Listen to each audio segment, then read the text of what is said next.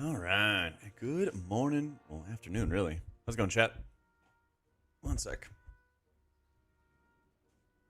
Somehow, once again, the camera gets scuffed. There we go. What's up, Box? How you doing, Chad? Smurf? Baba? Thomas? What's up? How you doing, Rami? Ready to game? What up, Milky? Twinkie? Mike? What up, what up? Rally for the rest of Shaman cause? Yeah, we're going to do some gaming on Shaman and Paladin today.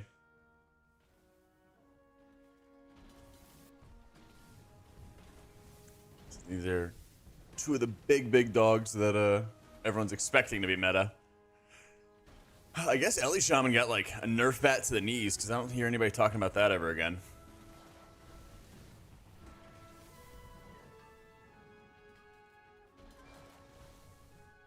Hello, what up, Coffee? God Comp Inc? Yeah, except for with like a Resto Shaman maybe instead of a HPally. But certainly I think Bear is back.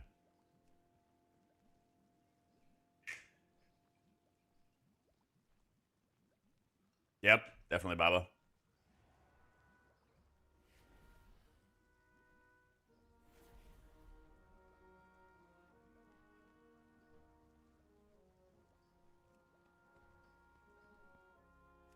We gotta see if we can find a tank.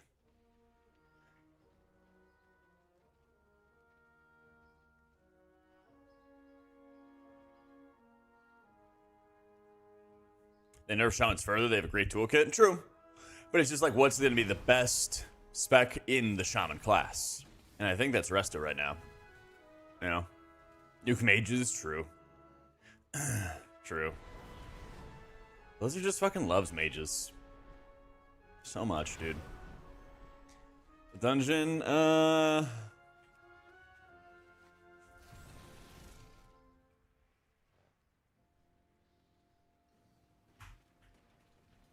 let's do GB.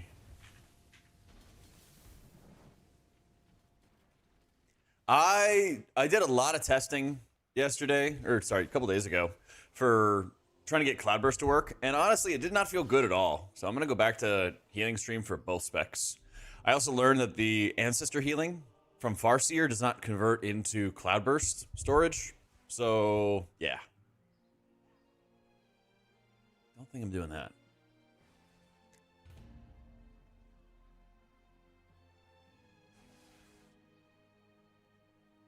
Yeah, that's a little unfortunate. So it sounds like Cloudburst is more of a raid thing than an M+ thing.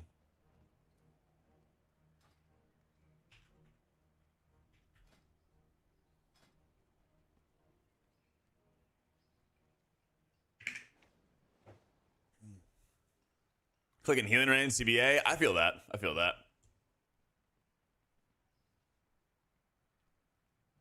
State of Disc pretty much decided that it's what you want to play. It doesn't have to be meta. Don't want it to if it's dog shit, though. Well, God, I still have something in my throat. Well, it is the healer that is struggling the most in M+ right now. Yeah. Yeah, unfortunately.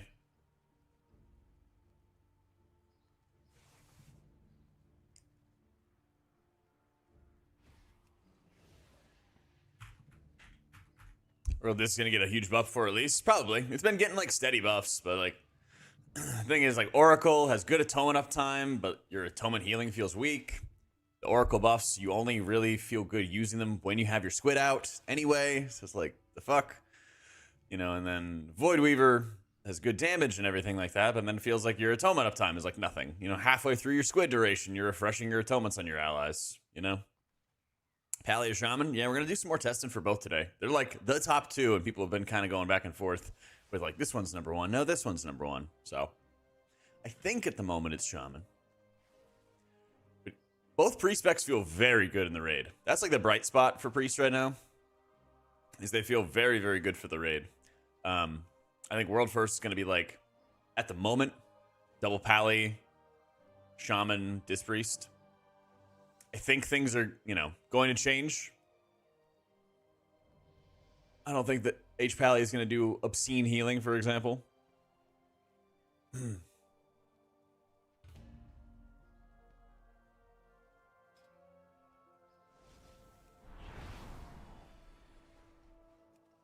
Yeah. Holy Priest is like, it's kind of similar to where it was in Season 3, Season 4. It's like solid, you know? Yeah.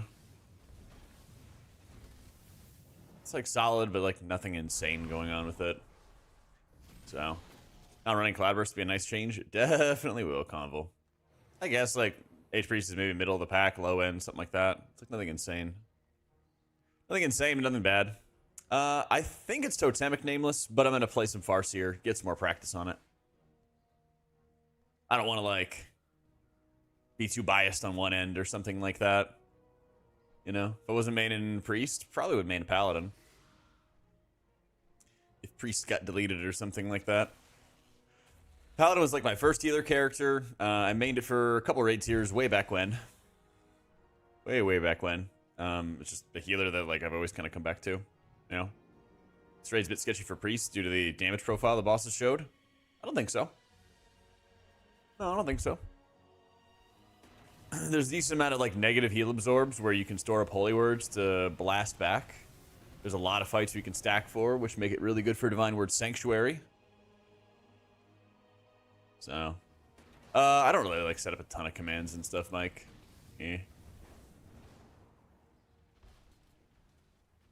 Not set up a ton. Usually just push people to the YouTube.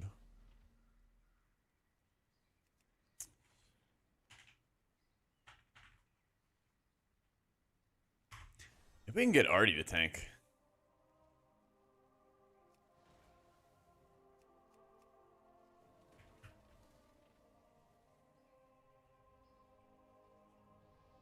I made a bunch of adjustments to my desk. My like shoulder and like my neck have been like really killing me lately. So I'm hoping that this is going to actually address it.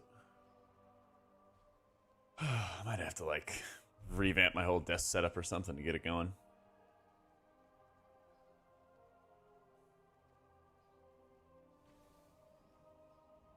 Up the chat, we get a Jack Skeleton key. Yeah, I should set one up. I should set it up, man. Still split between HPally, Shaman, and Monk. Yeah, I feel you, dude. That's the thing is like I was able to heal high keys and stuff, Toby. I just had to like really hardcore hold cooldowns and resources and all that stuff with the expectation that like if I didn't, we would die, you know? Yeah. Ooh, downpour from being to be cast within 5 seconds. I think it's longer for Totemic. Yeah, it's longer for Totemic, but not that long for I think it's always like half duration. Yeah, that's the thing.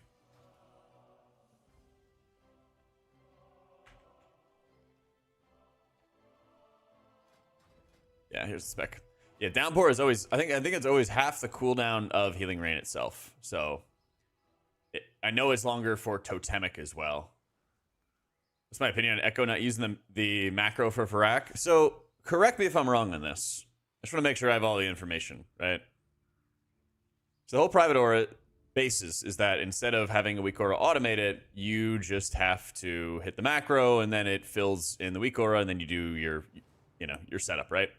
And so it seems like, from my understanding with that clip, it's that Echo just found a way around it and they just had the add-on automatically do it for them, as if the private aura didn't exist. Is that right?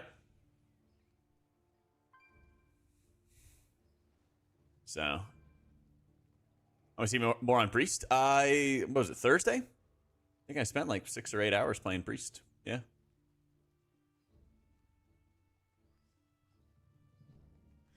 Cloudburst I don't think is a thing for like M+. I tried it a bunch and just like wasn't clicking. But they really just haven't like changed a lot, Ozu, with Disc and Holy. So like I just, I spent an entire day basically playing nothing but those two, and then like nothing's really changed or nothing really has been like big to like figure out, Correct? Yeah, I think the big thing is, I guess it like makes sense that they're not going to try to like talk about it and everything. But having that continue on and on forever where one side actually has to do the mechanic and then the other side treats it normally is pretty fucked. I think like, especially from like Blizzard's perspective, that's something that they should have been watching for. I don't think you can really like ding raiders for finding a way around your system kind of deal. But it definitely makes like the race unfair if they did it for like like a long period of time, you know? Shaman can overcome the raid buff meta. Well, they bring a raid buff now. They bring mastery. PvPers got banned for doing similar things like running scripts. I don't know about the PvPer stuff. I don't know enough about PvP, like what the scripts mean, you know? I don't ease run. I don't know what they could really do on like the side of Blizzard to actually like ding these guilds or like punish these guilds, you know? Echo knew it was wrong and they stopped doing it. Oh, yeah. Like, it seems to me that they wanted to just hide the tech forever as long as they could to have an advantage. And I get that. It's a pretty fucked point where, honestly, for, like, both sides, they're kind of like, they're doing it obviously for, like, the love of the game. They're not making, like, crazy money and everything. But the incentive for, like, winning is high. It's very high. So I think that adds like a lot of pressure to them that like if there's any sort of advantage that they can take on, they're going to take it on kind of thing. Now, what's the potion bomb recovery do? I know there's like a potion bomb that gives stats. Yeah. Onzrek gets to be kind of a spread fight. It would hurt Shaman Prez. I think that like a really big Riptide build actually helps for Shaman. And like they can deal with spread fights pretty well. Evoker though, it might. Increases the healing to allies it hits by 5 to 10% on a 5-minute cooldown. That sounds kind of cool. Sounds pretty damn cool. See, the side of it for me, War Tiger, is like, what if Liquid found out a way to do that? What would they do? Kind of thing. You know what I mean?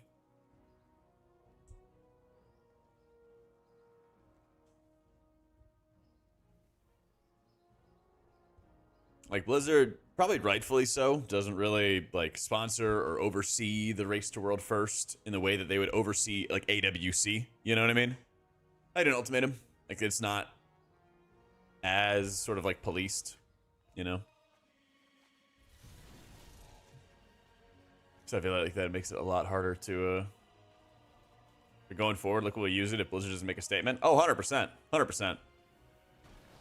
I guess the big takeaway is like it's good that it came out before the race and that there's not like some unfair advantage or something like that, you know? I kind of feel like it's similar to like somebody designing a weak aura better to get around a mechanic or something like that. So next time I'm gonna do mystery runs. I did a couple yesterday. If you wanted to check in the VOD and stuff, we might do some later today. We're gonna start with some Pally and some Shaman. Well, Shaman, then Pally, and then I'll kind of let chat vote from there. TOS is TOS. Yeah, I don't know, like, specifically in, like, the TOS where they're talking about, like, getting around private auras kind of thing, you know? That's the thing. What's the drama about? So, private auras are basically where you get affected by a mechanic, and then a weak aura tells you where to go, right? But private auras doesn't let, like, if you get affected by this debuff, it doesn't automatically tell the weak aura. That's what a private aura is, basically. And so what people had to do is they would just hit a button, hit a little macro button that says, I'm affected by this, and then they would get around it that way. But TLDR, Echo found a way to just keep it automated, like they didn't even have to deal with it, you know? Yeah, Rami knows. Good boy.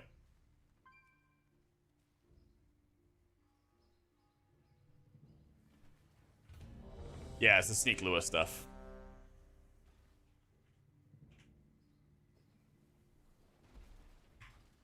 You're against macros as well? I don't know what they do. Most macros are innocuous. They're like allowing you to roll abilities in together. So this one, for example, I'll mouse over a targeted location with my cursor, hit the button, and then it spawns a light spawn. And that light spawn deals damage. And then it also lets me heal it. You know, things like that, where it's like it slightly automates a bit of behavior, makes it a little bit less of an issue. Circumventing the whole point of private auras is very clear cheating, and I think it'd be super naive that this is neither punished nor called out by the community. So why take the risk? Because they want to win. Because the incentive for winning is high. Because the incentive for winning is high. That's what it is at the end of the day. I think that's probably the right take, though, is that Blizzard should release a statement and say, if you are found to be circumnavigating private auras, and automating it, then smack, smack. I don't know how they would take, like, because technically, using the macro is also circumnavigating the private aura setup, right? I have to hit a button to tell a weak aura that I have it, and then the weak aura does it. It just adds an extra step. 90% of the time, 90% of the time, the private aura stuff is just stupid, you know? So, link on Wowhead, where in disc talent builds under pre-patch, it directs to Holy Priest talents. Okay, I'll check it when I get a sec. Didn't Liquid automate the Smolder on private aura orbs by threat? I don't know about that. Main heal in our raids. Not sure if I should play Priest or Prez. I'd say Priest, man. Acid Rain's dope, Gamble. I think I'm taking it, right? Ain't I? Yeah.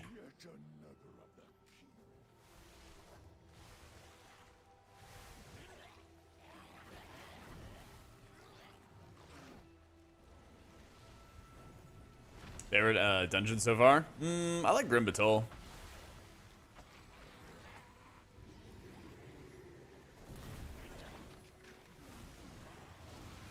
I think Grim Batol is pretty good. They've been making it better. It was pretty rough for a bit. Private auras definitely do cause more problems. Private auras definitely do cause more problems.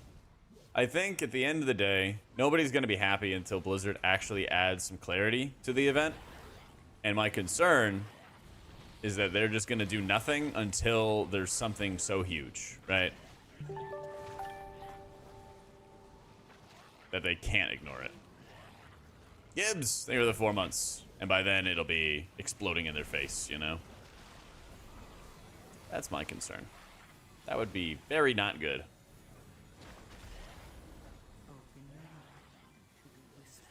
How bursty is damage and keys? It's pretty bursty. Probably. I gotta see if I can get cracking on that this week. Ultimatum. Yeah, I got a lot of videos to work on. Yeah, I'm getting more practice in on, getting a lot more practice in on Farseer. Private auras basically are a way to make it so that private auras are just a way around using weak auras to tell you how to do mechanics. Except they don't really work well in that people just hit a macro and then the macro tells them how to deal with the mechanic if they're affected by it. So I made a video last week about all the healer changes. The state of the beta healer tier list. Yeah, I mean that video was about which healers needed the most help and the most changes. And the bottom 2 healers got the most changes. Yeah. There's been a lot of changes since then. The entire point of that, like, that beta healer list was literally just like how specs feel and what they need to have changed. Open your mind to the whispers.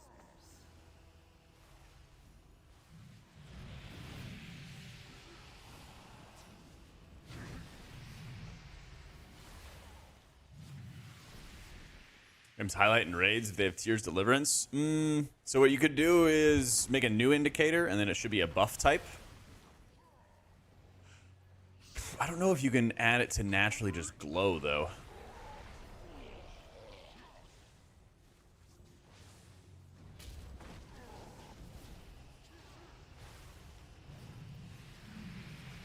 Icon glow would be awesome. Yeah. So like right now, if you add a new indicator, you could show it to add as an icon, but I think you can also make other changes to it. Like when you make a new indicator, there should be a section at the bottom, which is like, what type would you like to make it? What's going on with the 2000s playlist? I wanted to mix it up some. So I found on Spotify a list that said 2000s, and then I clicked on it, and then now we're playing it.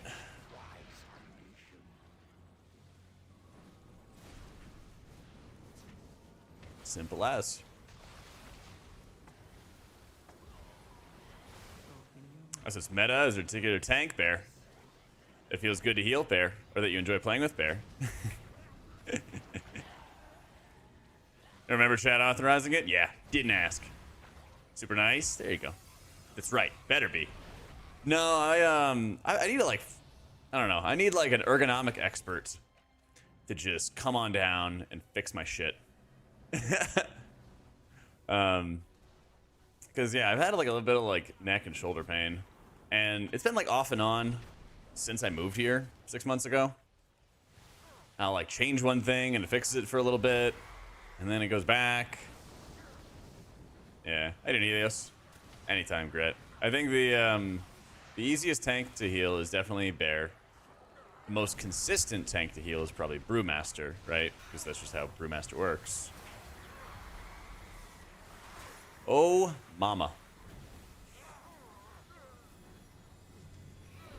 Yeah, HPally seemed like they needed quite a bit of support. Is your feel compared to the others? I think they're very good. Yeah. They're probably going to get like a little underappreciated because they don't do infinite healing.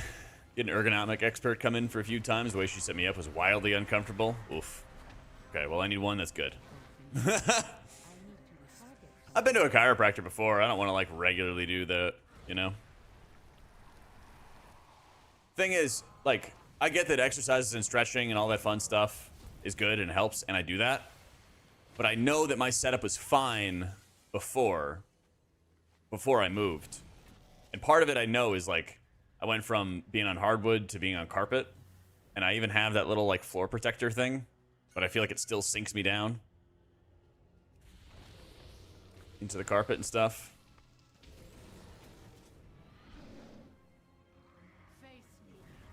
So I was saying Paladin seems like it needed a lot of support, Ravaka. So I think Brew is close to the top. Yeah, Gret. My monitor's lower. They like, this is my freaking giant forehead. It's like my forehead is at the top of the monitor. So I looked up all that stuff of like, oh yeah, you want your legs to be in like an L shape, and honestly it's a 5 head, but you know. Again, it's not, I don't want to do the physical therapy, guys. Stuff worked before and it felt fine. At my old place, I need to fix the desk so that I feel fine again. That's the whole point I'm trying to drive home.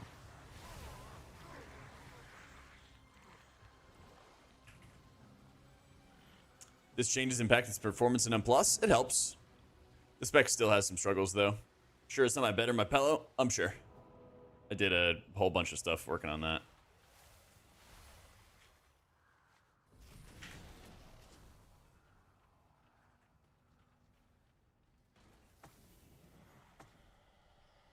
Trust me, chat. Just trust me.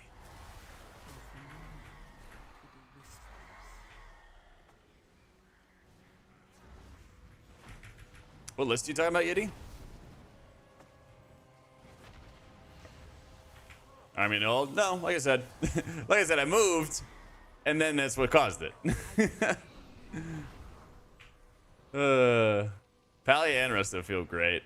I mean, people have been kind of going back and forth on them being like the top two. Like one is number 1, one's number 2. So, Riptide proccing Ancestors or Ancestor Duration is better. I think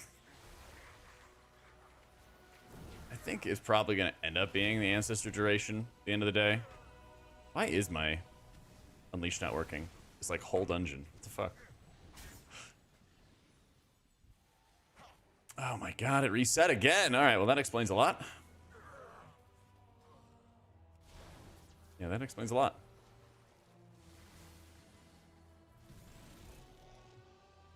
So. Oh, this is what I'm testing today, Yeti. I think Druid's gonna be good. Like, I think our Druid's gonna be totally a fine healer. Thing about it is that if you're likely seeing more people play Bear, and it becomes less likely that you're gonna have our Druid as like the top meta spec. Stop breaking things, honestly. So, most beneficial tool for the DPS? Just doing lots of damage, man. Just doing lots of damage.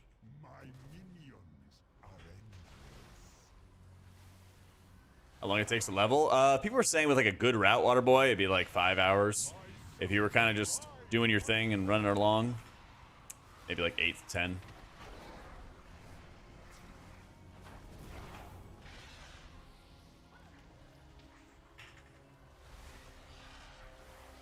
So, probably never play Undulation as Farseer. You probably like could as like training wheels kind of thing, right? But you wouldn't want to for like long-term performance benefits kind of thing, you know?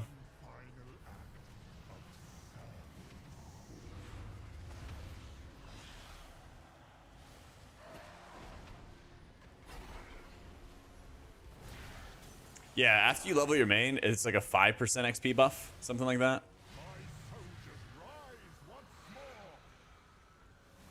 It's really, really nice.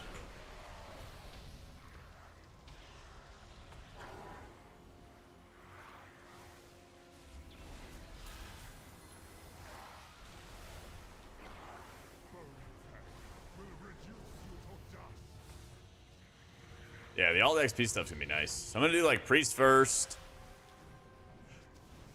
For sure. After that, we'll see. Doing well, IQ. Make for a brand new healer. Anything from who to prioritize yourself or your tank. Want to make sure I got the right fundamentals. I think the biggest thing I would say is start doing like follower dungeons and understand like the damage intake, understand how you want to use your cooldowns. Things like that matter a lot as you're getting into just playing a healer. Kind of help you find like a good balance of like healing the tanks enough, healing your party enough. You know, don't be stressing over healer damage and everything, especially as you're learning. So the more that you can like understand the damage that's going out and reduce your own damage taken, the less healing that you need to do for yourself, the more you can put into the tanks or whatever bozo DPS are out there. I'll probably do a whole video series about that. So, I am trying both of them out, IQ. I personally love the living bejesus out of Totemic Chain Heal, but I've played it so much that I don't want to, like, be way too biased against Farseer, especially after they've been doing, kind of like 3 weeks of buffs or something like that. Yeah. So I want to make sure I'm spreading the love, you know?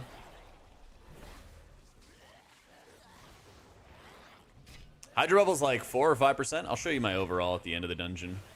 But it is significantly better.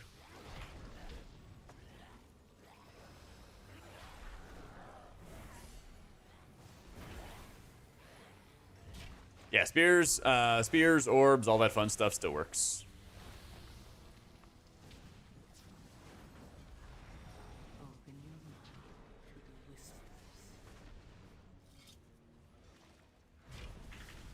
So, Totemic Recall, really just using it on healing stream totems in dungeons. Yeah. Nothing fancy. This has been like a good warm-up key. Like, Necrotic Wake doesn't have as high of damage as other dungeons. It might on this next boss fight, but like most of the dungeon's not too bad. So it's a good warm-up. So, how's Mistweaver? Am I gonna be AFK in the capital, or am I gonna see some high key invites? I think if you're a good player, you can get good invites.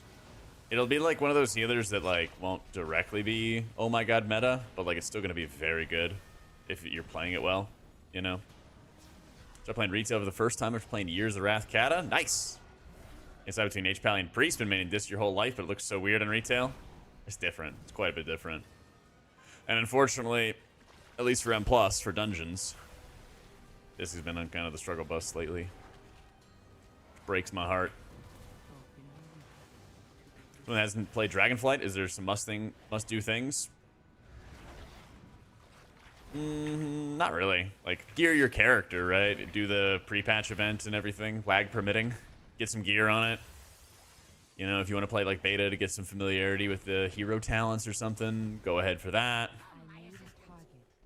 So what I do is I'll have my click casts, Casper. It's like left click is Surge, right click is Wave, control right is like Primordial Wave, middle mouse is like Unleash, things like that.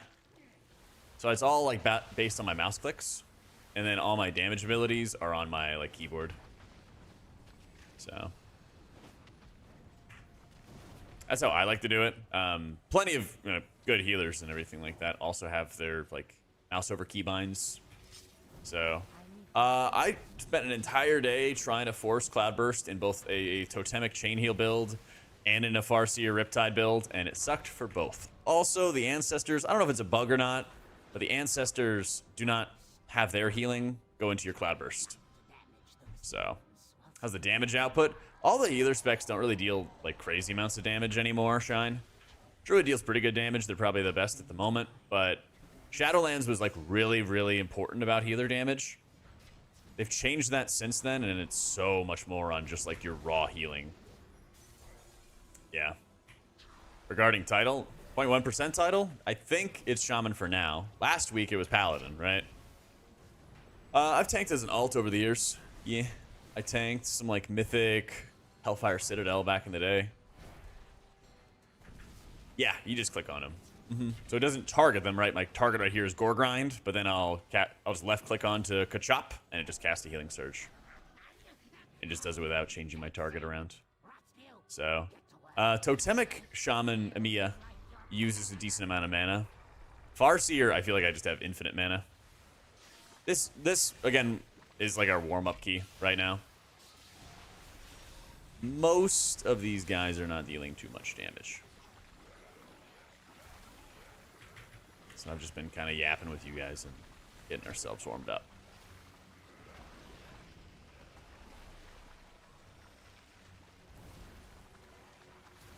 When they do damage at DPS, yeah, that's the thing. Is like I'm still able to get out some damage here and there, but it's not my like primary concern. It's not my primary focus. So yeah, my sell profile's always worked. You just got to make sure that you import it in the About tab. If you import it in another tab, it will not work.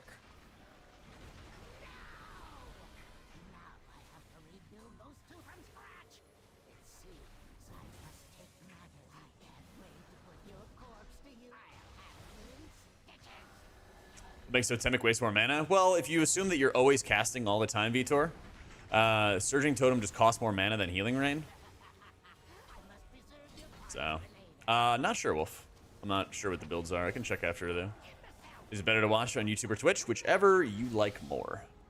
Doesn't matter to me. People like watching on one or another. That's awesome. Yeah. Totally up to y'all.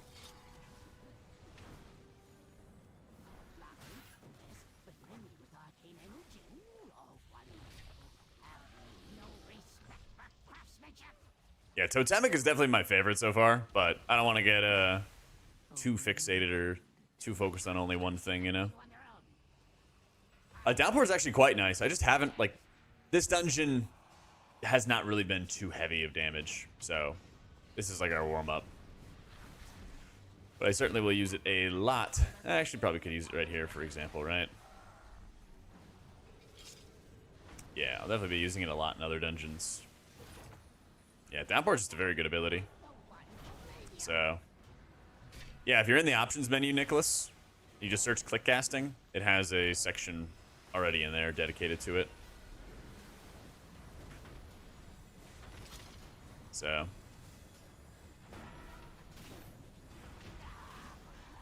here we go.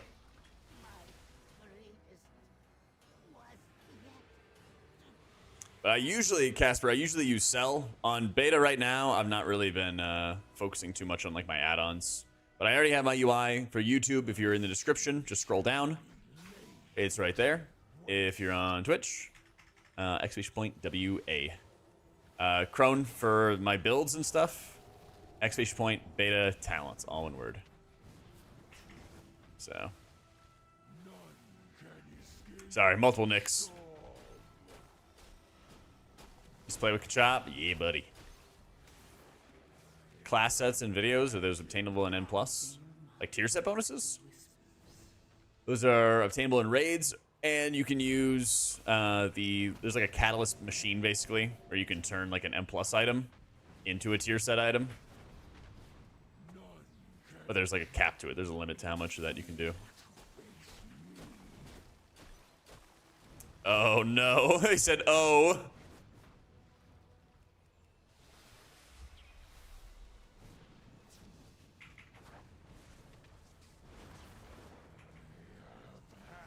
Hey, how's it going, Teddy?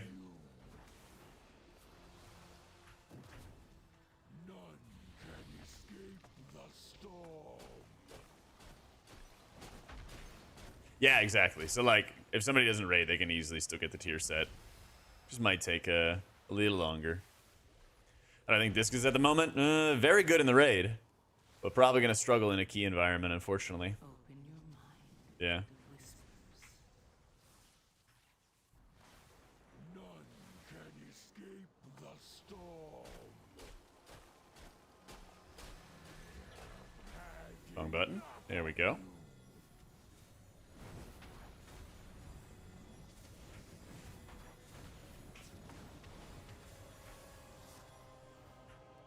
It's normal for the downpour proc the instant you get after casting Healing Rain to eat your NS buff. That's gotta be a bug, yeah. So that's gotta be. Here, I'll try it. I think I know what you're talking about. Cast button, cast Healing Rain, cast Swiftness, cast Downpour. Yeah, okay, that's gotta be a bug. Yep. That's gotta be a bug. I don't know if Shaman would really want the haste, honestly. I don't think they would. Certainly would be nice if the gameplay was a little faster, but don't think it would work out. 4% more healing in dungeons, still struggling? Yeah. Design issues run deep. Design issues run deep.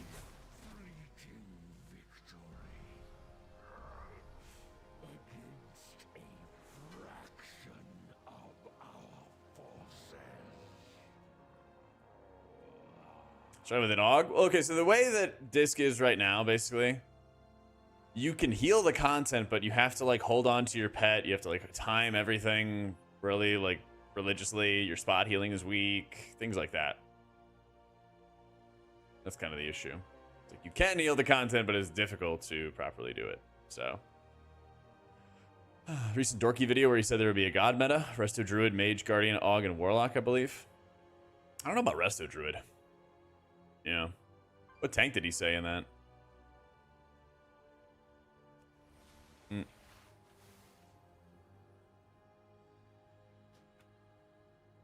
He's running a Loon's Favor, so I guess that's Lunar Bear. So. DH tank? Interesting. I mean, DH does insane damage. But I don't know if they're living as big a pulls as Bear does.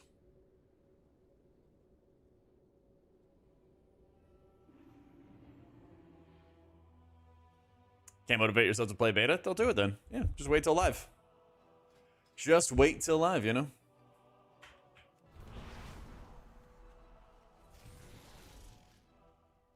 That's the biggest thing. Like, don't force yourself to play if you're not enjoying it. So, yeah, I'm playing Farseer right now. Totem's still important for Shamans? Yeah. Yeah, you get a really good amount of your overall healing from healing stream totems. What makes this so good in raids? There's a lot of negative heal absorbs, what they call it, where you have to heal like the absorb consumes healing before you can actually push up health bars.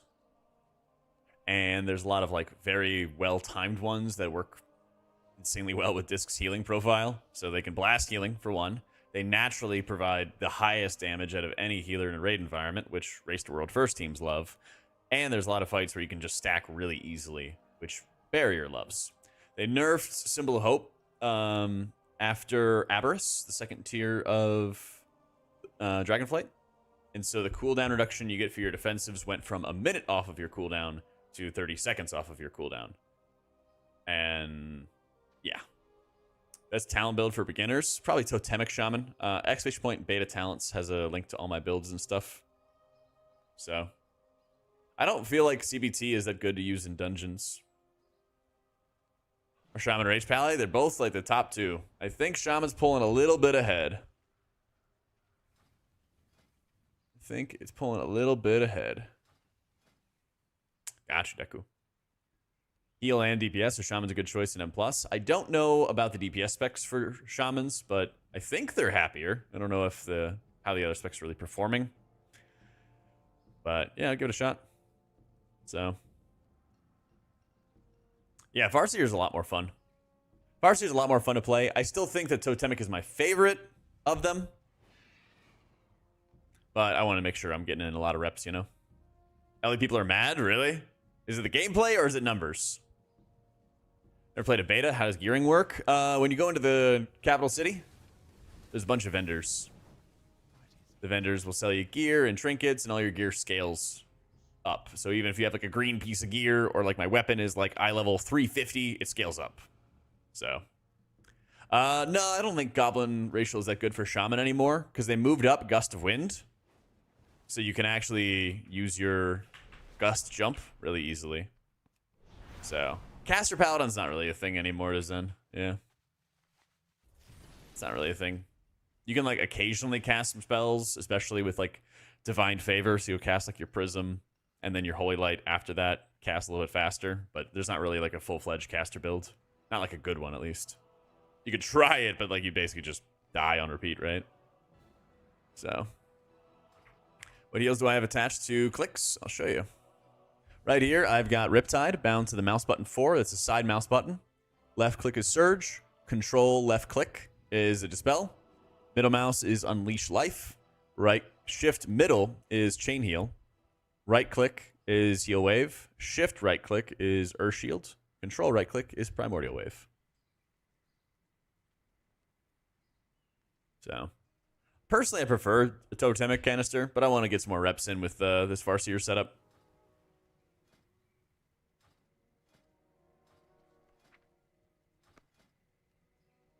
So I think you are always running Healing Stream Totem and M+, regardless of the hero talents. My Flame Shock damage? Sure. To be fair, I was yapping really hard that key. I was not focusing on damage. Yeah. Let it down go bird. They buffed it. I'm not sure. I haven't actually tried it out in a build, though. Probably will today, though. But yeah, the Master of the Elements does a good job spreading it. I just wasn't really like if I really tried to like hard sweat up my damage, I know like half the key I was like barely casting Unleash, for example. Yeah. HPally's play Lightsmith. They could, but I think Herald's overall better. You'd run Cloudburst and Raids. I mean, you can run Cloudburst. I think it's just more work, and it's not like an extra benefit in M+, you know? Because they're just so humble, Kafad. So I do with my Totemic build, Reed. And I think it's like 3 or 4% of my healing. I'm going to do another Farseer setup. And then after that, I'll go Totemic and we can play with it.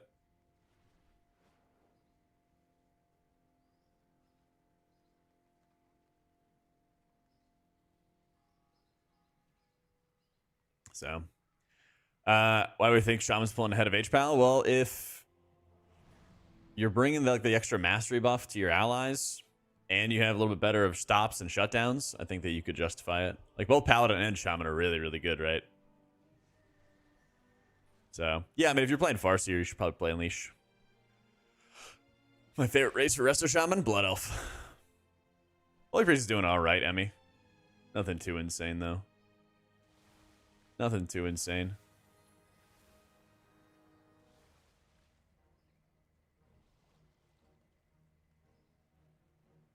HPally to be truly ranged? Not really. I spent like an entire day trying CBT Hihar, and basically I was getting, at best, the same amount of healing as Healing Stream Totem, but like way more work. Yeah. It's just like way more work. It did not feel that good. Yeah.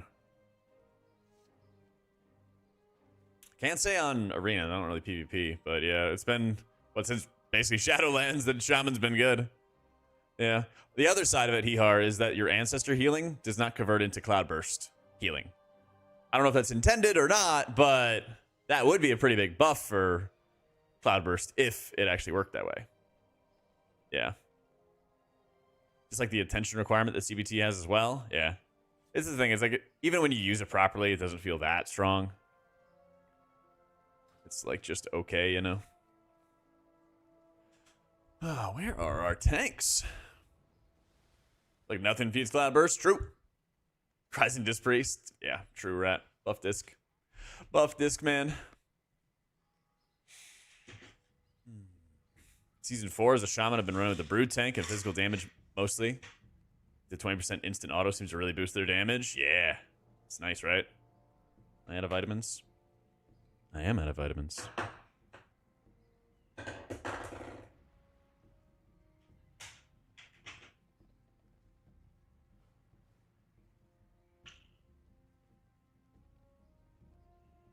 Alright, did I miss anybody's chat?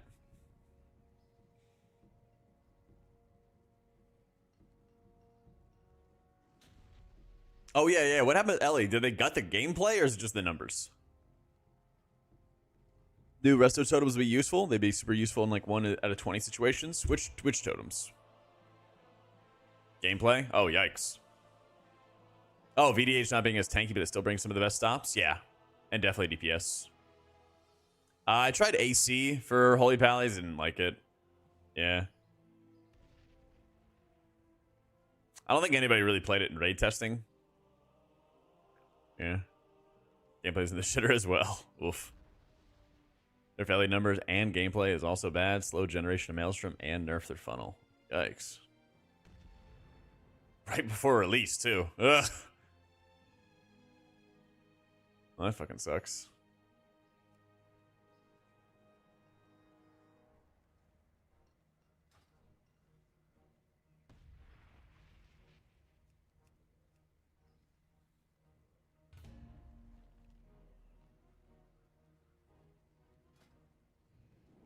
Mage is the most insane plot armor, but the class Ian plays doesn't. Makes you wonder.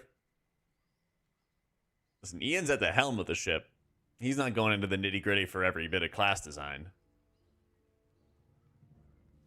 What you gotta look at is whoever's in charge of class design and how many mages they play. We're just trying to find a tank wolf. Well, I'll try, you know? We'll try. That's about to go live with 100% wings uptime. Seems good. Seems fair.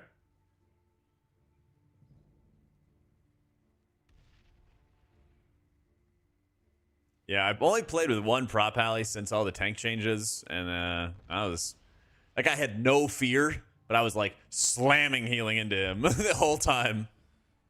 I was like, please live, please live, please live.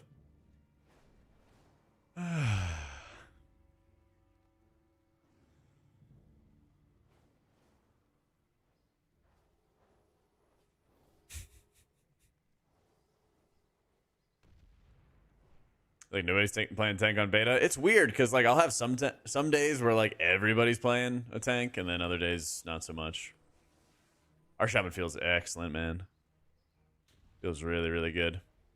Actually surprised her shield was like blasting that much healing too. Yeah, that's the thing. Is like I was only like one person wolf, right?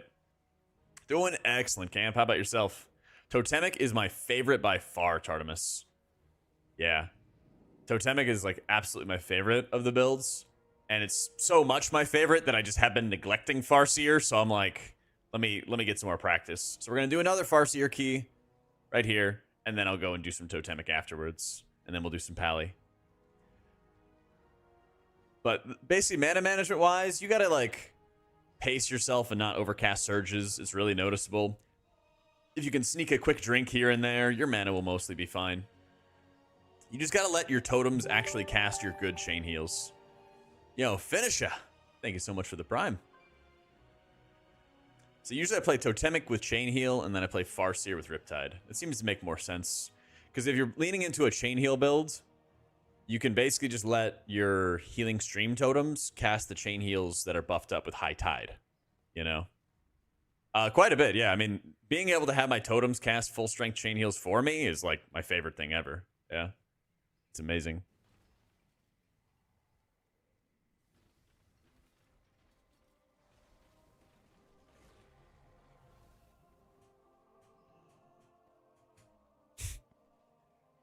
One chain heal per healing stream totem? Yes. Yes.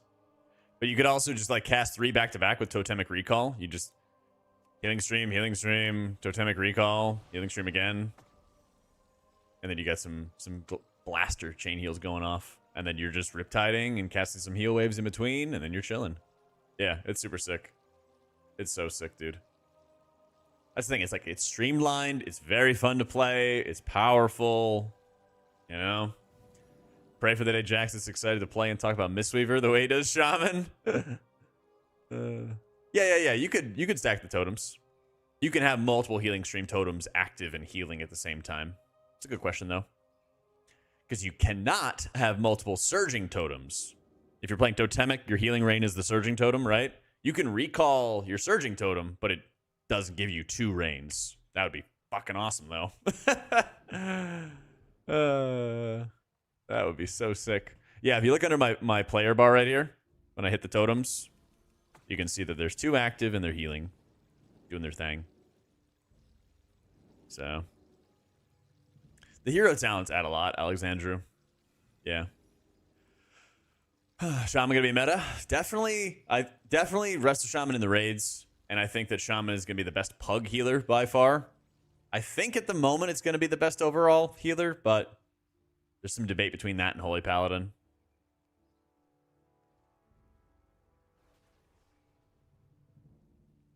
Mm-hmm. 4 stacks of Tidal Wave? Have we? Isn't that a Farseer thing? Pretty sure that's a Farseer thing.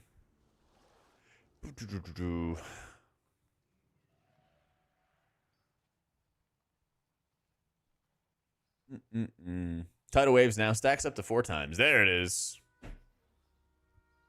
So, at worst combo, like Holy Pally is gonna be like top 2, top 3, you know.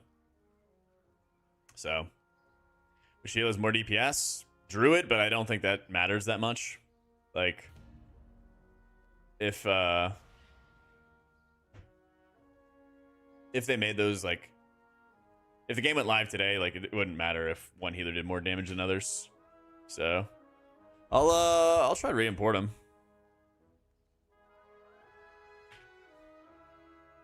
So, it's definitely time to give Paladin another shot. Yeah.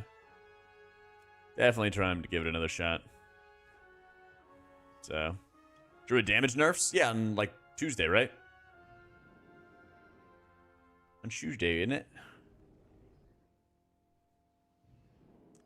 Some of the other WoW YouTubers sound doomer in regards to healing. Is it really that bad? Is healing similar to Dragonflight Season 1? So, a lot of the dungeons right now are overtuned to a high enough extent that I know that they are going to get nerfed.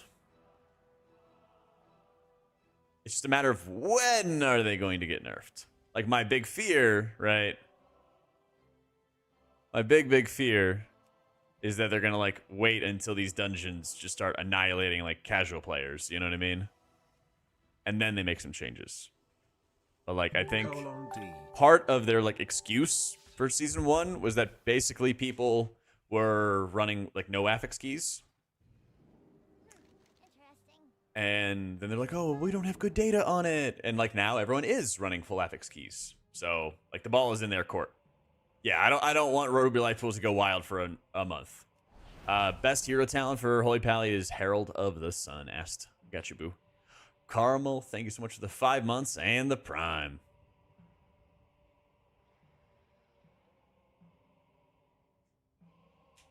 See, with Druid's very, very boring in raid.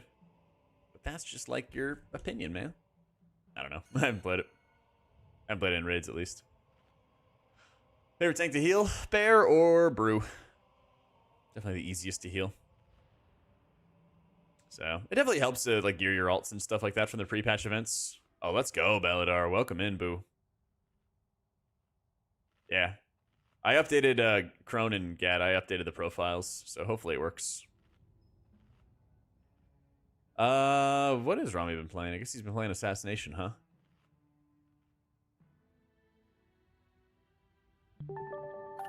Farseer will provide Riptide builds, Totemic and Chain Heal builds. It seems that way to me. Plum, thank you so much for the Prime as well. Oh, thank you, guys. Thank you. How reasonable is it to be competitive and a one-trick pony in the game? Really easy if you're a mage. Yeah. Talent check. Whoop. There you go. Exclamation point beta talents if you want to get the strings and stuff. I think they work now. You level up faster on the pre-patch event? I think so. Yeah, or play Aug. You took quick very literally? Sorry, my ancestors were German. Oh, is pre-patch better than Mop Remix for leveling? What am I going to do at first at 80 since most content's locked? I guess Delves, yeah. I guess Delves. Remix is faster. I guess the problem is your character gets locked and you can't really like gear it, right? Yeah.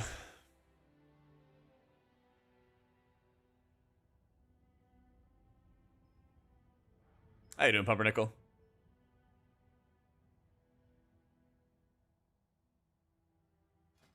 Am I not using Downpour? I am using Downpour. It's right here. It's 60 to 70 in about an hour. Let's go.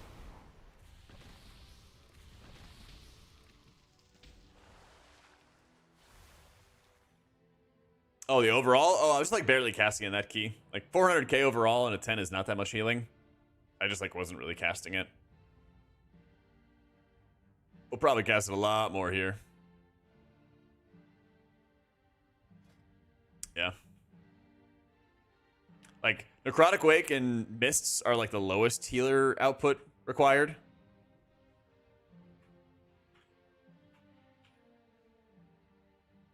Yeah.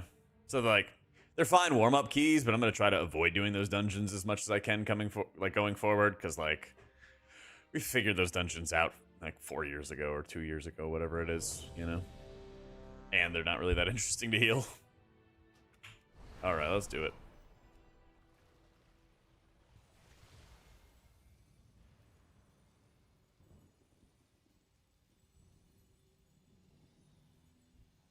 See what they brought back Shadowlands dungeons? Yup. I agree. I agree.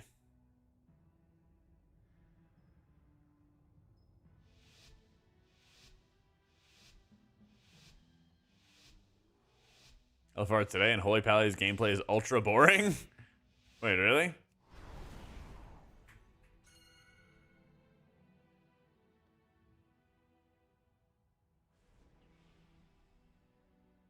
Oh man, simple. Build and spend, build and spend.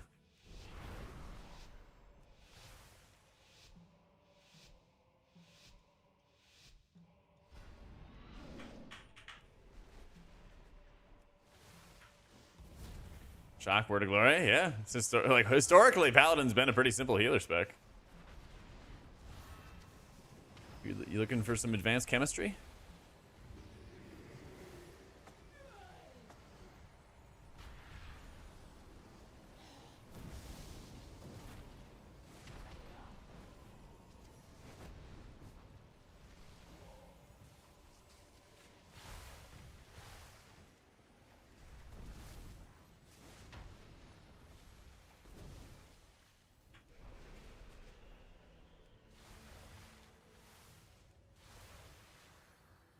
We'll trade your Beyonce Halos for that. And then Pro Warrior, I do think they need to be babysat a little bit more. Yeah.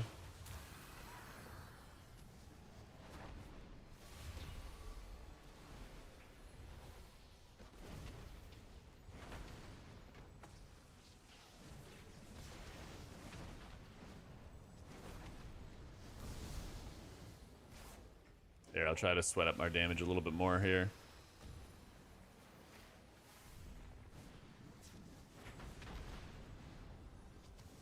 It is kind of nice having a million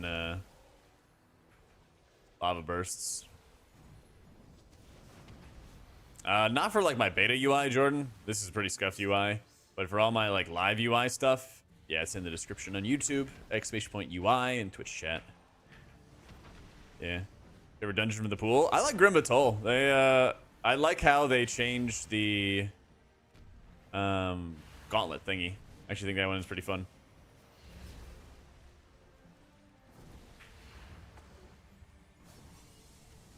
I'm a little sad that like the route variety is like near none, right? But what can you do?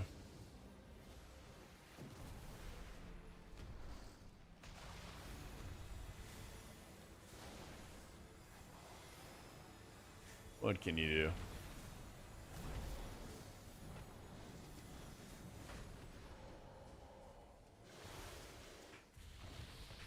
That's what I'm looking like, Fattori, yeah. That's what I've been doing lately. Seems to make more sense.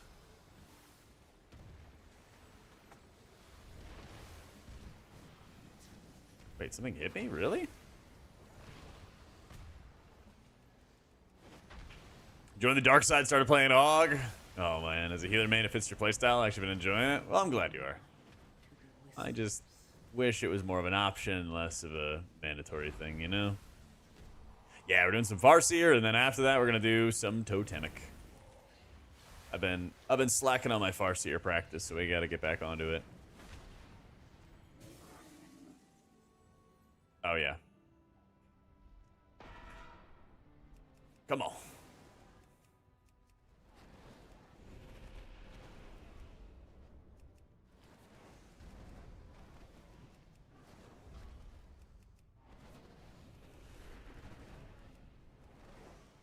One more. Oh. So.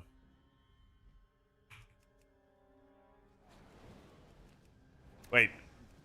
Goji, you're in Aug prison? What? How'd that happen?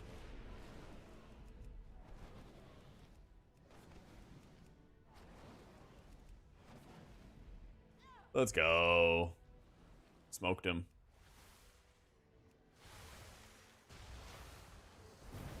It was to play it, so here we are with 2 lizards. So sorry to hear it. My condolences.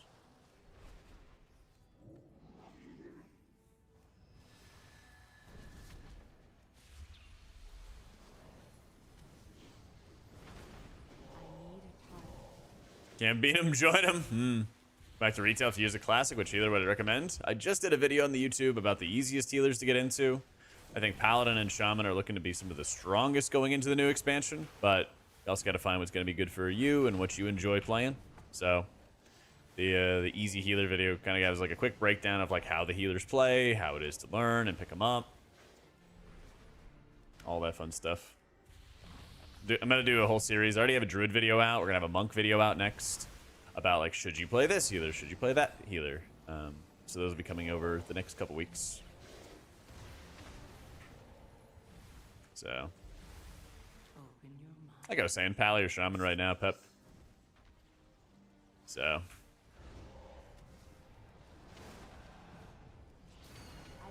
See, if it lasts 2 tiers, you get tired of it after 1. I don't blame you, man. I don't blame you.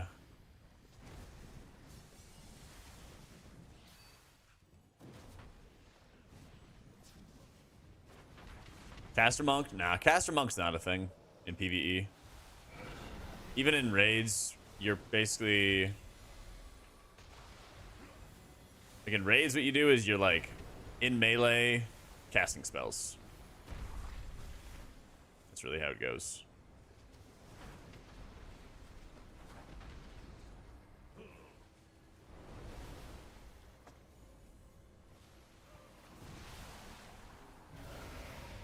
Ah, I just missed the downpour cast. Sag.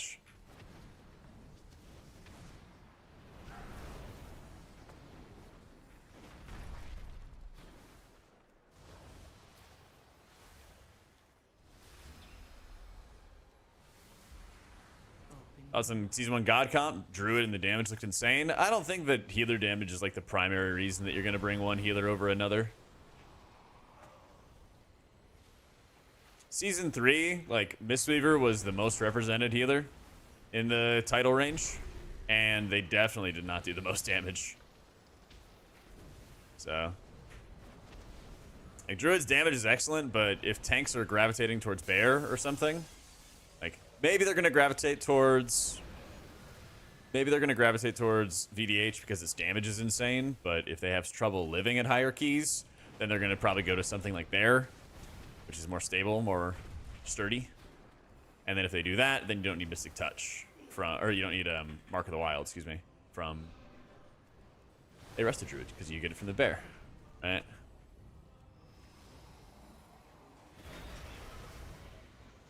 So I feel like part of the assumptions are like, with the assumption that I can live everything.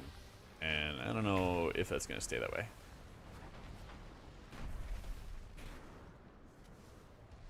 Yeah, the chunky heal surges feel amazing, dude. Also, being able to have Gust of Wind on like a much higher tier is like nuts as well. So.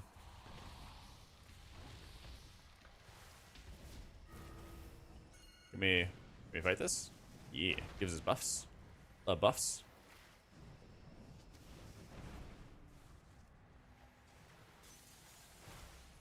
I am doing a Farseer Riptide build.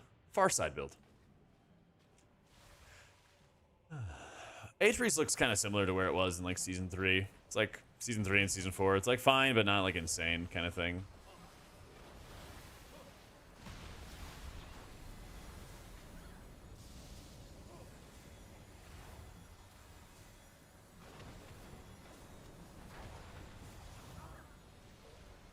Am I lagging? Fuck. Oh, my ability just was on CD. I don't know, Artie. I think right now it's between Pally and Shaman. I'm leaning towards Shaman. But I feel like last week I was leaning towards Paladin when Ellie was really, really good. Druid being crazy and stuff like MDI? Yeah. 100%. But like, right now, it only really feels like... what the fuck? Okay.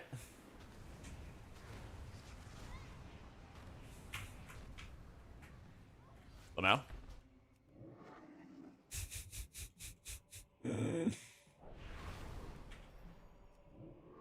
Oh my god. Hey, NT-dubs. This looks a ton different. Quite a bit, yeah. He did reset. That is true. He did reset. I should not have hit my gust, unfortunately. Doyle, thank you so much for the 2 months, dude. Yeah, I think all the healers are going to be fine for like 12s and entering like the sweat zone and stuff like that for sure. You're just going to see more of a divergence as you get into money booger. There you go. You're just going to see more of a shift to the meta and everything when you get past 12s.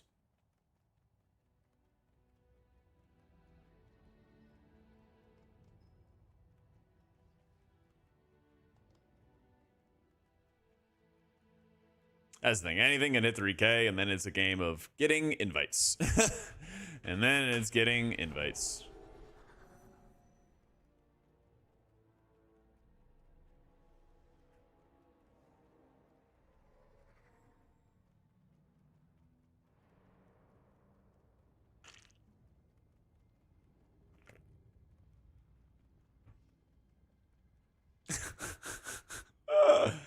Oh my god.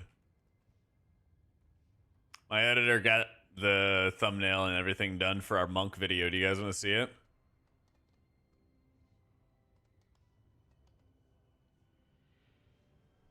Should you play Mistweaver Monk?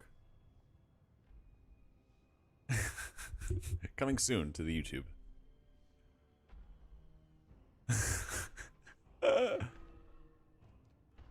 Okay, so we're resetting it? Alright, bet.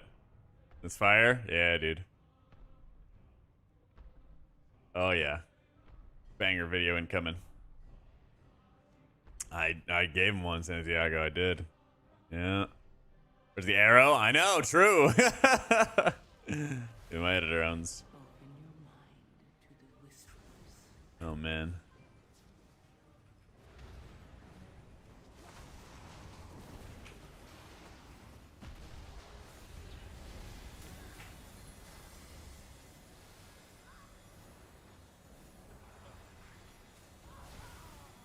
Master the healer specs. There you go.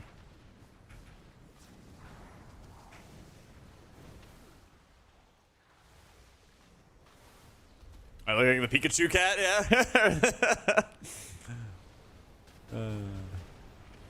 Good call. Good call.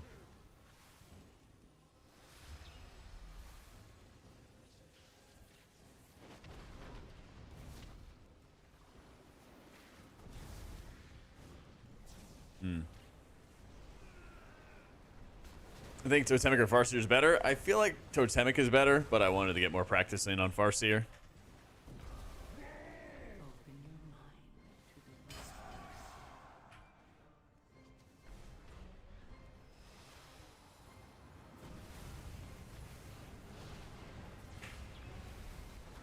Dang, I got like 4 grandpas out right now. Look at this damage.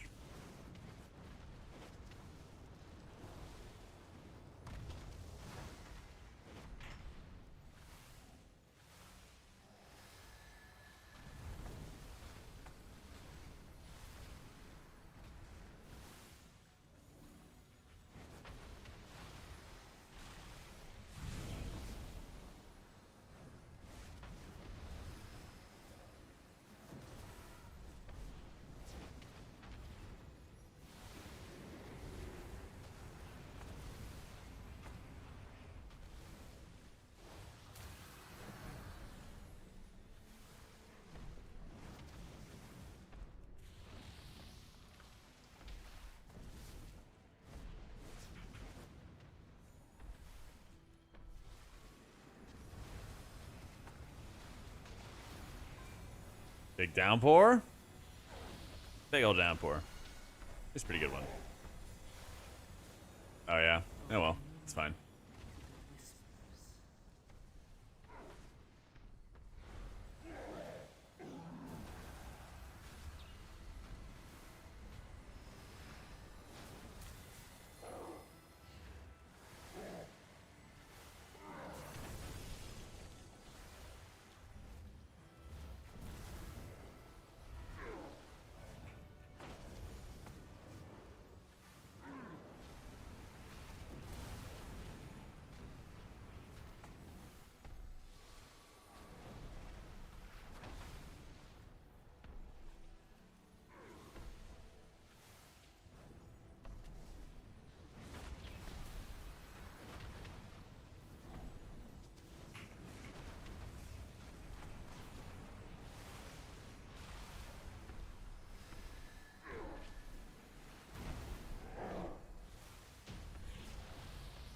Super Saiyan YouTube thumbnail for HPally? True.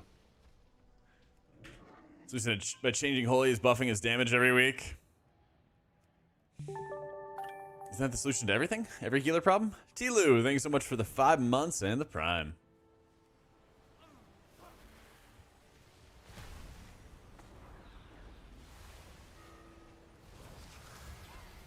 Rip.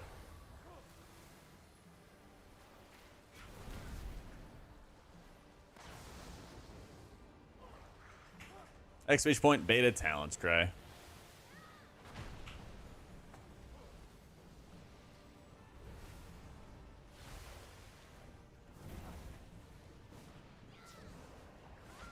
It's cool. 1.1 mil HPS, something light. Yeah, we're getting into the more healing intensive fights. Like I said, that Necrotic Wake was just a warm up.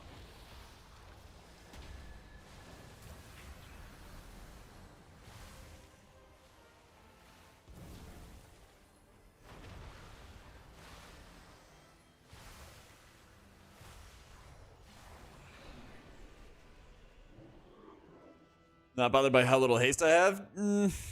Mentally I'm bothered by it. Gameplay-wise, I'm not bothered. I mean, Shaman just doesn't like haste, though. I have 3 charges of Riptide when you play Farseer. Grr.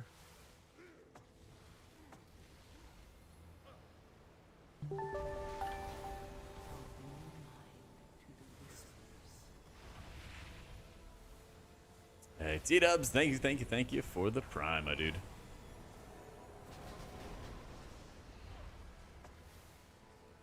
I'm just gonna hit the slink. And Hayes, thank you for the Prime as well. Holy crap, thank you guys. Well, there goes my precious button, and we pulled. Yep, we're dead. We had a good run. Yep, we had a good run. Lots of good effort. No, we didn't kill the lava bender, man.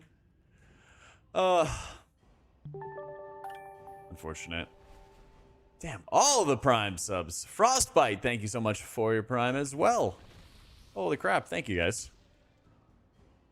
Third one's tough right out. Definitely Pally and Shaman. After that, some people saying Druid. I don't know. Evoker is like blasting HPS like crazy.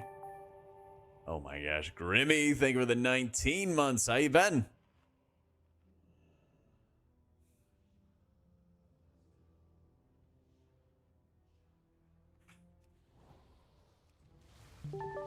Shaman doesn't have like a lot of like hasted cooldowns the way that others do. Like Disc, for example, has like a bunch of hasted cooldowns. Right? If it's like a huge damage event haste, then you could, yeah. Absolutely.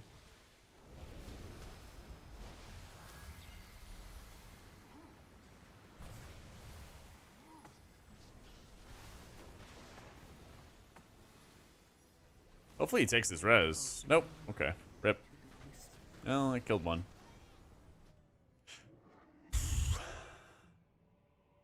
Holy Priest beta. And plus, I was doing some on Thursday, I believe. I think it was like Thursday, Friday. We were doing like as much Oracle gameplay as we could. In particular, since it got a bunch of changes. But the game plan today is I'm going to do one more Dungeon of Shaman after this. It'll be Totemic. And then we're going to do some Pally gameplay. And then I'll probably let Chad vote after that.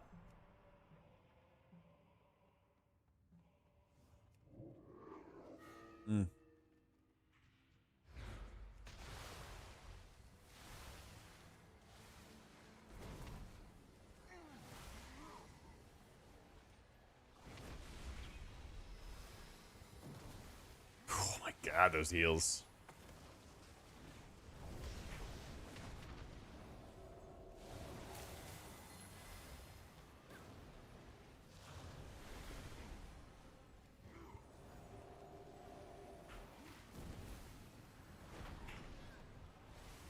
Wait, what are you talking about, Misery?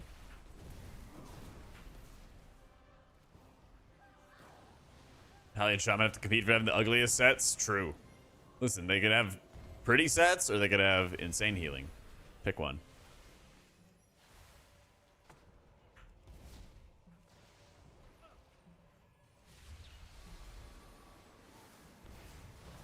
So wow from a break. How come Grimatoll is among the upcoming expansions? So what they were doing before in like things like Shadowlands is they would have 8 Shadowlands dungeons that they put out on release. And then you would run those every season with an affix that would kind of change things around a little bit.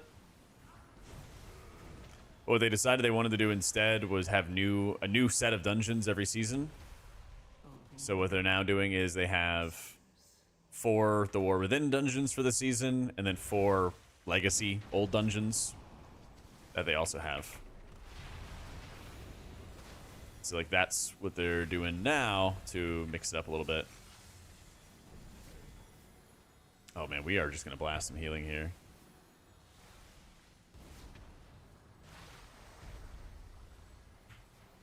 Don't worry, just tank that to the face, no problem.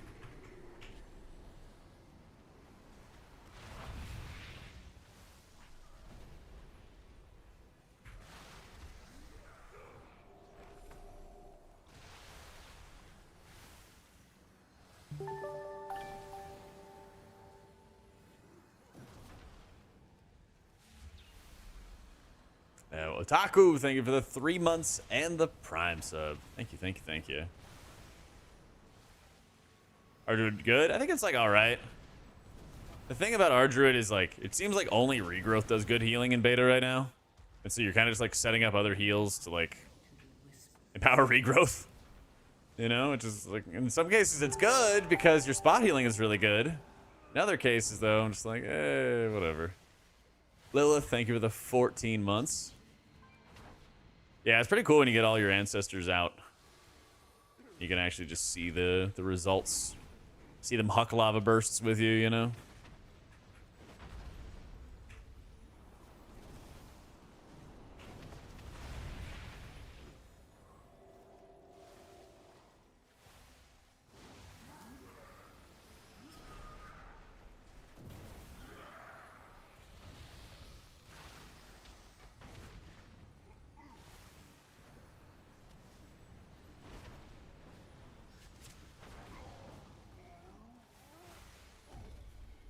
Was this going to balance out healers a little bit more soon? I would hope so.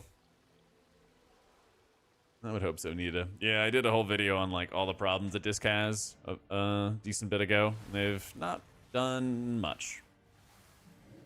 Yeah. AC Paladin's not that good. I was playing it Friday, Saturday, something like that.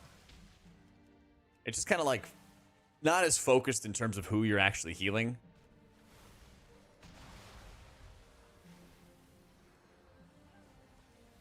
Quick Siege, Grimbatol Miss, and Necrotic Wake. I don't mind Grimbatol. Siege, Necrotic Wake, Miss, though. Yeah, I'm with you.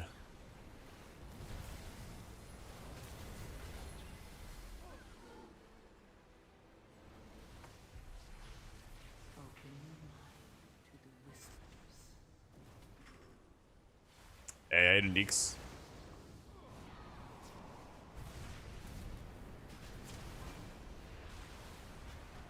We're stunned. Help, help.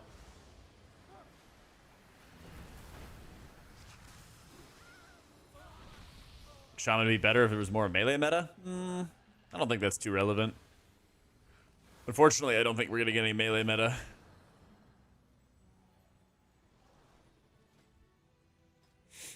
I think Grimbatol's pretty good. Dawnbreaker can be pretty annoying. I think Arakara will actually end up being a good dungeon. It just is very overtuned right now. It's one of those things like, it will be good, but when? This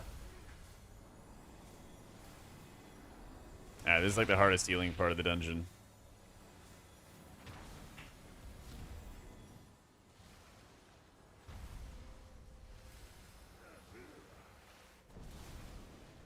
See if I can get that downpour on the lads in advance. There we go.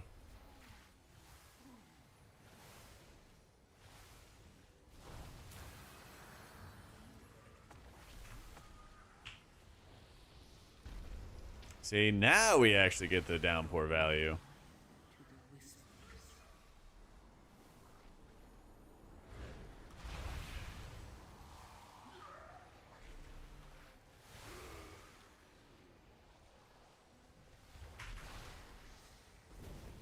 Where is it at? Yeah, 3%. 3% for one talent point. Pretty good. Weird overlap on the last boss. Yeah, there is. That's the thing is, like, there's a couple, like, mechanics that just don't need to happen in the order that they do. They fixed it, actually, on this boss.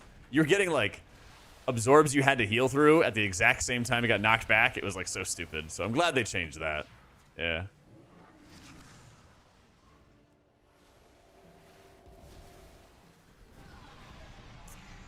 Hey, Buono. Can you try to freedom future slows?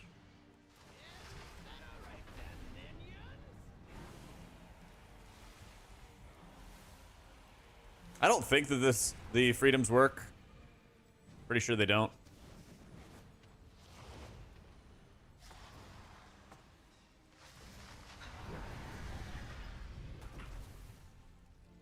So, a viable is misfit for M+ and raids. Very viable. Yeah, just very viable. There's not any like inviable healers or anything like that. Yeah. Yeah, we did a strat where we did the feed in Arakara. It mostly worked. I'd say it mostly worked. There were definitely some areas where, like, it killed us. So.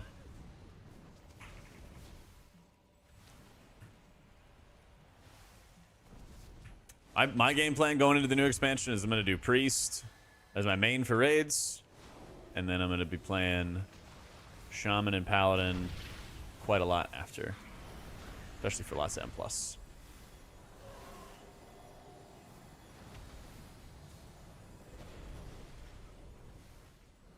Talk us through with the globals. Oh yeah, you can see the globals I'm casting in the top left if you want to see like when I'm actually using each ability. What I'm doing right here is I'm just spreading around my Riptides. So everybody has it because you have a talent called Deluge, which increases your healing. And now I'm going to set up Riptides on everyone, Primordial Wave on everyone, or Primordial Wave on one target, and then hit a heal wave with Ancestral Swiftness, which gives me the instant cast. And now we are going to try to live. because somebody ran into some stuff.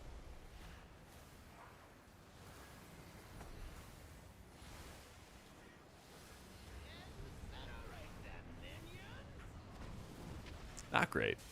All right, we're gonna spread around some more Riptides. Everyone's getting rezzed.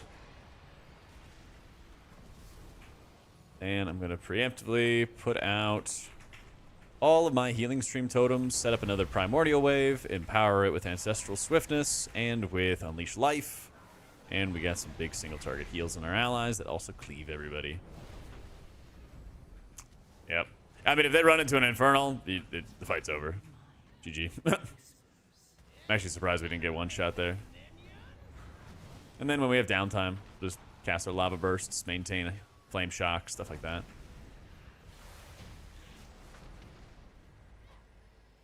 So, I think you're just using healing stream totem for all M+ dungeons.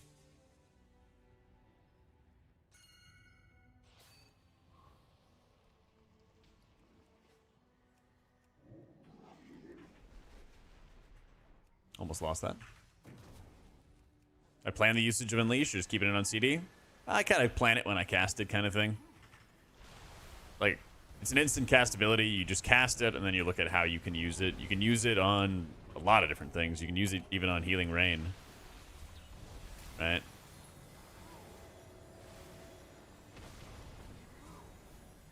So it's more about just keeping it on cooldown. Here, I'm just getting that stun on that Enforcer so that it loses its enrage.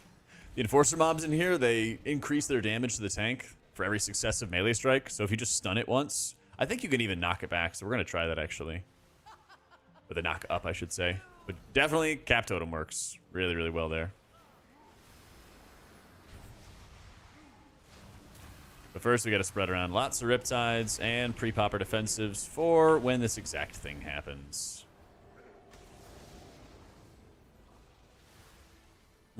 Slow Totem.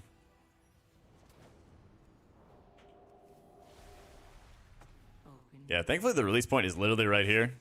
People just gotta actually freaking release.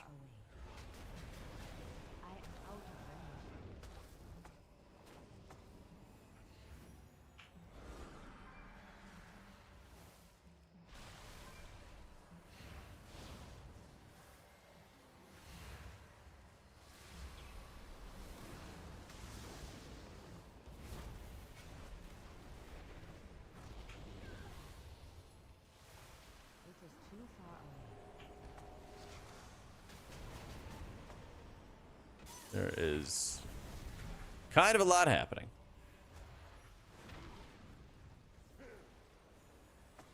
This stun is going to help a ton if it actually goes off. There we go.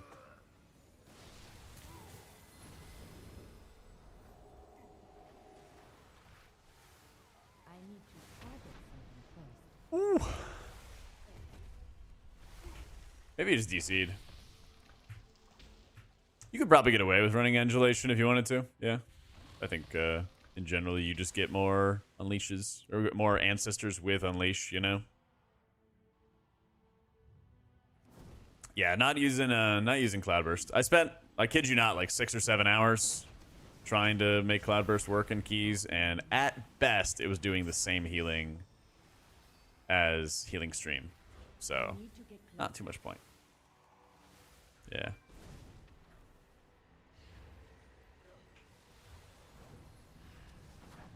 No, he didn't rage. He's in chat, guys. He just said he DC'd. It's all good. It's all good.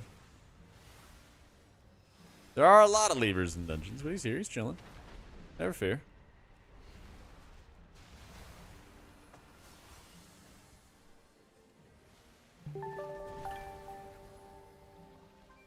Yo, Immortal, thank you so much for the new sub, dude.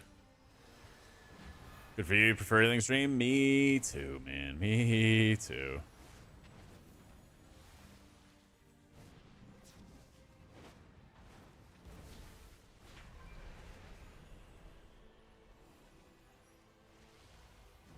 I mean, it, like, seems good in Elf, but, like, when I played it in practice, it just wasn't. Yeah.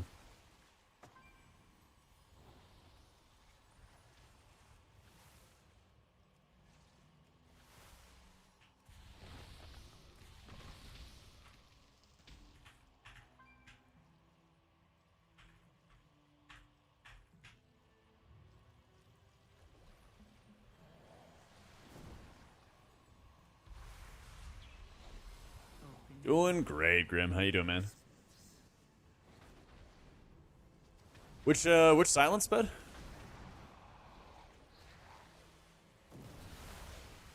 See, he's back.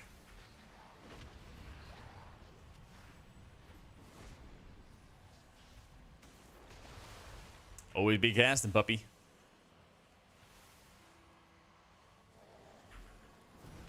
The Pally has returned.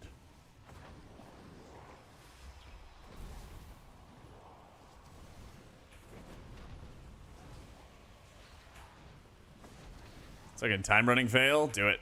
Just level it. Buck up. Do I get a boost with the new expansion too? Yeah. Do it up.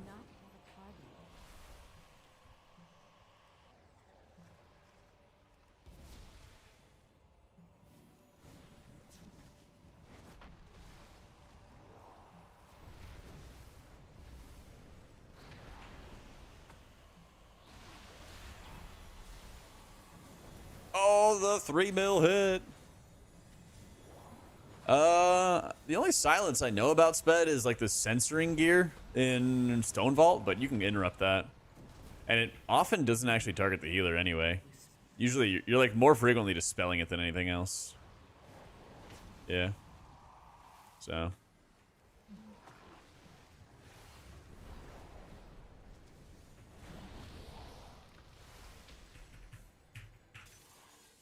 Cloudburst is like a lot more work to operate, and like I said, when I was like at the absolute best, it seemed to be doing the same. Most of the time, it wasn't doing the same healing. It was doing less.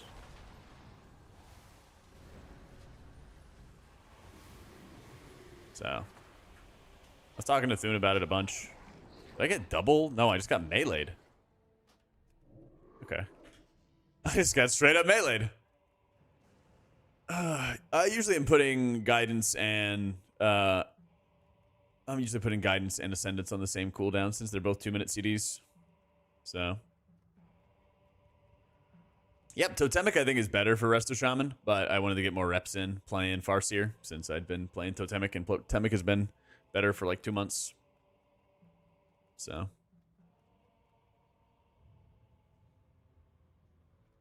But yeah, I think in dungeons it's better to run healing stream. Especially when you play Totemic Chain Heal, because then you can actually use your healing stream totems as like Chain Heal casts themselves. You know, you can actually hit them like back to back and stuff. Yeah, AG on its own is not a very good cooldown, so you might as well just mix it up with Ascendance. IMO.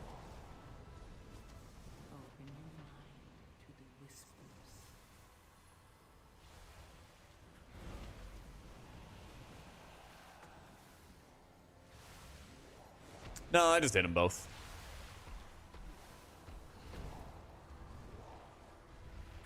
They're just A1 and A2, basically.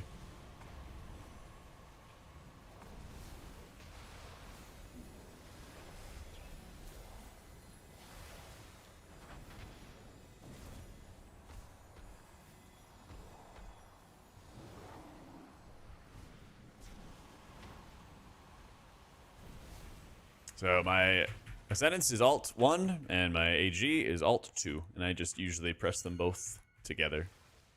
I don't have a macro for them. The feasts, you have to like cook yourself. You have to like level them up. I forget what they're called though. Yeah, I love Totemic, man. I love it.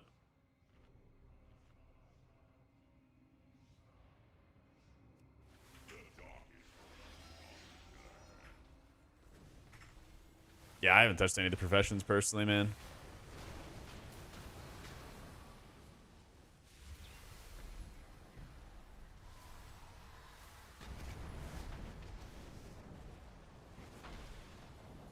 Got a monitor? It's like a 1440 Acer 144 hertz monitor.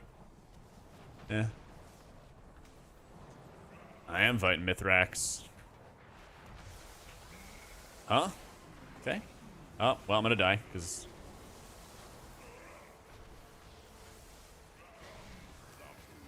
I don't think I actually hit anything, but I guess the game disagreed.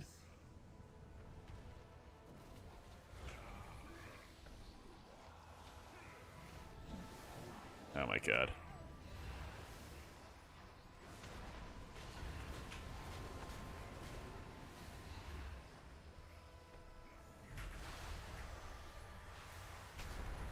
Whew.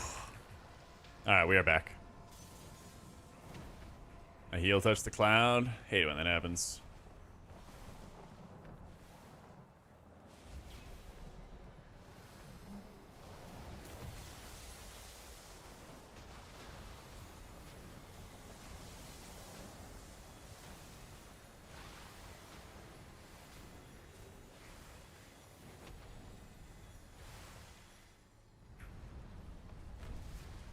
Thank you, fighter.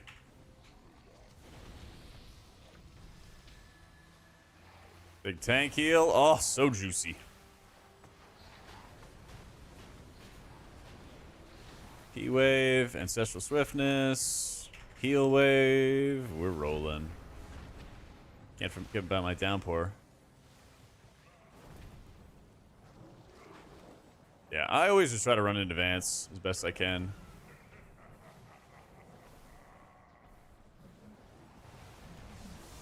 Get away, get away, get away.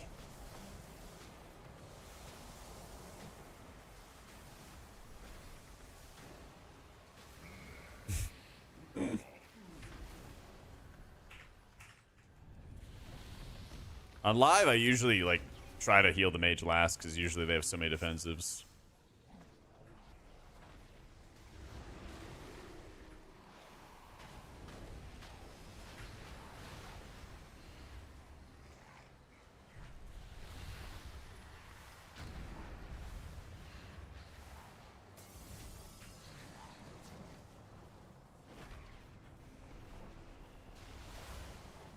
Oh shit. Yeah, we're gonna have some deaths. Yep. We did not have a good prediction on that one. Yeah. Unfortunate.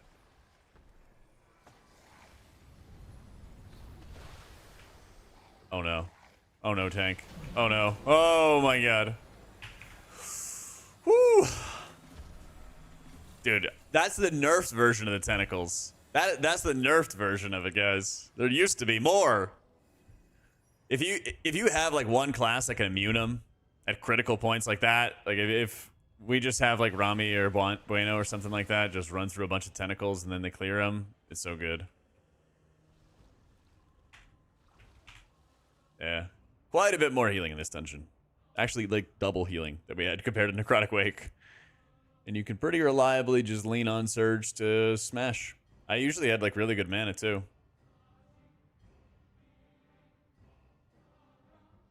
I can do Bear Talents real quick.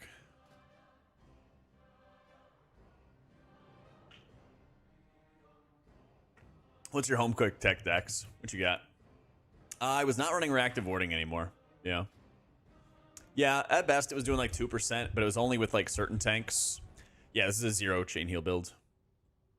Contrast 0? Alright, bet. Oh my god, not doing...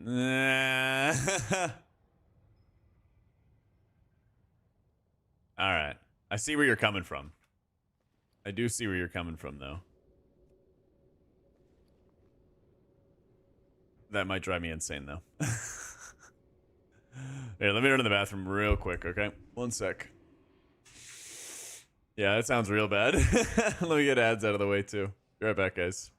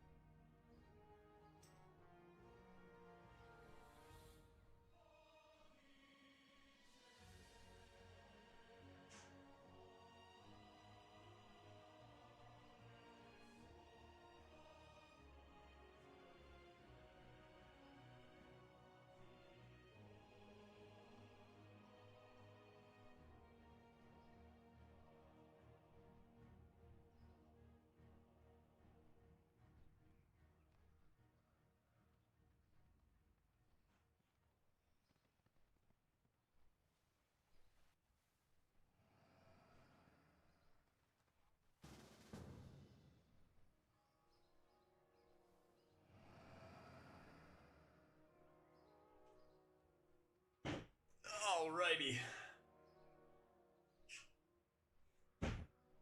What's going on? I need a target. Let's get our boy Tsukima in.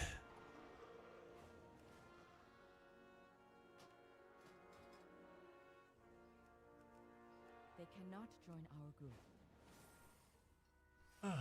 They're amazing. Amazing power. They're very, very good, man.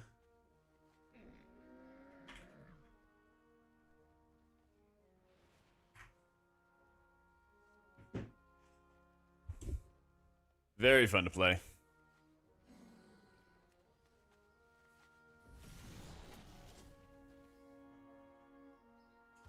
Yeah, they have a damage spell that returns mana. Some of them do. In the case of Shaman, they have things like Mana Spring, where your Lava Burst and Riptides can restore mana to you. But not everyone has like active mana regen.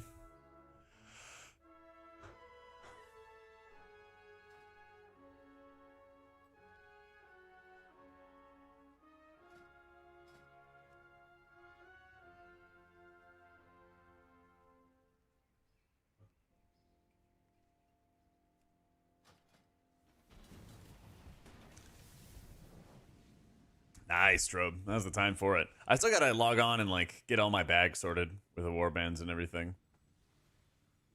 Oh yeah. Alright, so here's the Farseer spec. I don't know if the talents, the beta talents thing is working or not. I just updated the Shaman ones, but not sure. Some healers' mana management is real. Most of them it's not. And now we're gonna go play Totemic. I usually recall Healing Stream Totem, just in general, for like everything.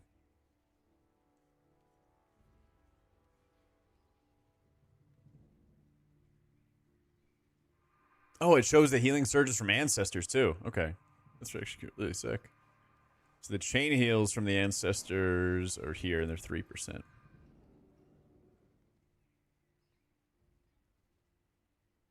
Your opinion, are not so self-sustaining tanks like Brew and War all right? I think Brew is very good for self-sustain. Warrior and HPally are like the least self-sustaining tanks in my experience healing them. So. Caught in two minds, Disc, HPally, or just main Aug for M+, can't main Chamois again? Well, if you're mostly doing M+, I would say HPally. Yeah. Yeah, I mean, like, I don't know if Brew, like I said, I'm not a Brew expert. You could ask Equinox, right? But I don't know if Brew has like an offensive and a defensive kind of setup. But whenever I was seeing Equinox play what looked to me like a defensive setup, I might need to heal him a little bit more, but he was blasting. Yeah, hit me up, Philippe. I can make Power Word Life mouse over. It seems that the spell is only castable if the target is selected. It shouldn't be. Because it tries to cast on the target. And then it checks their health when it does it. Might be something going on with the macro.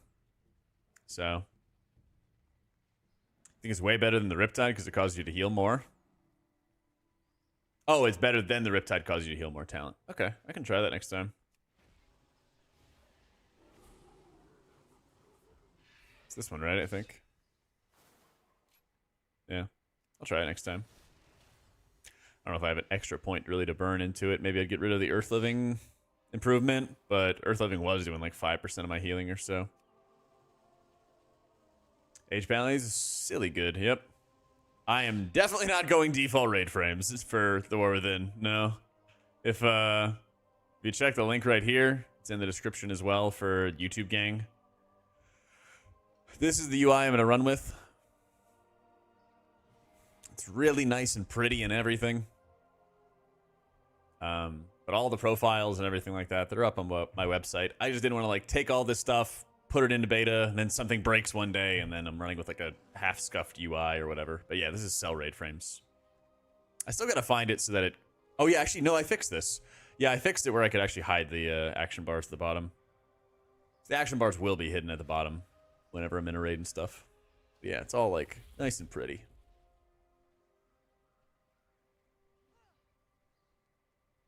Major healing CDs for Shaman.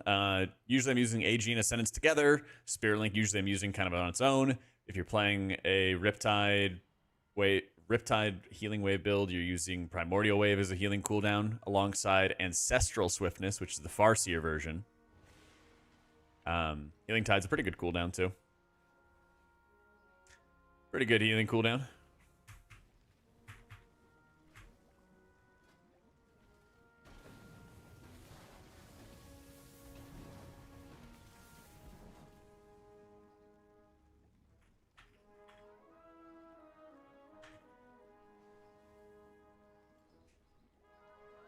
That it for raid healing comp? Race to world first?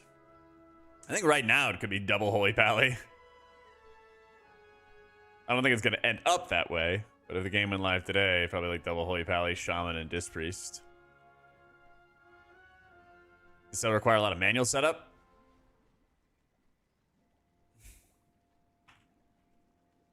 Not really. You can always just yoink my profile if you want to get started with it. I'm going to work on a guide and everything like it for it pretty soon, but it's very intuitive.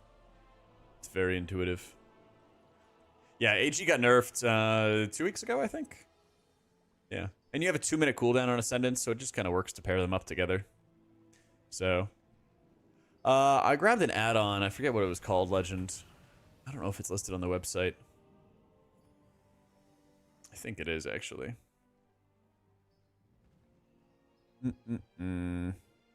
Frame color skins everything to be the same. I think it's mouse over action settings is what I did, and that's how I hide my action bars in combat. Yeah. Honestly, they're like my two favorite right now, Anatoly. Yeah. HPally is so much better, Wes. It's so much better. We're going to do one more Shaman key, and then we're going to do some HPally keys.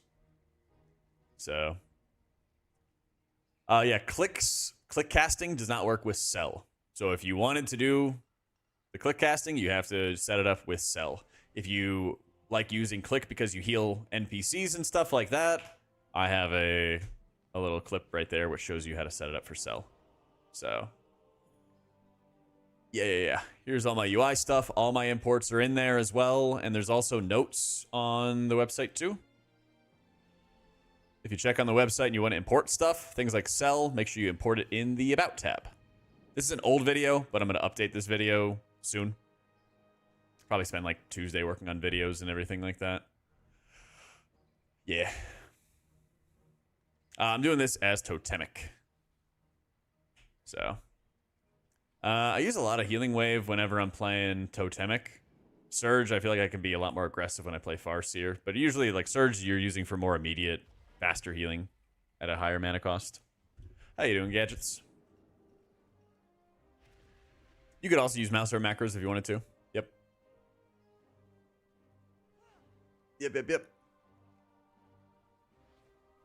It's so good, Legend. I love it, man. I'm glad you've been enjoying it too.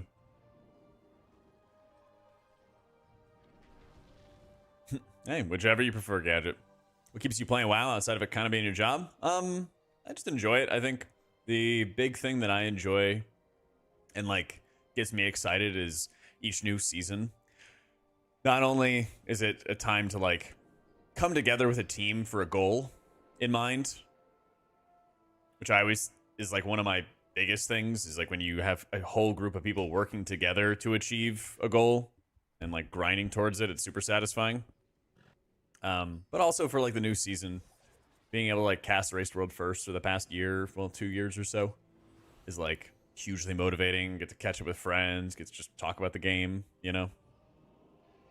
So I do coaching for healers and everything like that. I'm not sure how many healers I'm gonna like support. I guess right now I'd definitely be most comfortable with like Priest, Pally, Shaman because I've been playing that the most. But I do it on my Patreon, just patreon.com/AutomaticJak. It's got like a full list of things. Usually I've like advertised the Patreon stuff mainly for like the YouTube videos I make. But that's also where I do all my coaching. Yeah, I've been streaming full time since mid 2018, so it's been about 6 years. How you doing, Stu? Yeah. Jack thinking of coming back to play the new expansion. How's Priest looking? Or any other class recommendations? Highly recommend if you're interested in Shaman and Paladin, giving them a look. Both of them are like so much better gameplay wise, Chupacabra. Also think of the 44 months. I think both pre-specs look really good in a raid. Oh yeah, I got you, Legend. Here's for healing the NPCs, man. Both pre-specs look good in the raid. I think both of them are like okay. Well, like Holy Priest seems fine in dungeons. I think Disc is actually a struggle in dungeons. Yeah.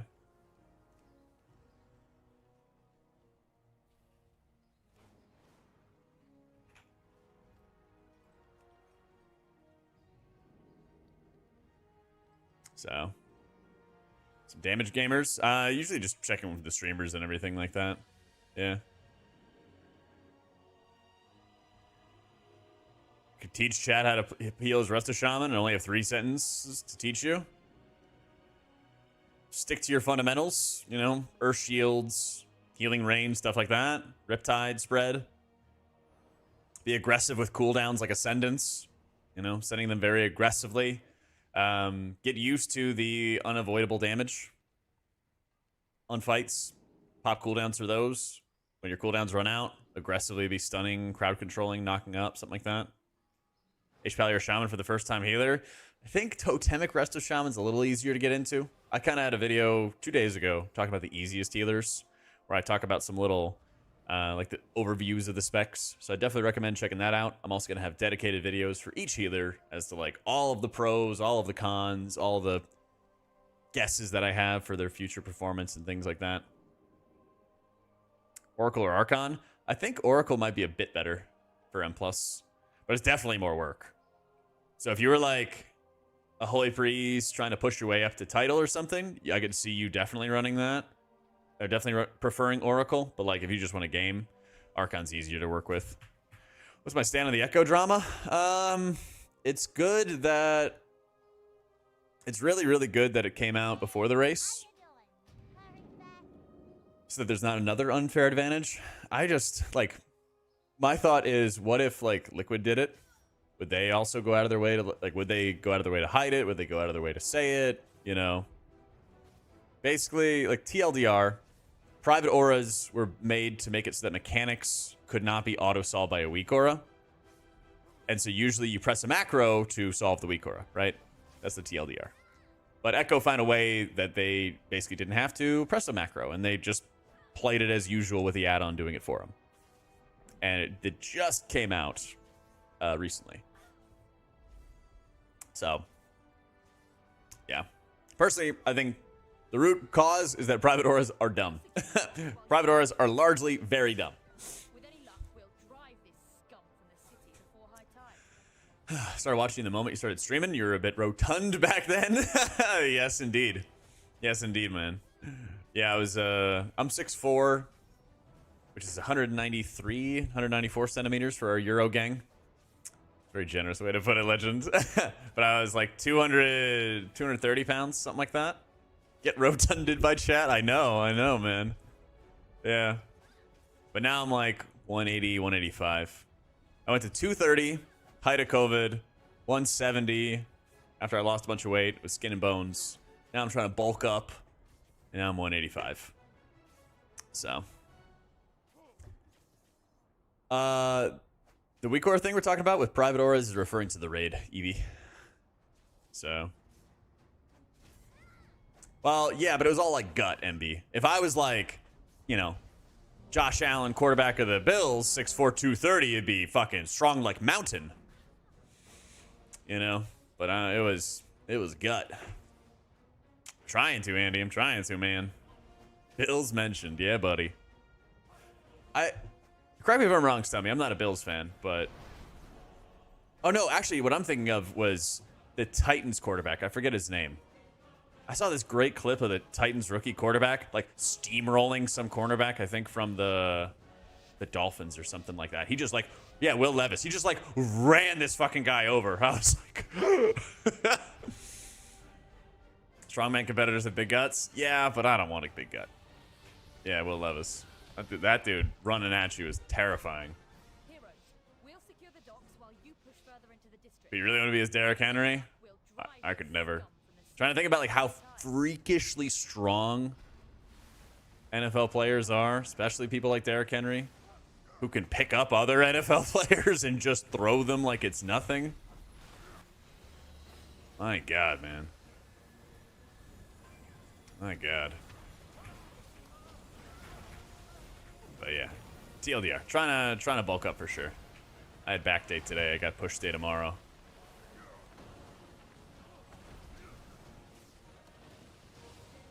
Powerlifting, their weight classes. I gotta say, gotta stay at least not too fat. Yeah. My goal would be to get to 200 pounds, and then we'll see from there.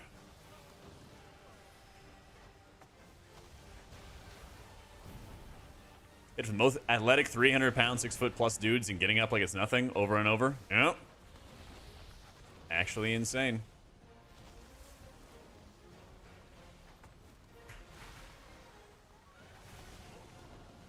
Oh, I love these fire bombers. So fun.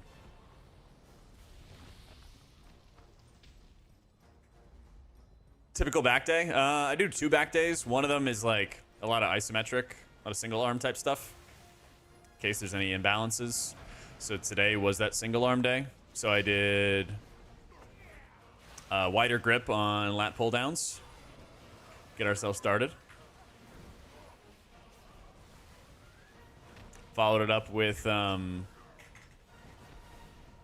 rope rows, basically having the the black balls cable on the ground, and then kind of like rowing up into me, but not nearly as flared of elbows as that was. Then I did single arm, like low rows, shrugs. Then I did, what is it, like seesaw lat pull downs, when you get to like the lat pull down bar, but you pull down one side at a time. I'll either do those or like the behind the back with the hammer strength machine that's going down to the side here. And then I did hammer curls, and then I did preacher curls. Usually I'll finish with like a wrist roller. If you ever have those where you have to like twist to like raise the weight up, those are great. I try to do those like twice a week as well. Yeah, because like with how freakishly long my arms are, I found that like a lot of workouts, my forearms were giving out first, especially on my bench. And so I've really been trying to like work on the forearms a lot.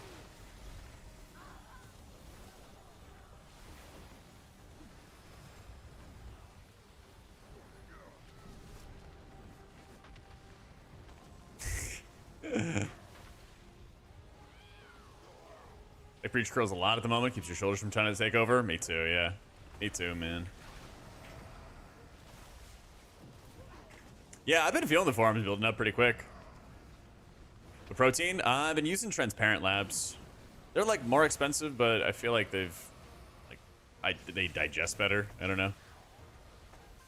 I actually have an order from them I gotta pick up today. But yeah, I use them for creatine and for protein powder. I'll usually just have it with some milk and everything like that and go from there. Sam Sulix, forearm workouts, grew your forearms like 2 times. What's he do? Whey protein makes you feel sick. Might be the type that you're adding, but you also have to add. You also have to add more. Like you have to make sure you're having enough fiber in your diet and everything like that. Otherwise, you're getting gassy.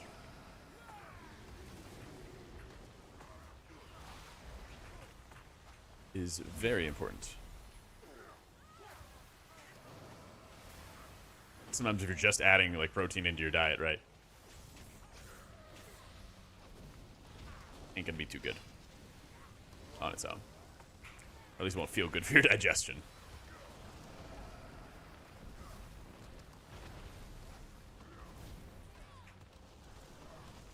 Yeah, we are just dead here. Those handles you use on the cables, one in each hand, put heavy weight and just pull them down using only the forearms. Try wrist rollers if you have one at your gym. Yeah. Oh, Zotman curls are great too. Dude, Zotman curls are fantastic. Chad Johnson trying to block Ray Lewis is a great NFL video. Yeah. I using recall for? Usually recalling my healing stream totems for more chain heals. So, you gotta get big arms, man.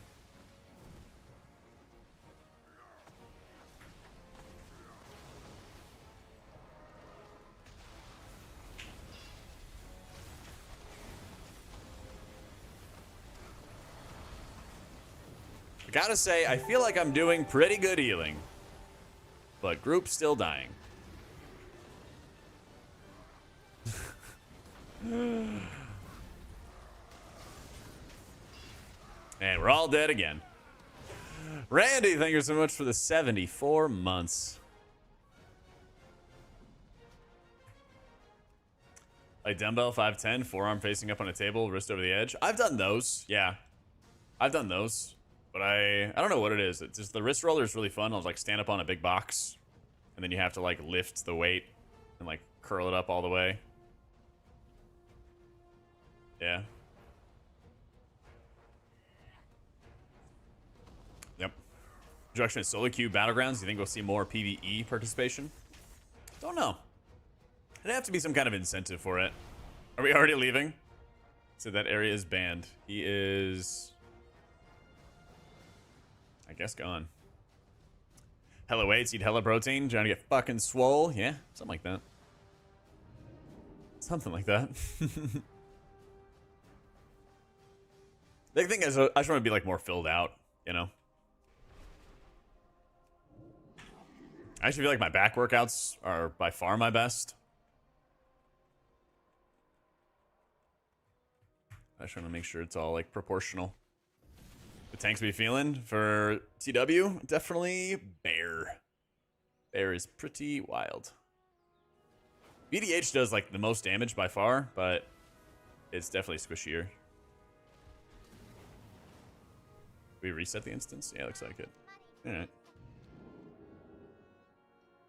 Fun by itself is a fine incentive. Yeah, I just personally haven't really like super enjoyed PvP over the years, so I just don't really personally have any interest in doing it. So, we'll see. Yeah, that's the thing. Is like if VDH gets some nerfs or something like that thrown at it, then yeah. Oof. ADBS just for fun? I started by playing a rogue back in the day. That was my first character.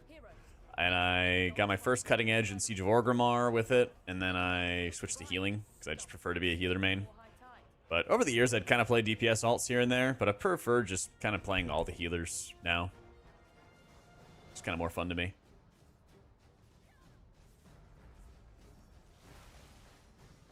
So, can't decide.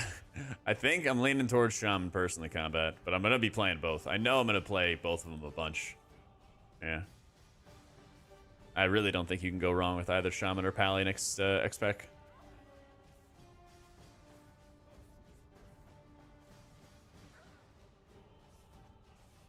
And like I said earlier, I think it was like last week everyone was saying Paladin when Ellie was super insane. Now that Ellie got nerfed, people are saying Shaman, so been going kind of back and forth lately. Probably still will go back and forth for a couple weeks.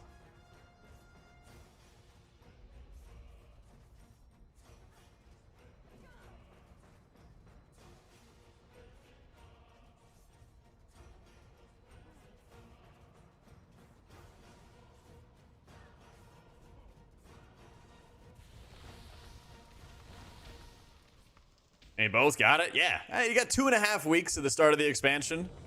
2.5 weeks at the start. Get to do your thing. And then a full week of M0 spam. And then the season actually starts. So much time.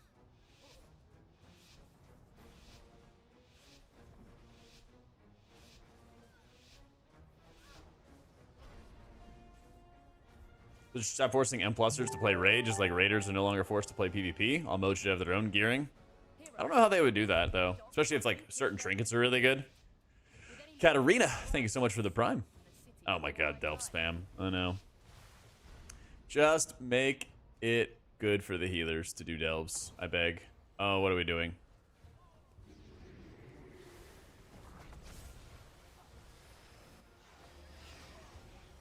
Alright. Putting that.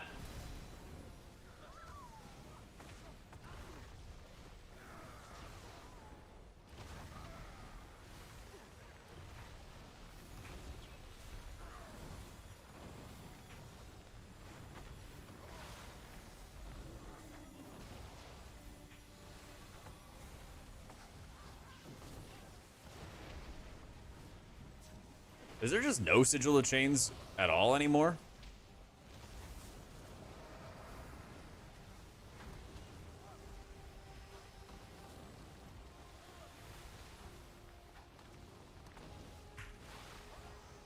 Oh, it's a talent, okay.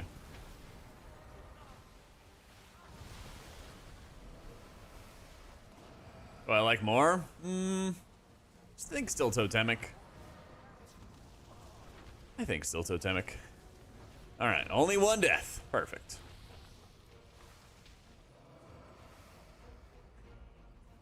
Oh, I got you, whoops.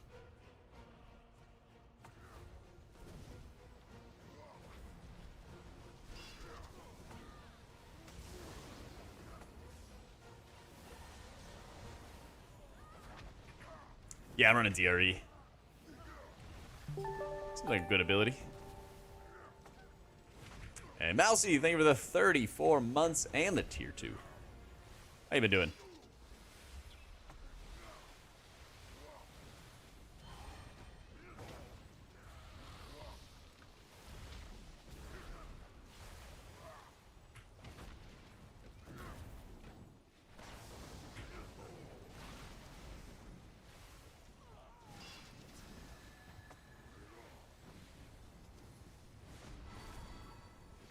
I feel like wipe or something, Mobov. I feel like wipe or something, or I get some free time. Tanks out healing healers? Not most of them. Blood Decay does, but Blood Decay always has. That one's not really any surprise, you know.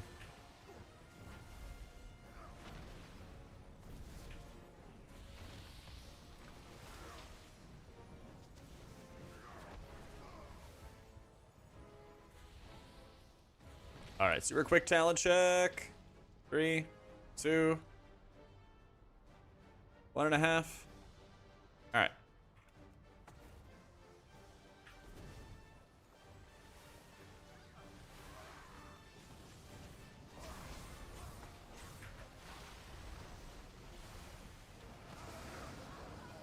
Big stun.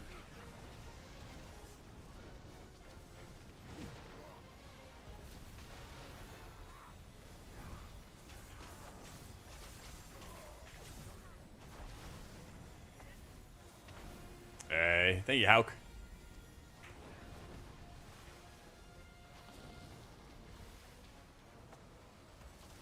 Void Weaver healing capabilities of Mind Blast windows without Bender. It's good, but not, like, not insane.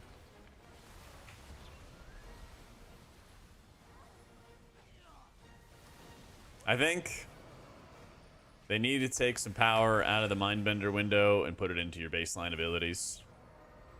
Yeah.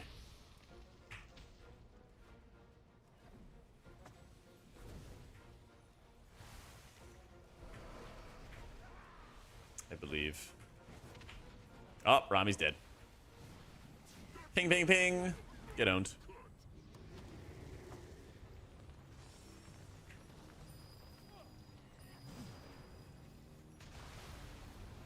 There we go. Crowd control.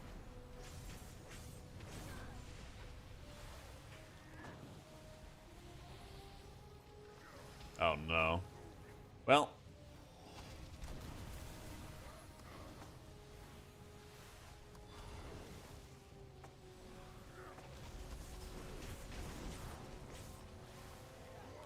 Yeah, we're gonna do this, and then we're gonna do this.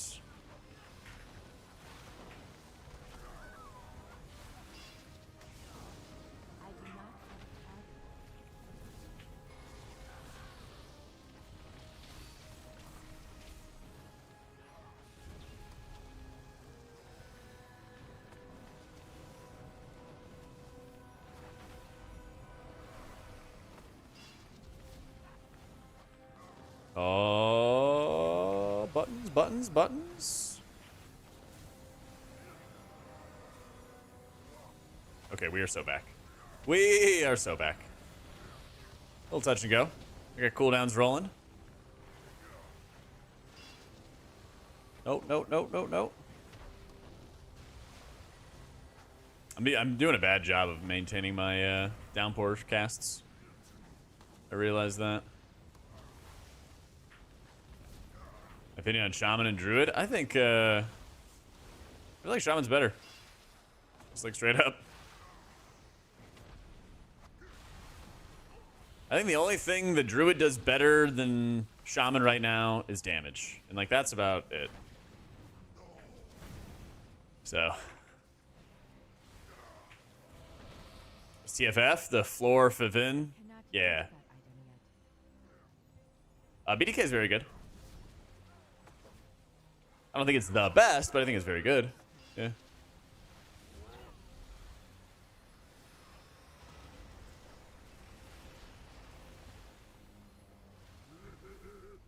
Yeah, I'm definitely running. Later. It's all good, Bandit. Listen, as long as the sender and receiver know what's going on, know what you're talking about, it's good communication. I can see that too, Livid. DF compared to Shadowlands and BFA?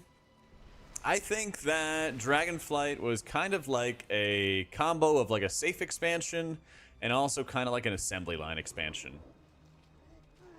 It was like an expansion where they wanted to like play very safe and not piss people off. But I think at the same time, they kind of dampened down on the creative juices quite a bit. You know? I think there's so many times, like, one of the most common talking points about borrowed power, for example, was like, oh, this was fun once they added in all these systems that made acquisition easier, right? But there's so many times where, like, you were like, oh, corruption was fun. Acquiring it was not fun. But playing with it was fun, you know? Things like that.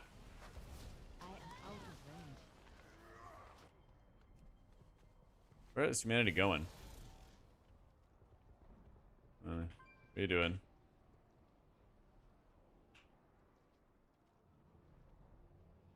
I need to target something first. Everyone's happy to get out of Shadowlands? Yeah. He said this dungeon's pissing me off. Oh my god. He is done. He is done. Dawnbreaker. All right, bet. Let's go. But yeah, it's like tough to have that nuance. I feel like with Blizzard at times, where it's like, okay, if they made it so that you didn't have to go through on every single character in PvP if you didn't want to PvP to acquire this essence borrowed power, or you didn't have to like grind all of these activities and all these quest lines on every single character to unlock these powers, like, I think people would be fine with it, you know? Right here, Ash. It's also in the beta talent section. Most either stronger in beta than they are in pre-patch? Yes. Usually, yeah. Because, I mean, you don't have your hero talents, right? Yes and no. You're in, like, maxed out gear in pre-patch. Yeah, you're fine, Ash. Don't worry. Yeah. Yeah, I'd say yes and no. It's like, imbalanced, I guess you could say. Chainmail build feels good. This dungeon's rough. How you doing, Lisa? TW's the first X-Pack. A few of your friends have been playing at release of every expansion. Don't seem to be coming back finally after the years. Yeah. That's what I'm kind of worried about is, like, I feel like they're playing almost, like, too safely. Because we didn't really get a lot of, like, new gameplay systems. You know, we got dragon riding, obviously. We got the talents, obviously. But, I mean, we didn't really get anything like islands or warfronts or horrific visions, like game modes that they would like try to experiment with, you know? And like some of those miss, of course, but I think there's excitement in them trying new things, you know? Yeah, it feels like half that our druid is like all regrowth. That's about it. Or good old Torghast. But the thing is, like, the weird thing to me.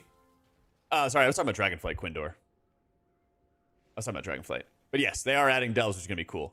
But like the last version of Torghast the like jailer gauntlet thing where you just picked up powers and you blasted. I thought that was actually fun.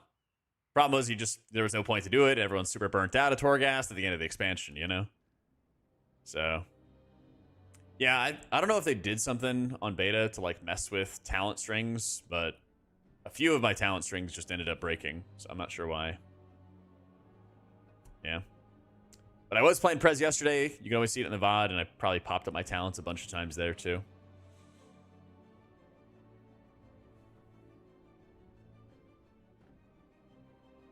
So yeah, I hope delves are going to be fun. I did it a bit as a priest, and I did 0 damage, and there were mobs that needed to be kicked, so that did not feel too fun. I think in general, Unleash is just better, but Undulation is just easier to use. So I'm trying to like push myself to get used to using Unleash, because it also benefits from your chain heals. So I do want to get my bonus increased healing. I'd imagine the first time around limit, you're gonna... Well, I think what you should do is you should always level with the campaign, and then only what you absolutely must do the first time around. And then when you get the XP for your alts, then you could probably do dungeons or any other busted leveling stuff they have afterwards. And to merge Torghast with Delves, that could be good.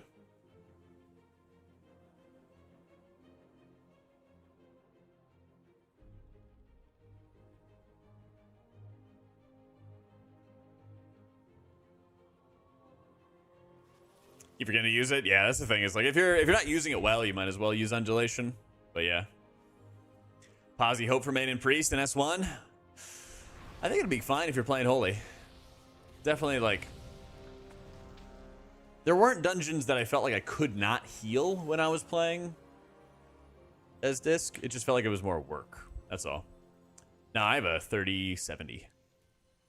Yeah. Use Switch Prime so I can get a 4090.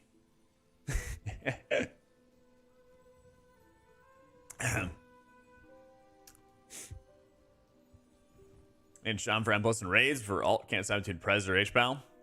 They're both really fun. They're both really, really fun.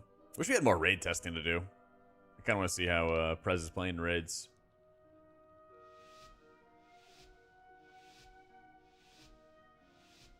I think most of my graphics are maxed out though.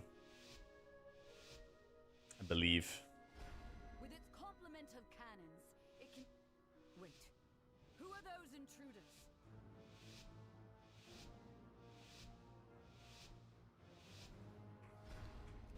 Since the decimation... I think gearing will be for raids. There's gonna be lots of dungeons.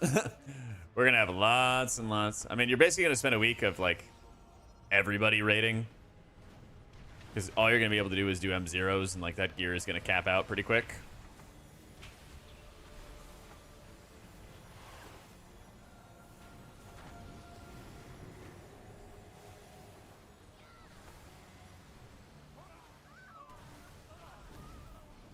Oh, we are blasting. The Order of Night is trying to steal the flagship. Change M0s to be champ gear again? Don't think so. It seems like they're kind of like stretching the gearing process out more so that we were like spending more time gearing. Yeah. I think exclamation point beta talents works, Gummy Boy. I updated it just a sec ago, but we'll see. Yeah, they want us delving too. Yeah, yeah. Airships approaching. Be careful, outsider. Those aren't ours. Yo, Aramite, thank you so much for the prime. Aug did get nerfed, yeah, it did. Not enough though. Plus, they also nerfed tanks, and then when Aug still buffs healers and tanks, yeah. Pres mana on beta, same on live. My mana can go down a bit. If I run energy loop, then I'd never but I think time of need is stronger.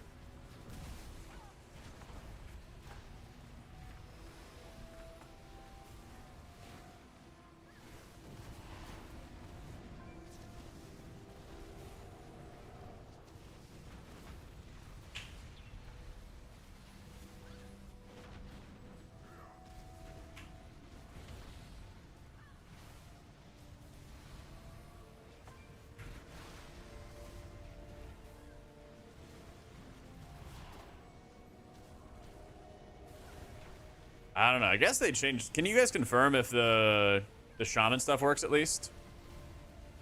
So at least that means I can just update everything and then it'll be fine. But if the shaman stuff doesn't work, then like Blizzard fucked everything up then.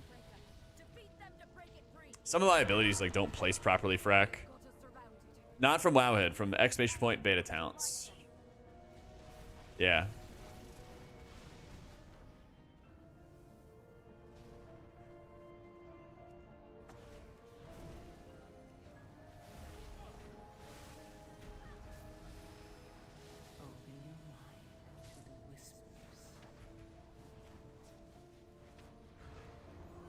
Because yeah, Wowhead like pinged all of us guide writers, and they were like, "Hey, go like redo your talents and stuff." But I think that they borked them again. I don't know how. I think it's something on Blizzard's end. So.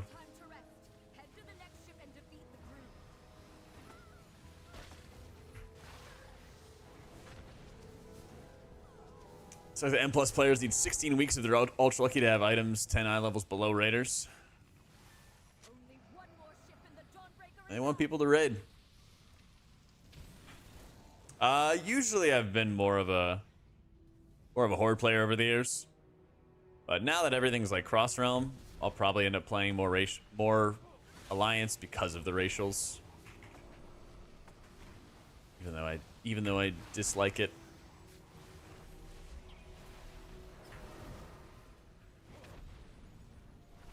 Okay, so the Shaman one doesn't work either? Alright, so if the Shaman one doesn't work, then I don't think I can share any of these builds, because I just updated both the Farseer and the Totemic ones. Not even like 15 minutes ago, 20 minutes ago, whatever. Yeah. Yeah, it is just a hardcore dwarf season.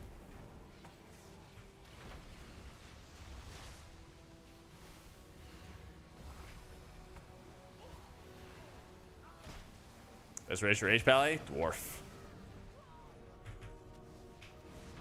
Was there wanting people to be able to get items from multiple sources?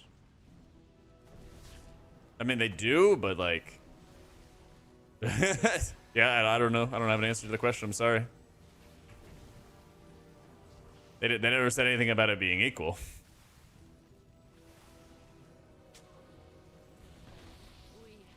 Just feeling with losing the set bonus and going from high-end haste to low haste, it's kind of rough, yeah.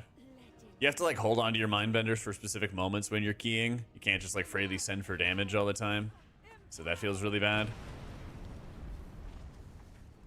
Your atonement duration lacks a lot. Like the sheer amount of smites you were able to cast, especially with the double tap part of the talent, to extend your atonements into 5-man was like really, really high, and now you don't have that anymore. So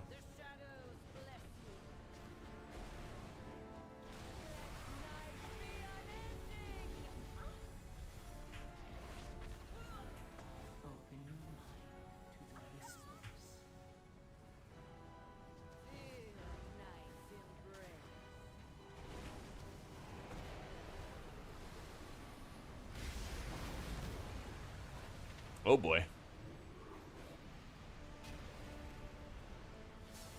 Easy.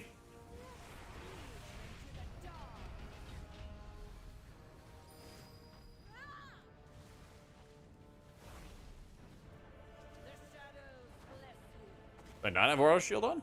Oh, thought I did. Good comms.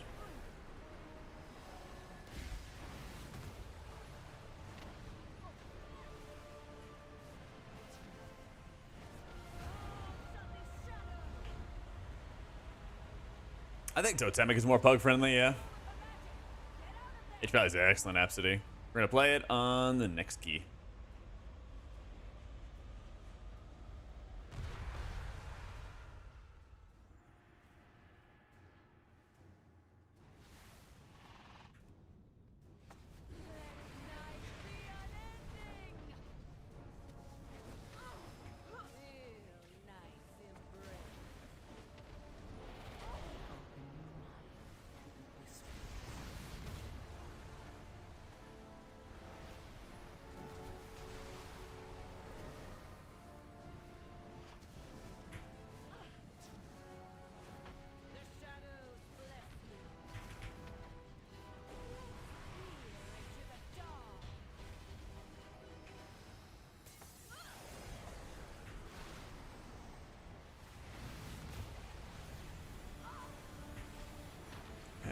go.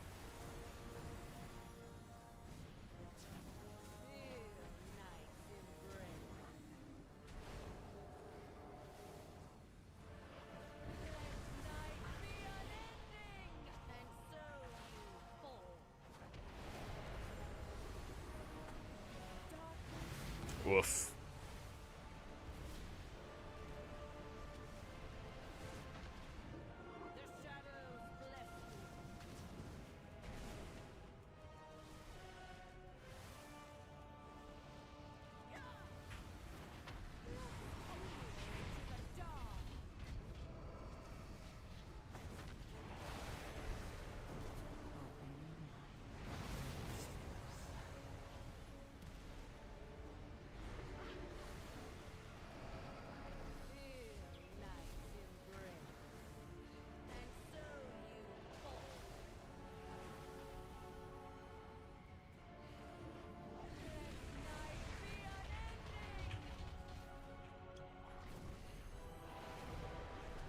Leave me alone.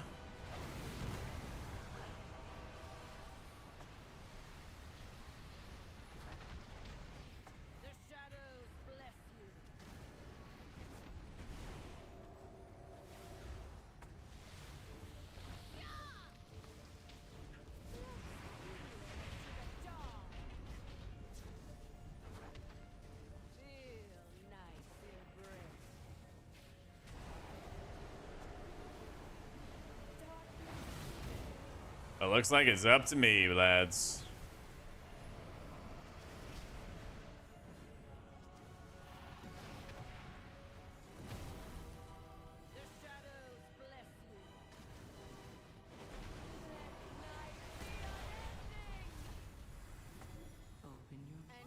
No!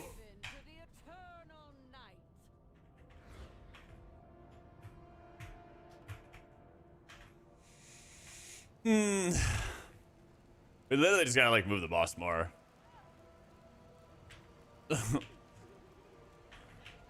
He's like, boss doesn't move. I'm like, don't, dude, just move. Ugh.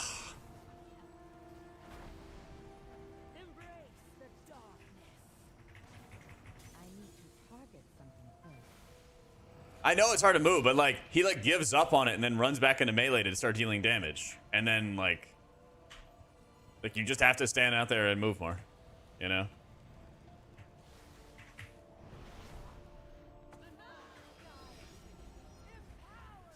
Radio composition, world first, holy pally, disc priest, resto shaman, maybe double pally at this point. I don't think it's gonna last though.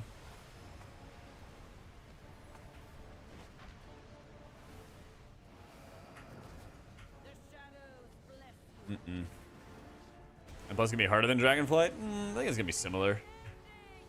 I think it'll be similar.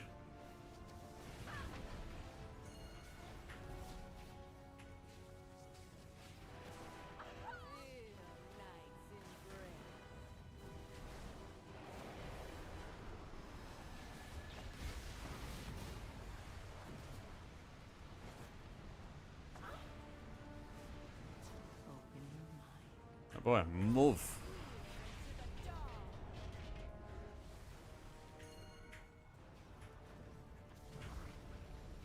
I like have to move over here if he's not gonna like move, because then we're just gonna get caught out, basically. Ugh.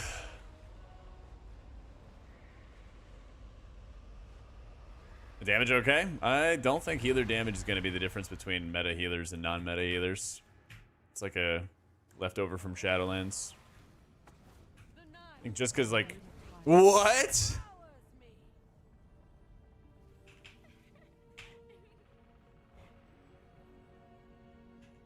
Yeah. And just because Druid does like good damage, I don't think that's automatically gonna make him like the best healer.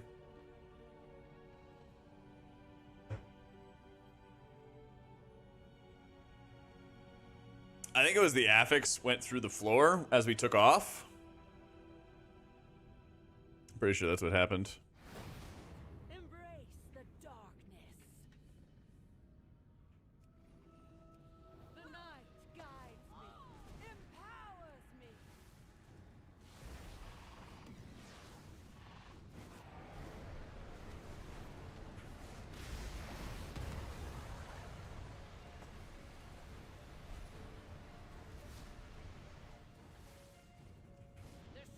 I got you, pooping.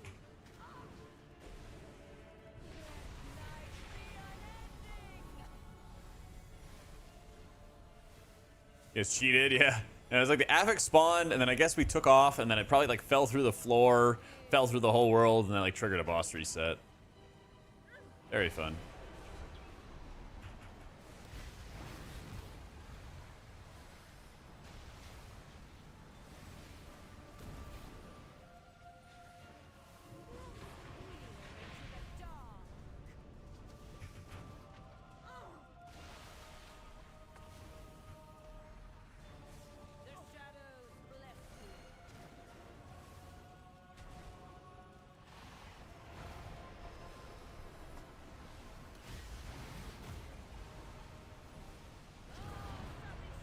Kill that. Kill that. Kill that.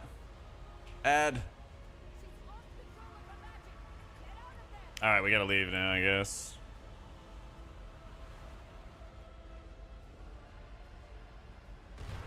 I don't understand, man. I'm literally outside the bubble. I fucking knew that was gonna happen. I think I can onk, right? Yeah. God, this is so stupid, dude. They're like, oh, well, you were close. What are you doing? What are you doing, humanity? Stop. Bye. I onked.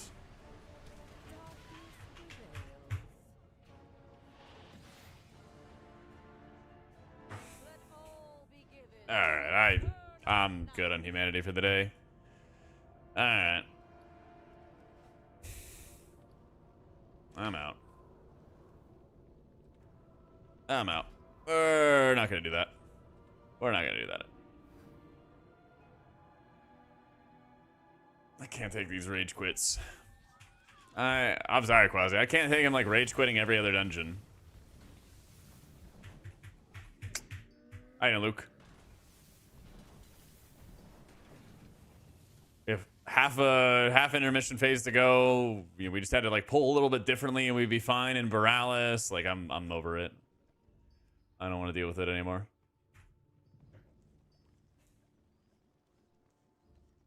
Pick any movement ability in the game. I'd love to have Transcendence. I'd love to have Transcendence with that talent that they just got in the War Within. Where you can like select a target to transcend back to.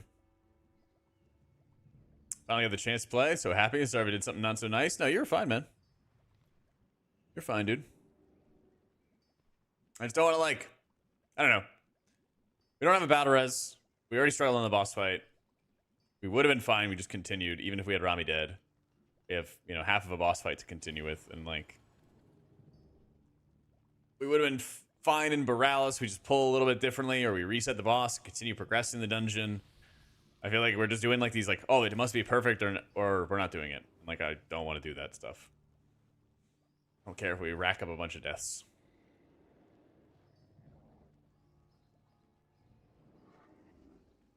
They need to be in front of the ship. No, I think the bubble is just larger than it actually appears. Honestly, I think that's just the issue with it.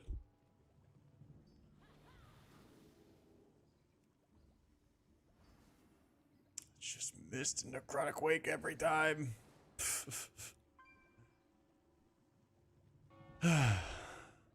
Indeed, Brandy, indeed.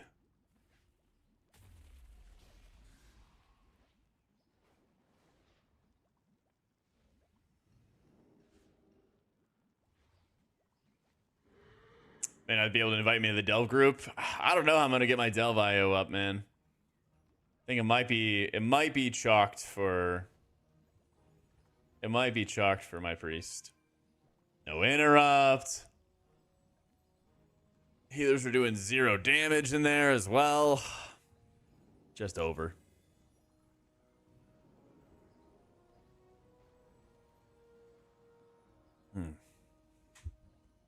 I think they're gonna fix it, but like the first time I did it as a healer, Brandy, you required interrupts in order to like kill mobs that were trying to heal themselves. Like you couldn't stun them, you couldn't fear them or anything like that. So yeah, it was a mess. So secret sauce in the UI setup on beta, is it possible to transfer it? Yeah, you just transfer like your interface and WTF files and stuff.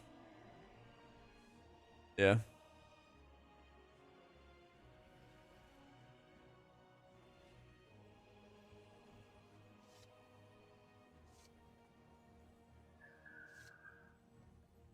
You've been removed from the group, basically. Yeah.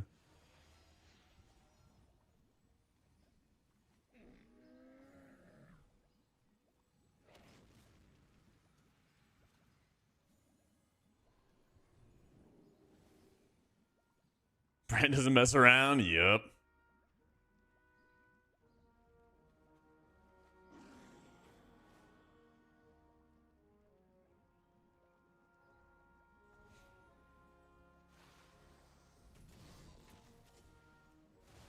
All right, let's see if we can find a not mists and wake key. Run to the bathroom real quick. We'll see. We'll see. Going pretty well, Kelly. How about you? Give me a sec. I'll be right back.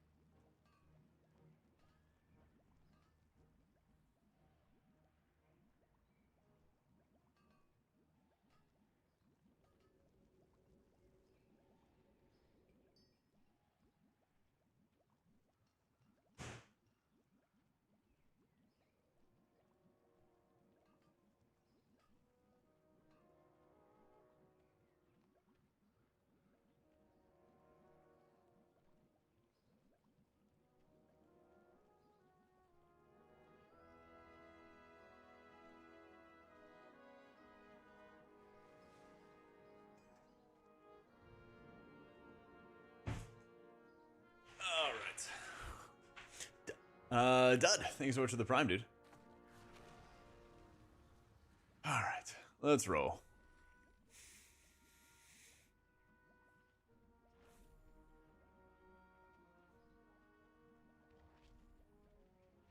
We're going into Mist Prison, aren't we?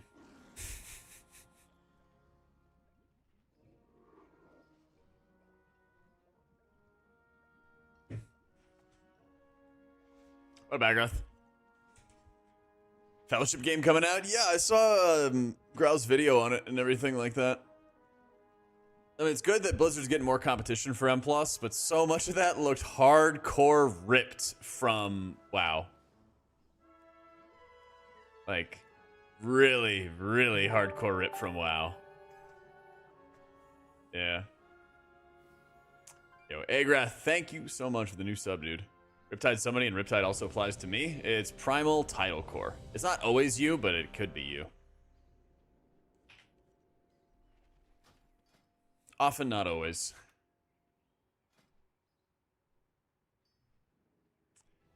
Any thoughts on Shaman and BGs and Blitz? That I got no idea. Not sure which PvP content creators have been playing beta. I would definitely check out Venruki, see if he has any info on it. Work for Power World? That's the thing. Like, good game's just a good game, right? Fellowship's coming from a Chinese producer, of course, looks copy pasta. There it is. There it is. I was playing Farseer earlier. I think they're getting a lot more equal. Farseer definitely is more work because you actually have to maintain your healing rain more. Yeah.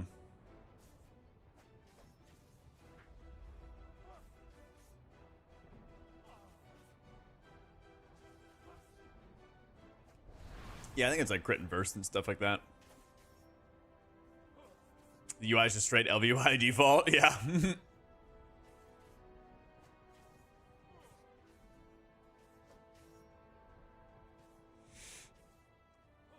Probably leaning more towards Holy, Agrath, yeah. Wanna go? Ooh. I hope they'll forgive me. I just joined with Nick. Ancestors do not feed your CBT.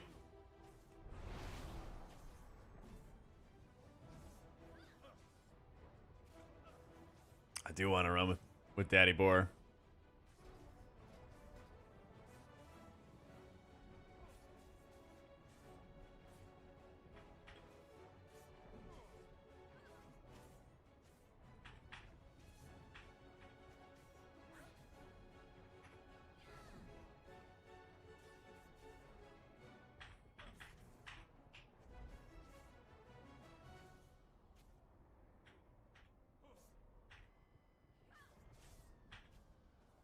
Here come Havoc.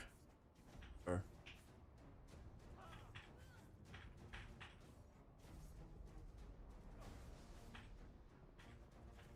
All right, whatever you want to do, Boar.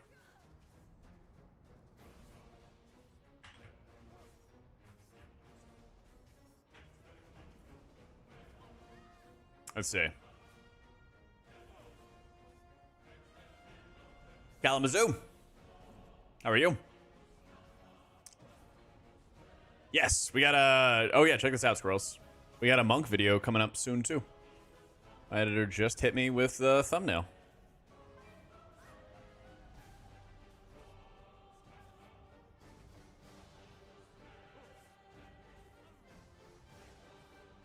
More to come. Mm-hmm. Doing great, Tayan. How you doing? So, yeah.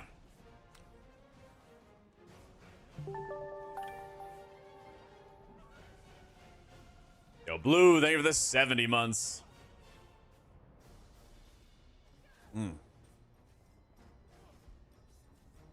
Going back? Absolutely, Teddy. Mm-hmm. Absolutely. What's up, Mr. Kalamazoo? How you doing today? We're gonna do one more Shaman key, and then we're gonna do some Pally stuff. So, only a couple, Greg. I try to keep my editor busy though.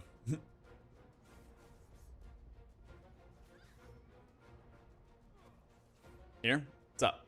Your tweet.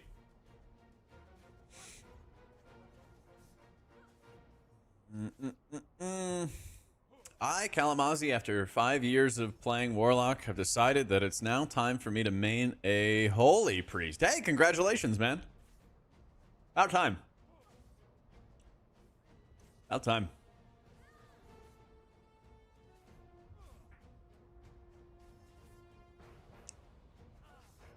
Proud of you, boo. What is this?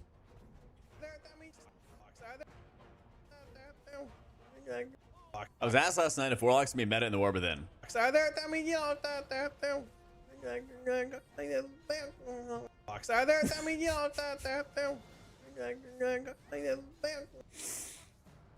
Incomprehensible gibberish.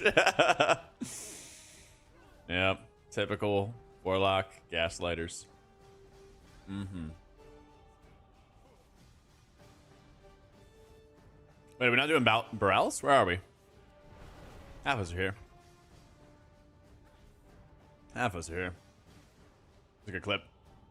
And I found my editor. I was talking to other content creators and stuff like that. And they said they knew a guy who knows a guy. So I hit him up.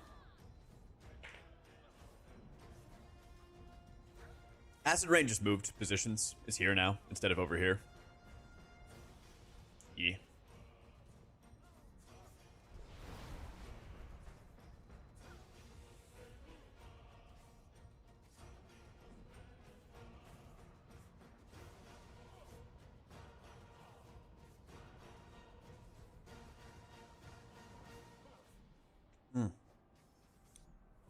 Offset pieces. There's like a PvP vendor off to the side.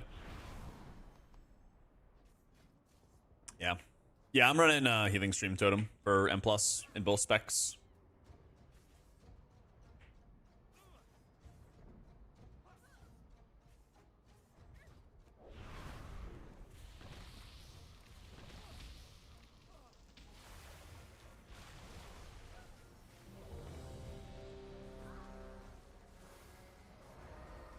Yep. I think you're actually locking in Healing Stream Totem pretty hard. For M+. Yeah. For whatever reason, I tried to export all my talents, and Blizzard did something to fuck with, like, sharing builds, so... Yeah.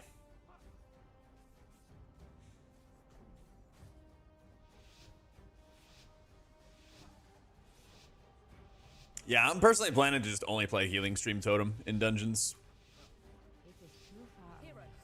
Your Ancestor Healing doesn't even convert into Cloudburst storage. So, I don't really see that there's any point. Honestly, this might be a better Farseer dungeon, to tell you the truth, though, a single target at the end. It might be.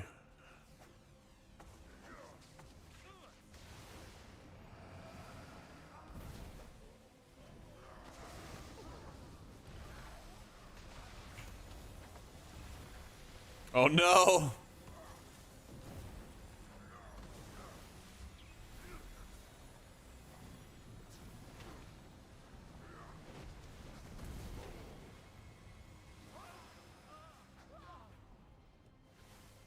Is being the monk standard for healing? Yep. There's no like pure caster stuff from monk anymore.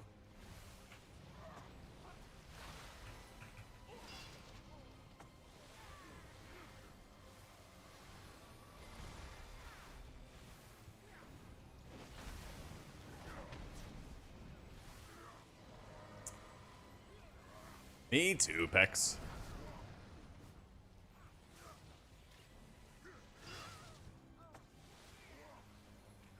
You're not like raid fist weaving, but it's kind of like a hybrid. You're using your damage to extend your hots, using your hots to cast some spells and do more cleave healing type stuff. So, not full caster, not full melee or any of that.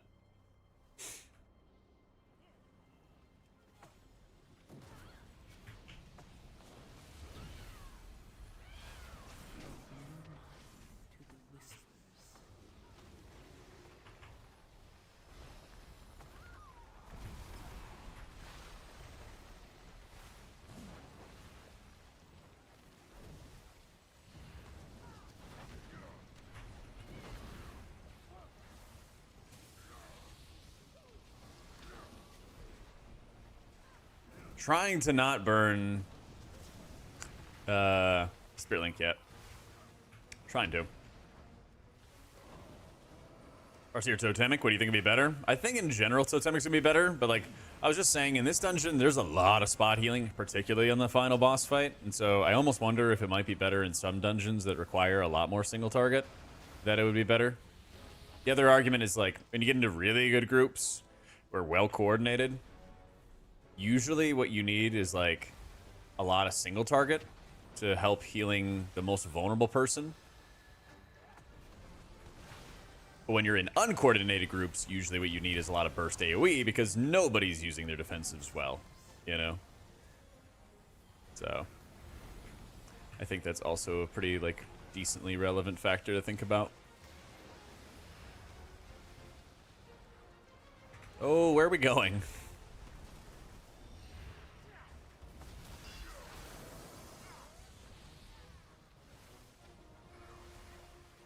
Yep, it's time. It's time.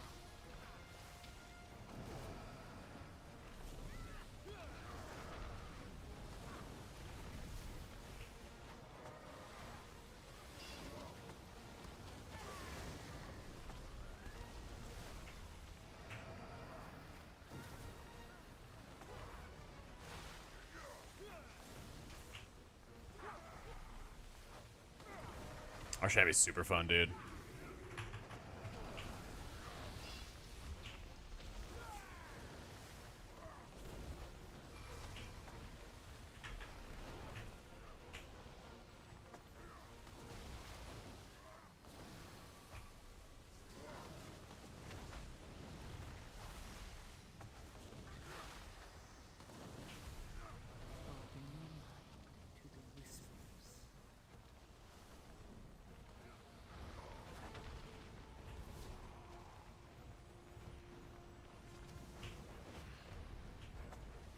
What the hell? Just 100 to 0. Oh, I guess it was buffed thanks to this mob. I think Shaman's one of the best for new healers pro mix. Yeah. I just made a video recently about the easiest healers to get into and why, if you want a longer explanation. But TLDR, yeah. Aw, thanks, Eclectic. Yeah, that plastic surgery really paid off. It is still recharging.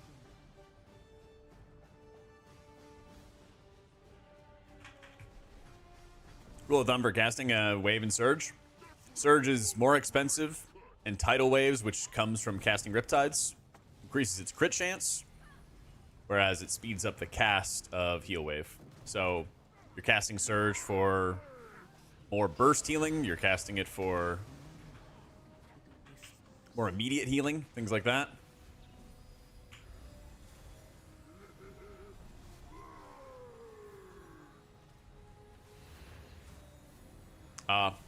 Here is the end.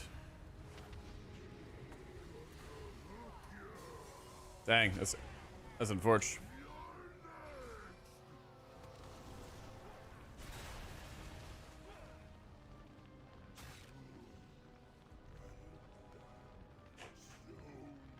Heatwave Cleave is gonna be buffed, hopefully. I think what they gotta do is increase the healing that you get out of Ancestral Swiftness, which you'll naturally use on P-Wave Cleave. And then it'll be good.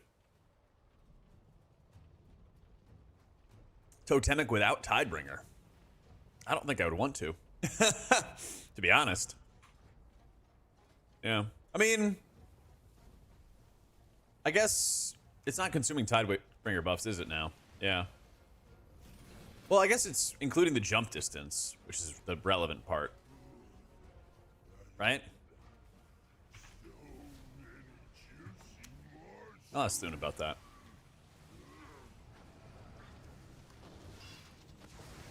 I don't think this boss is too bad.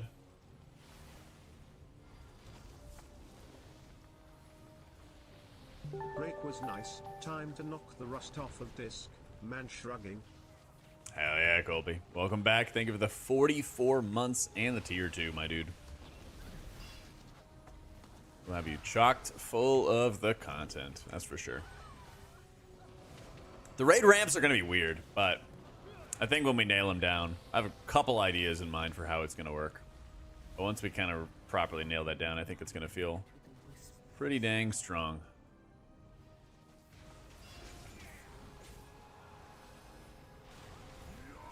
Ugh. We just say fuck it.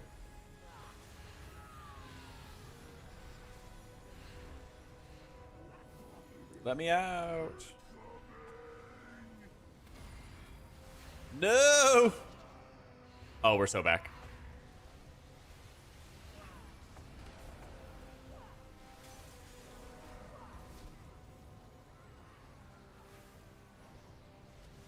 Chopper Red Hook is he's coming. He's coming.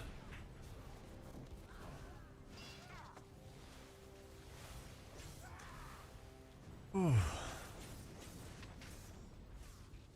gonna use chain heals because there are multiple buffs. The big one is High Tide, which is the, I'll try to proc it here. It's a nice overhead one. This one right here, the nice overhead. That is the one that means you're gonna get some juicer chain heals. It's basically just make sure you have 3 targets that are taking damage to use it. But it's really easy whenever you play Totemic because you're naturally wanting to use healing stream totems anyway. Because, you know, they just do healing, as the name suggests. So you could really just be like, oh, there's going to be some amount of damage. Let me just send it. Oh, I almost have my healing stream totems off cooldown. I'll just send one. You know, easy game.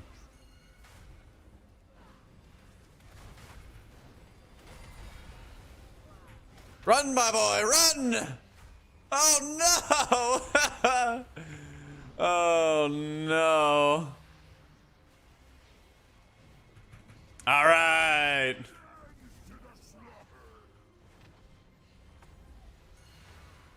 Come on, besties. Come through. Uh-oh. Uh-oh, Raggy. All right, you got that one. I'm popping it.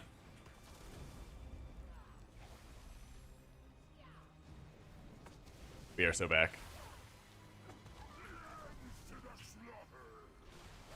Neural silence the mobs. There you go.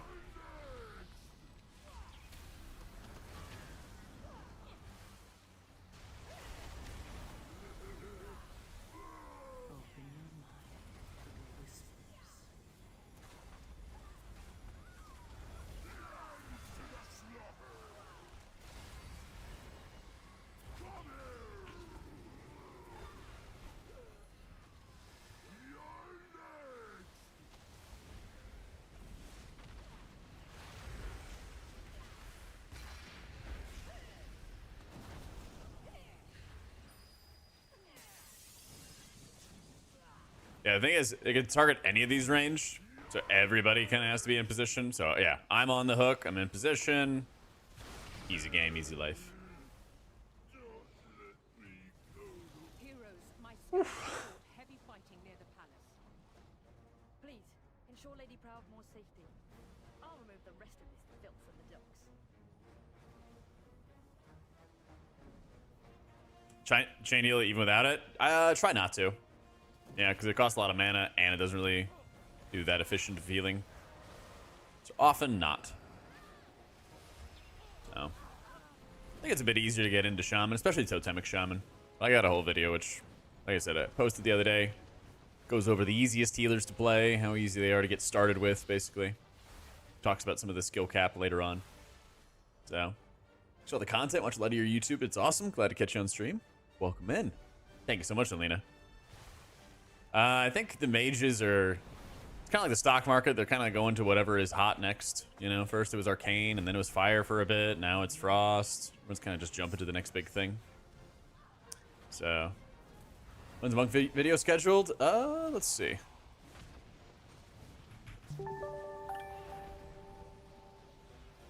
Probably tomorrow. Yeah, we'll do it tomorrow. And thank you for the new sub, Alina. Yeah, tomorrow, 10 a.m. Central Time. 10 a.m. Yeehaw time.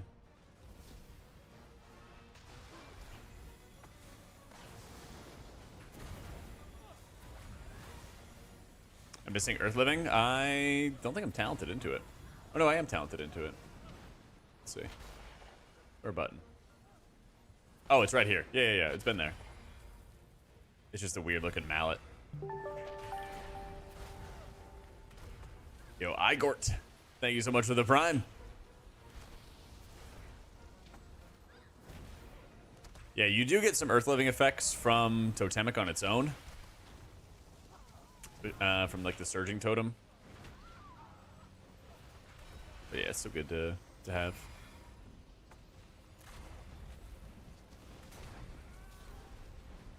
Open your mind to the whispers. I need to target something first.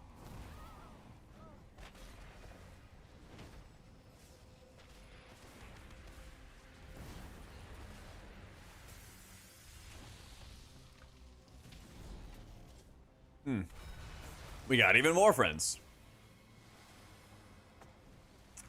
Some classes are empty keybind wise. Resto Druid without Necro and Pal without Daybreak. Feel like something is missing. I don't think that's a bad thing. I don't know. You can have a lot of buttons, but like, if you want all of them to feel significant, it kind of comes at a cost, right?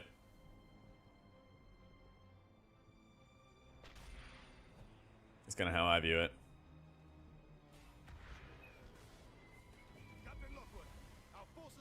I don't think it's a bad thing to like trim down on bloat. Like Disc had like 10 or 12 abilities to do damage, and it's like, why?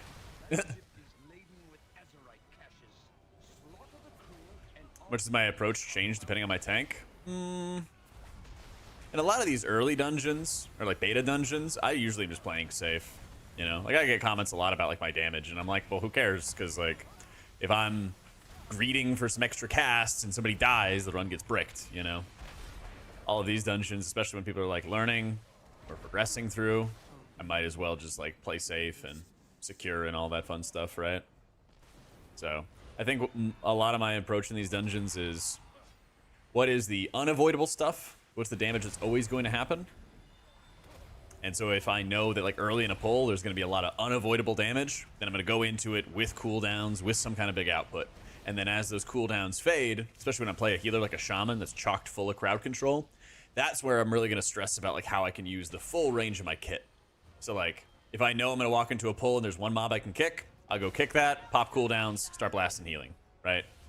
This pull, for example, we know there's going to be a decent amount of damage happening in about 5-10 seconds. So I'm putting up my Riptides, buffing my chain heal with Unleash, and then I'm casting, I kid you not, 3 straight chain heals with my Totemic talents. And that way, I just popped off with a million healing, bunch of healing stream output, and I barely broke a sweat. Didn't have Ascendance, didn't have AG, that's fine. Alright, everyone's taking a decent amount of damage here, but it fades quick. I stand off to the side so I'm not getting cleaved, and I just chuck some damage. They're taking some time to top off, and that's okay. Because again, the next pressure, like they stand in fire, they instantly die. Doesn't matter if they're 100% or at, 10%. That's just what's going to happen. By the time this phase ends, I know there's going to be that unavoidable damage happening again, so I make sure everyone's topped off, drop my healing rain, and stay spread from everybody. Next time that Ricochet happens, I'm already looking down my cooldowns, which ideally I'd have a weak aura for whenever the game actually goes live. So here we preemptively pop cooldowns, let our totems cast the chain heals for us once again, and I have a Nature Swiftness proc, which gives me a free cast, and so I'll use that also on chain heal, even though I did not have High Tide. Now I do have High Tide, and we just take a look in the top right. I see I have 15 seconds on it, which means I should have it for the next Ricochet, which just happened. Right? And that's how you can kind of just balance between your cooldowns. So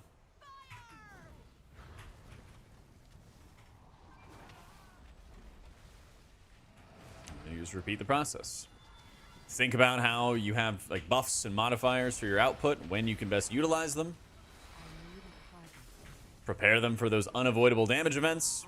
Whether or not they have a cooldown or up or not, you're ready to blast.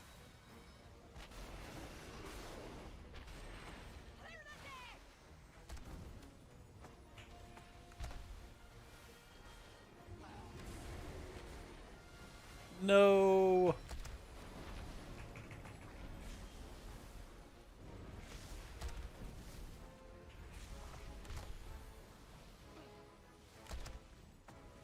I have all my healing streams just cranking output when I need them.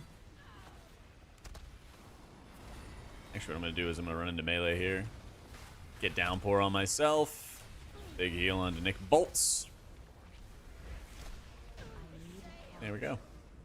Nice. How you liking the new guild, Wolf? Channelist? Yeah.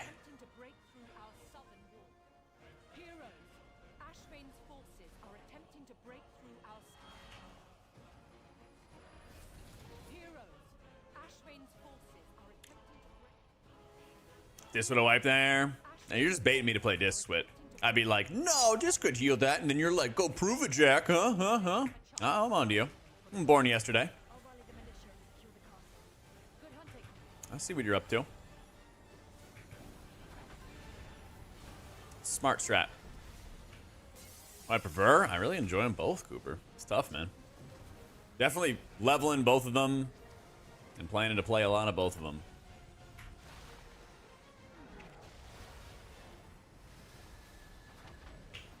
It's like they're fun for different reasons, which is nice, you know? That's right. I expected Oracle before you came into chat, Swit. I see it. I see it.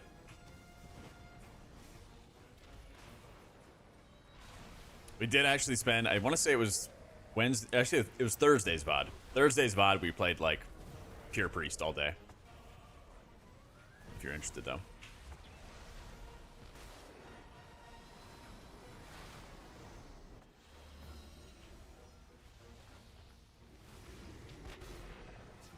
Was it miserable? It was like a bit better with disc, but still noticeably like rough. Still noticeable areas where like I had to just hold on to squid and hold on to resources and like wait for the damage to happen. So yeah, exclamation point NPC Smurf has the a little short about how to set it up. It's very easy.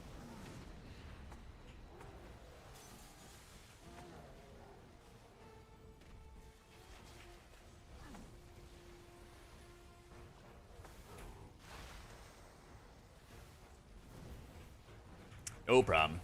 Arguably 10s be on release. That's up to Blizzard. They should not be very hard because we basically have like a sweat player quarantine zone at 12s and up, right? But at the moment, they're going to be quite hard, yeah. I hope that they fix it though.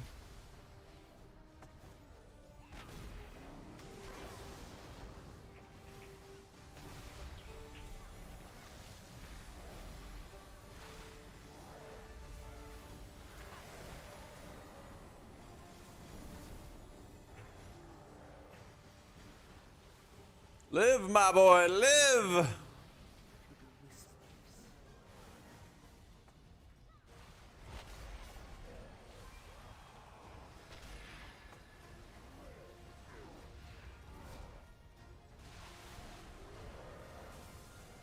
Channel build so mana heavy? Just have your totems cast them for you. I haven't gone to him in any fights yet. Leash in my M+? Yep.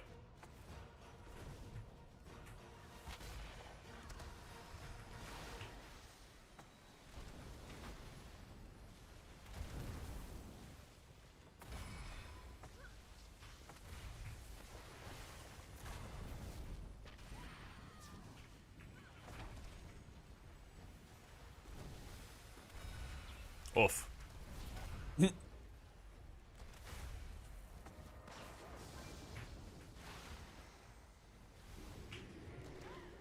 Dude, they all just targeted. They're like sniping down one player at a time. Why are they not focusing the healer ever?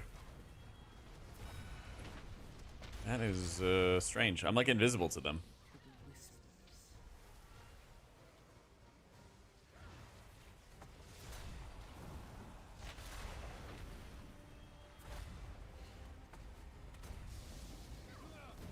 Big thing here is you just gotta spread.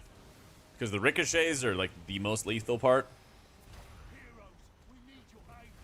That sea giant is demolishing everything in its path. Wish there was actual incentive to enter the quarantine zone. Yeah, I agree. Oh, I agree. Is this gonna be good in raids? Very good. In 10s, we get scaled to 613, which is like upgraded normal gear. Thank you, Schwinsta. tagging. They used to, but not anymore, Andy.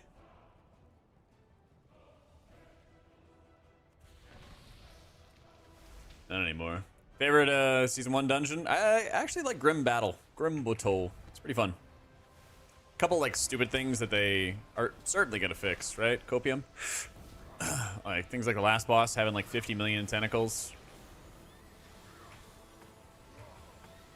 Bit much. Least favorite, maybe this dungeon. I'm not a fan of bringing back Necrotic Wake and Mists either.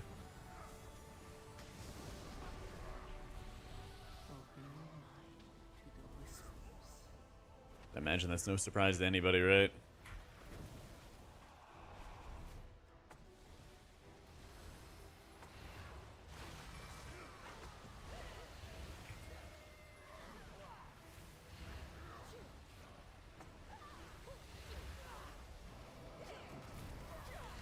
Would be a good choice? I think so. I think that there's a lot of people who are like, oh my god, it's not going to be good because like AUG and stuff like that, but if a spec just does really good healing, it's got to perform well in dungeons. Like the way that the dungeons are these days, it's just what does lots of healing and keeps people alive. Oh, that does? Okay, let's run with that, you know?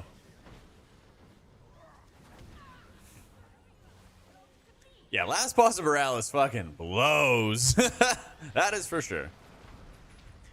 That's right, Jex. So you have, what, a minute and a half cooldown on Renewing Blaze that you can cast on the tanks for full strength. Even if they make it like half strength, it's still going to be nuts. And you got time dilation, which is an excellent CD. Oh, is it 1 minute? Okay. You got that. Yeah, you have 2 1-minute like excellent tank externals. So, yeah, it's pretty reasonable. Dad, no.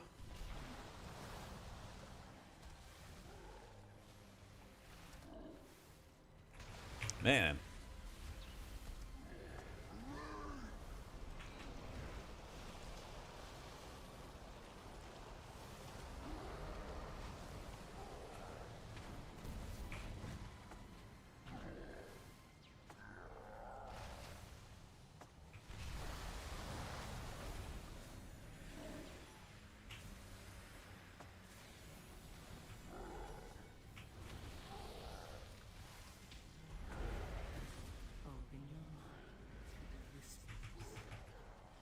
That's what impressed people never stand near you. Well, the nice thing about it is that a lot of the dungeons are in hallways. A lot of the dungeons are in hallways, so it naturally like forces people to move closer to you, whether they want to or intend to or not.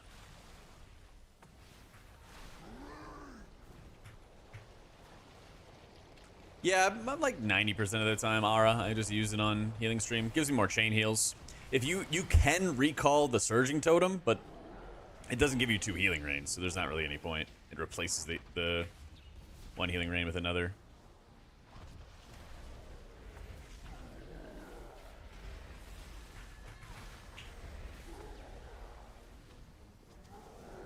It is Totemic Shaman. It's the hero talent, JC. So if you're talented into that hero talent, then you have Surging Totem, which is an instant cast ability. And then that's the big fat totem on his right foot there. And it stays wherever you put the totem at, but you can also Totemic project it to move it around if you want to. It lasts 25 seconds. You place it right here like this. And that was Downpour, which is the returning talent as well. Actually, you have to cast a chain heal here. What the fuck? But yeah, super easy. You can just move around in the healing rain.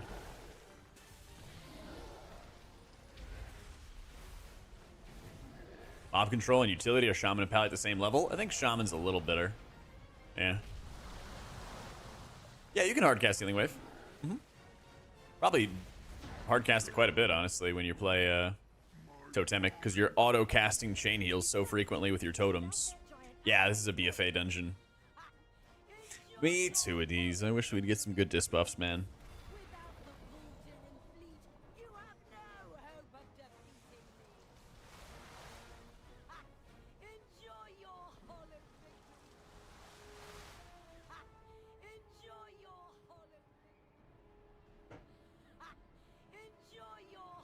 is relegated to raid only. Seems that way, yeah.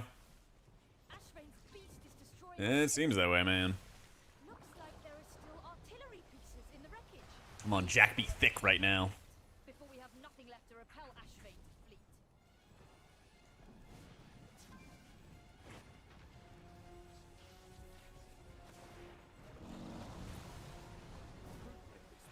TW starts. Will it show season 4 IO? I guess.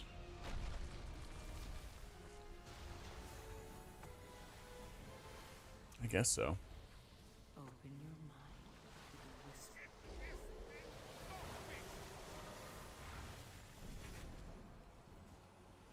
Yo, how's vacation treating you, Equinox?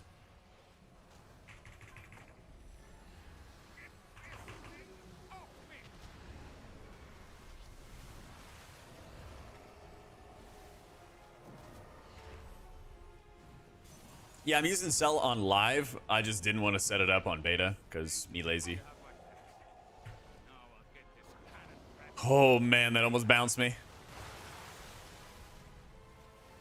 And good guy Nick helping me out.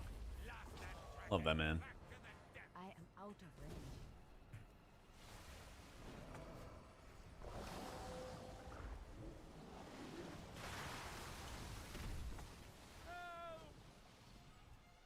Oh yeah.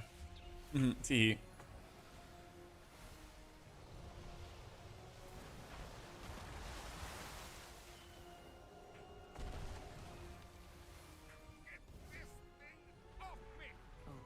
don't like the Ascendance procs? Well, don't talent into it, right?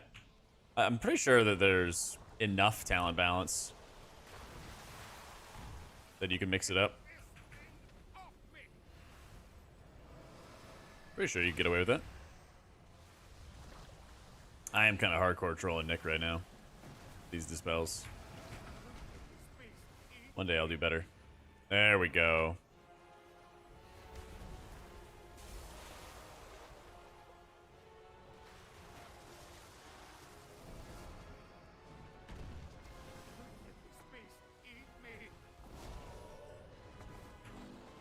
Yeah, DRE is the very, very bottom.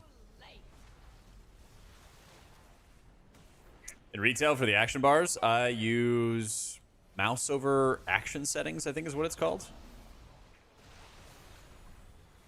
Please. There we go. Yeah. Exclamation point UI is linked at the very, very bottom Sentu. So I know it's like default bars, but I just make it so that they hide in combat, basically. Cannon's good to go. Turn that beast in. Open your mind to the whispers.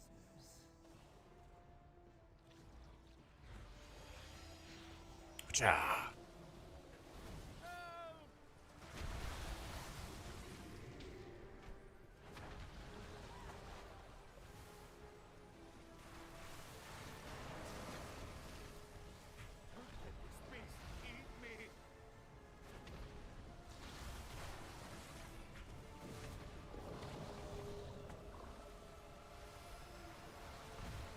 No! This fight's still very stupid. Raids or M plus Cades? Or both? Be a second to get this cannon working. Ready to fire.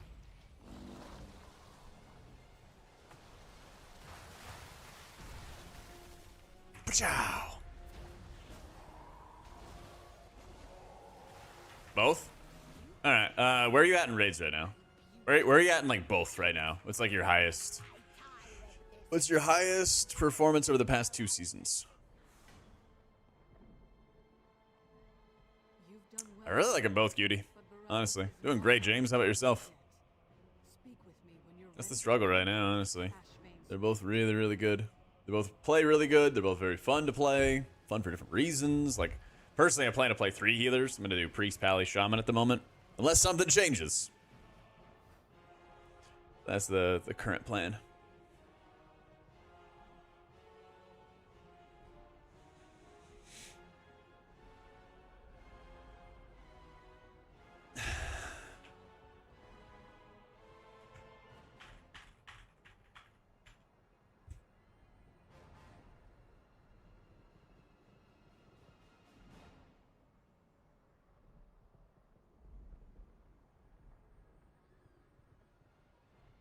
Supposed to see more play if Aug wasn't meta? Definitely, yeah.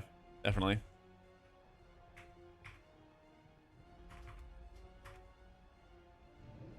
Ouroboros, what the fuck? Done 8 and plus can get AOTC fairly easily. Previously healed a couple early mythic grade bosses, but nothing crazy. Okay. So I would say is first things first, getting really comfortable with all the raid encounters and your spec's job in the fights. So a website like lorgs.io is definitely something every player should bookmark if you are doing any kind of raiding. So what you can do with this website is it lets you track how people use their abilities on boss fights. So if, you know, you're playing a Shaman or something like that on Tindril, not only is it really good to see when people are using major cooldowns like Spirit Link or Healing Tide, Ascendance. In fact, it's often better to like isolate them and say, okay, most people are using Slink here. Most people are using Slink at other points in the fight, right? You can kind of see patterns. It's also really good for seeing when people use defensives. Oh, everyone's using their defensives here? That must be an area that they don't have a barrier. They don't have a Devo. They don't have something else that's giving them damage reduction. And this will protect them, right? So it's a good way to, A, not die, which is going to matter a lot for your logs, but also see when people are going to be blasting their HPS cooldowns. Oh, how are they using Ascendance and AG together? And you can, of course, do this for any healer spec. You can do this for damage dealers as well. The important part is finding when they're like the patterns and then going into the logs afterwards to discover why, you know? Like sometimes you're going to see like a little difference in cooldowns, and maybe that's how the healers are organizing, right? And so that's a very easy way to like study up on the fight and then also get the first impression of how people are using cooldowns and then why they're using the cooldowns, you know? Because you could go into a log and find the rank 1 log and just look at what they do and then copy that, but there might be context or there might be other reasons. But when you see, oh, everyone's using it at about the same time here, at about the same time there, there's probably a reason for it, you know? So this is a good like starting point to like understand the whys. Let me see.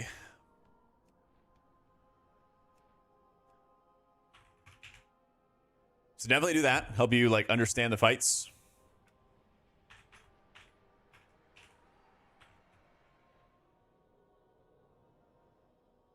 And like get comfortable with them. Obviously, like in the grand scheme of things, having high parses doesn't automatically make you a good player. But when you're trying to rise through the ranks, people want to see that you have the capability to blast. And part of that comes with like just mastering your spec, you know?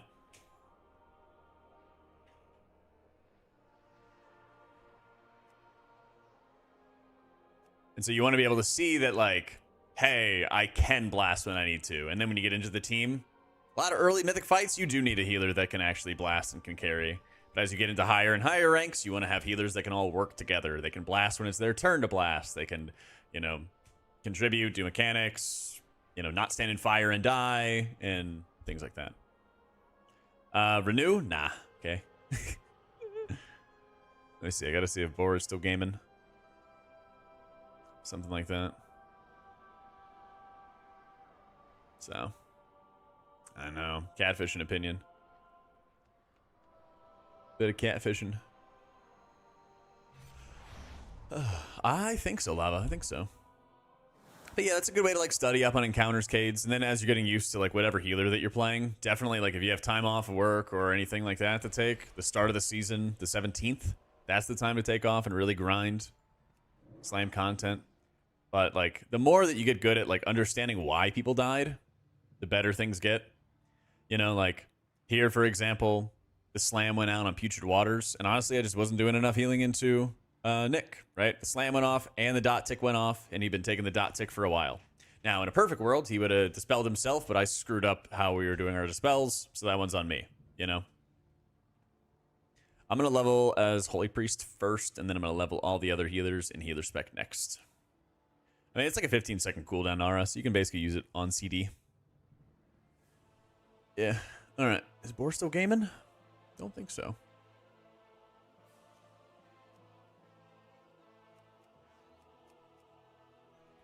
I think he's just chilling. Where to next? Spell description on the death log? Oh, I think that's new-ish. Details. Advanced Deathlog plugin.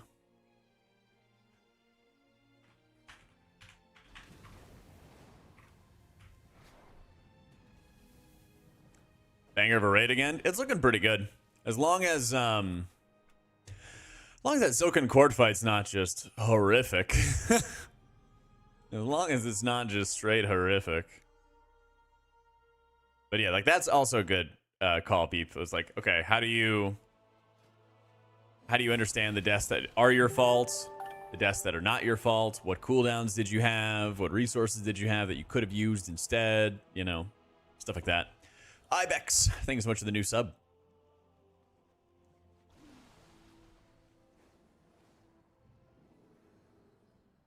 What's up, Brett?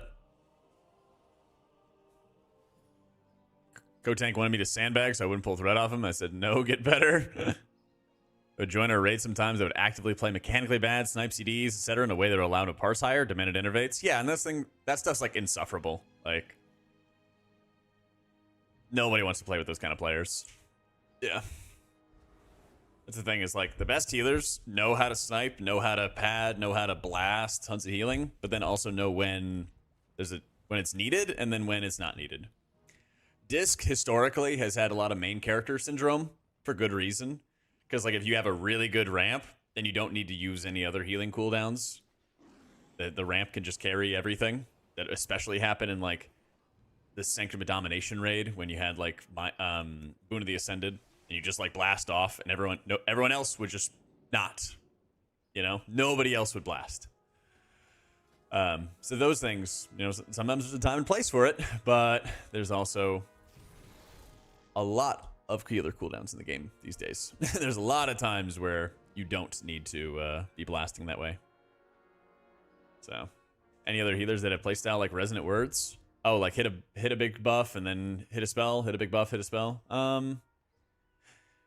I mean, kind of like, it's like Lightweaver, Resonant Words, all that fun stuff. Maybe you could kind of see it with a Farseer / Riptide focus build, where your Riptides build up tidal waves, which give you either crit for your surge or cast speed for your wave. Something like that, I guess. Bring back Spirit Shell. I miss being toxic. Dude, I was not allowed to play anything but Disc in the raid. I couldn't play my alts. I couldn't play Holy. Like, the guild was, like, dependent on the shields. Otherwise, they die on farm. It was ridiculous. Yeah. Yeah, they're by far the top two, Kiamri. Yeah. By far the top two.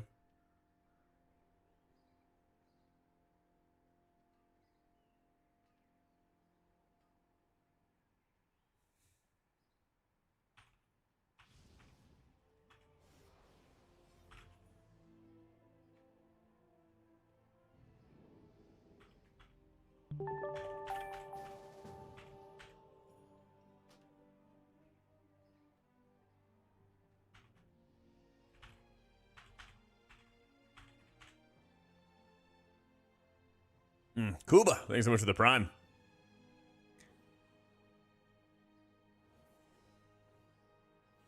With trinkets, just doing like stat sticks, syringe, and empowering crystal. I haven't really gotten to like balls deep in the theory craft stuff. So, sometimes during healing, I panic and do stupid mistakes. What advice would I give when healing in those situations? Record your own gameplay. Yeah, like, record your gameplay and like watch back why it happened, how it happened, kind of stuff.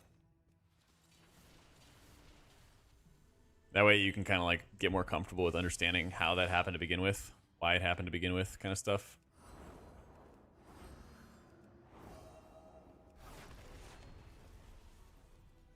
But then you gotta like, you just gotta work on the confidence, and like confidence comes with like understanding why something happened, understanding how something can happen that can screw you up, and then also just like having the locus of control, I guess, in your own activities of like, okay, if I make a mistake, I'm going to call myself out, hold myself accountable, try to find a solution for it, you know? Herald of the Sun, Danish.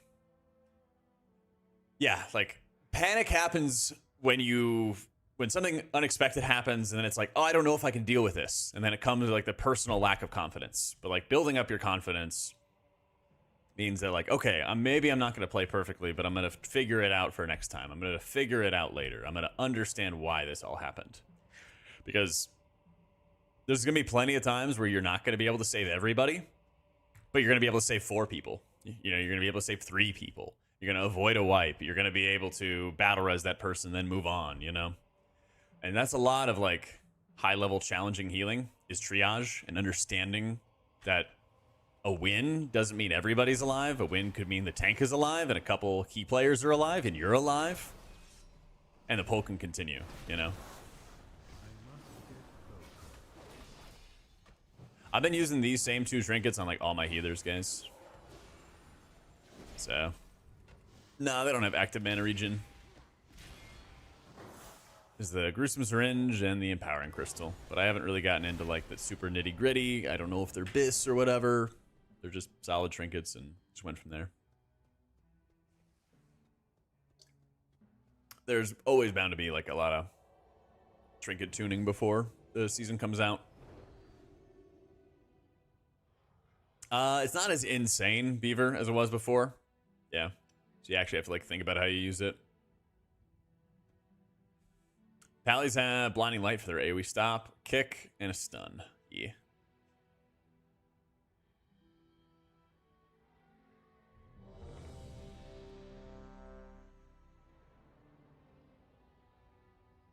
A green gear? Yeah, it doesn't matter though. Your gear scales up.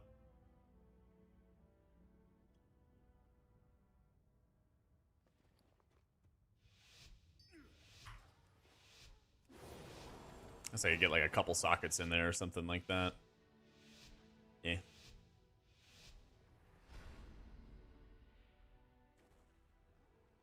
It's more fun. They're both super fun, man. It's tough.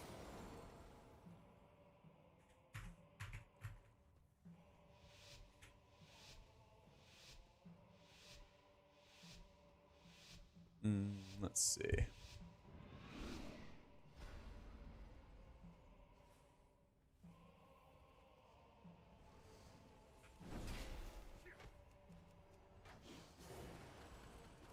am out of range.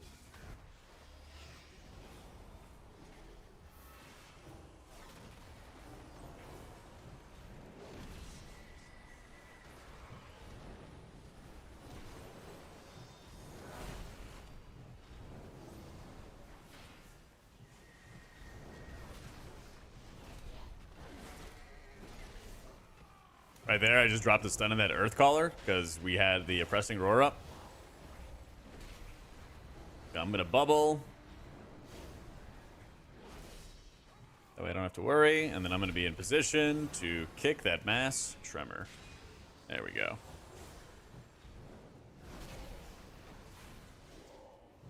What happened to Nick Bolts? Oh, it was the Embers. Yeah, the Embers deal insane damage. I think Priest to be any competitive against the state of Pally and Shaman? I mean, for like, what environment, right? Like, for 0.1% groups? No. Like, people are probably not going to bring Priests.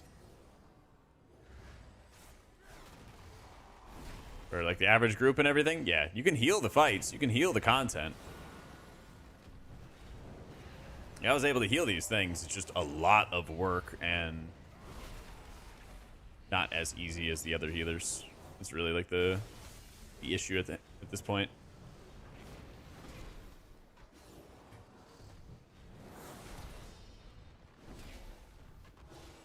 Like whenever a healer just needs to work just 2-3 times harder or something like that in order to heal the same content, it usually just is a recipe for disaster, you know?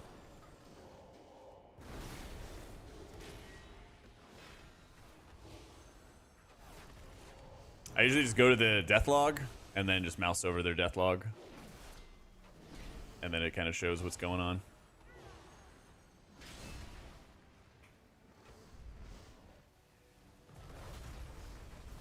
Going pretty well today. Been doing a lot of Pally and Shaman goodies.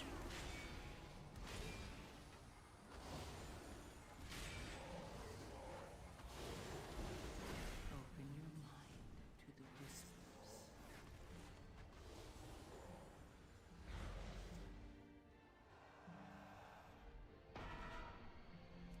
There's not really a huge playstyle difference. It feels like it's just a lot easier to... It's a lot easier to properly leverage. Wow, we just killed the shit out of that one. We, like, really overkilled it. It's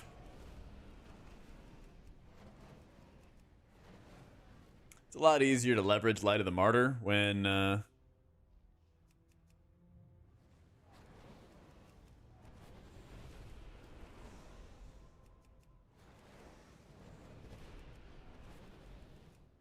you actually have Herald of the Sun around to help.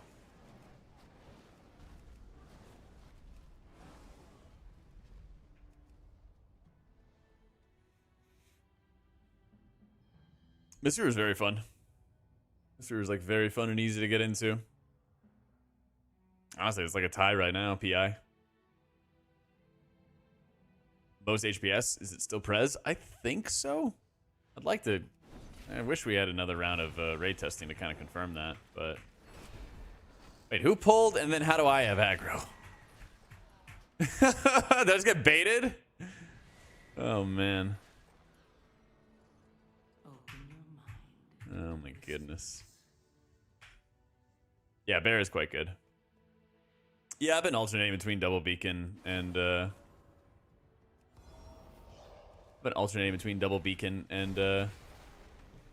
Virtue. They both are like good for different reasons. So maybe HPally for like biggest HPS at the moment, but I don't really think that's gonna last. We'll see. We'll see. Pally was never starving for healing, and then they got buffed this past week, right?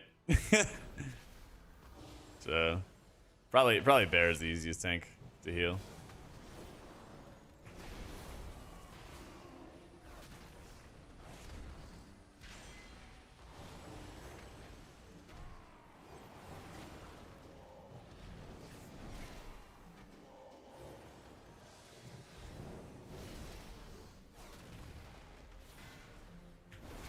Major tuning patch before release? Yeah. 100%. I mean, there was, like, you know, last week, right? I think it's only going to continue. The lasers are from Herald of the Sun.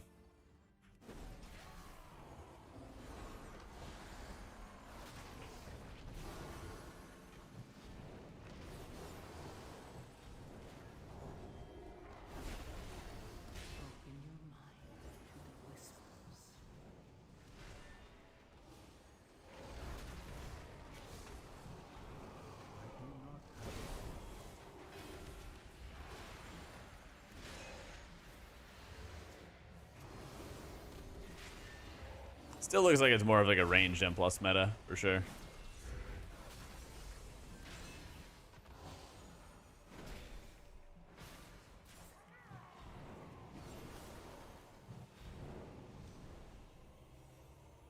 I'm playing Earthen right now. Yeah.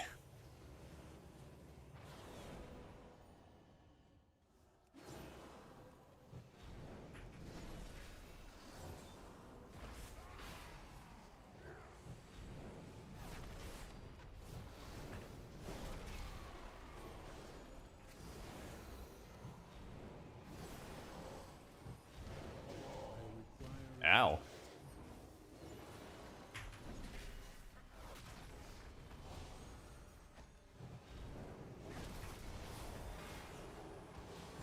I try to shield the righteous when I can. Yeah. I think I have the, what, Shining Righteousness talent. They'll give me a couple freebies here and there.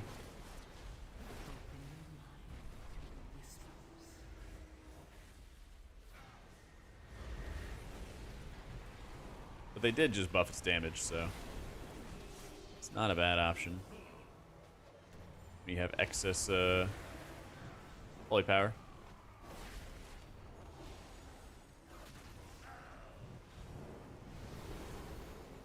Still torn between Prez, HPally, and Shaman. The choice is so tough for someone doing PvP and PvE. Yeah. Thankfully, you're going to have a lot of time. Thankfully, you got a lot of time.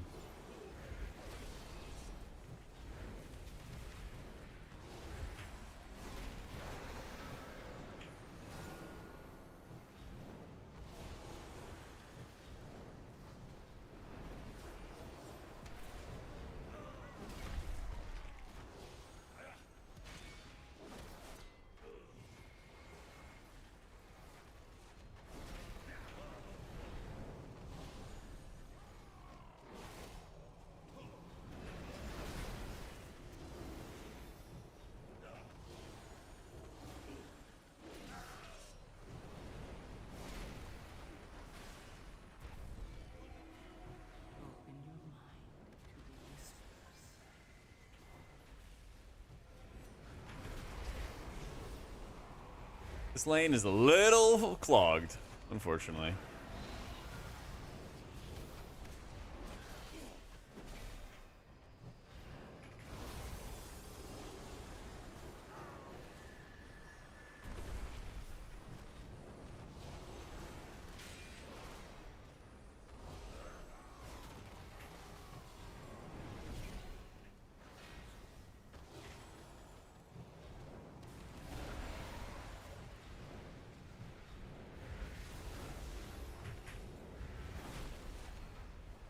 It's not clogged, it's just cozy.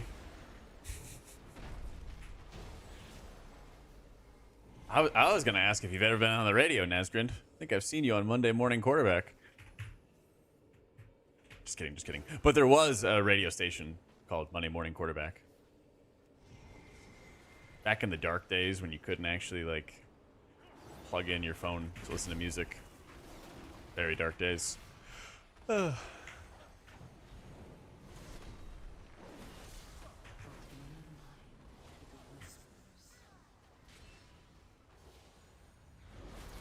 Destro Rain of Fire for single targets, cringe. Well, just don't listen to Kalamazoo, man.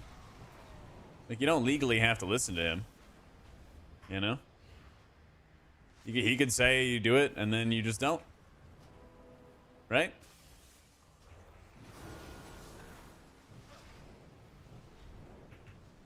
You could just tell him, no, Kalamazoo, that is cringe. I will not do that. This Destro gets 100% nerfed next week, probably.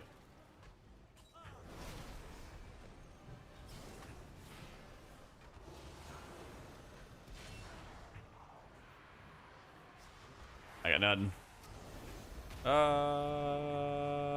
I need an even lower cooldown on my kick. Can I res this? Oh, I can. Yeah, let's go. Mirror images do their thing.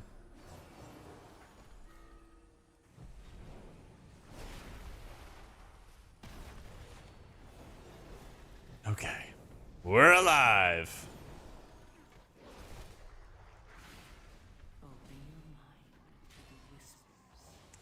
It feels pretty good having double beacon. I've still been kind of on the fence as to which one I want to stick with long term.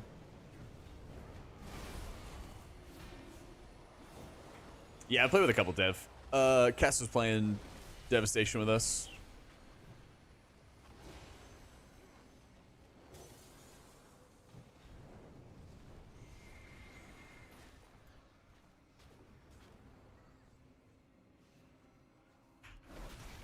A spell I need to cast. After you cast Prism, you get a buff called Divine Favor, which makes your Holy Light faster to cast. I just did it right there. So there's times where you're like incentivized to do it in good ways. Yeah. You're not like hardcore forced to.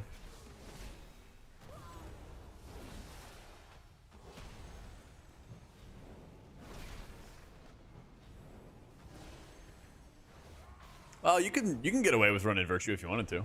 Yeah. You just can't like overcast it, you know.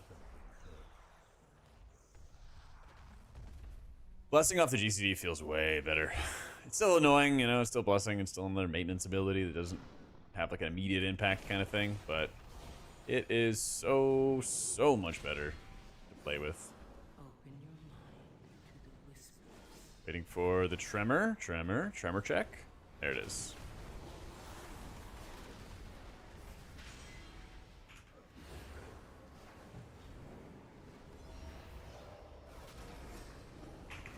Off wings, big heals, no stun yet. Oh, I did get the stun off, let's go.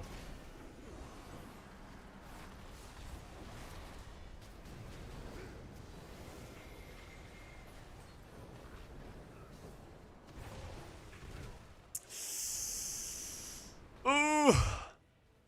The bolts. The bolts. That was kind of an issue of like rounding up the mobs fast enough, basically.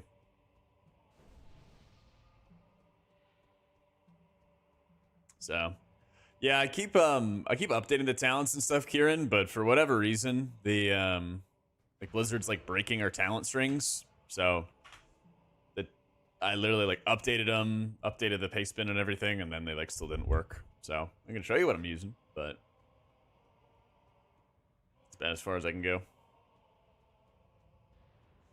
Thing is, you don't really like have any other mana drains besides Virtue. So as long as your mana is fine and you're not like overusing Virtue, you'll be okay. Yeah. So I got my beacon on the Aug and then on the tank. Oh, that's the wrong button.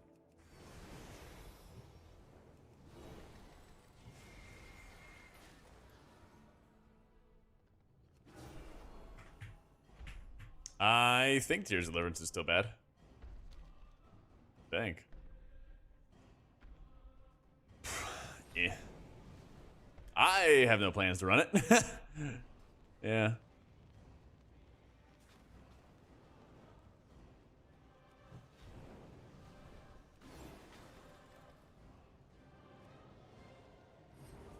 Lights with the raid spec? It's kind of a dead spec at the moment.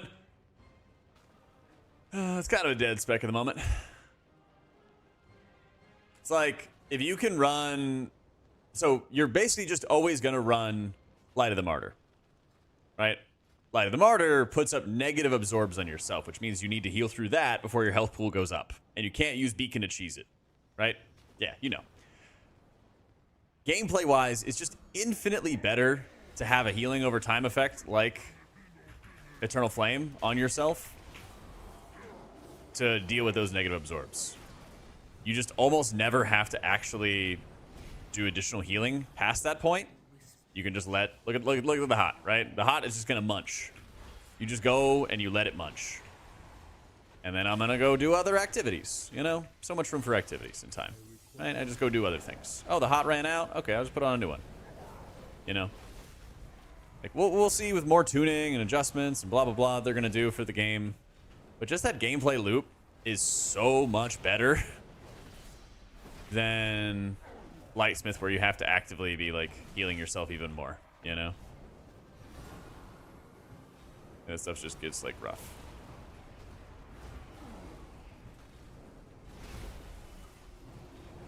That would have been a pretty good area for Virtue. I'm doing well, Imran. How you doing, man? Aug Scale Commander or Chrono? I haven't gotten any cringe birds flying on my screen, so I think that he is Chrono. So. HPally is going to be insane in raids. Yeah, like really, really insane in raids. Having proper spot healers for one is always needed, always helpful.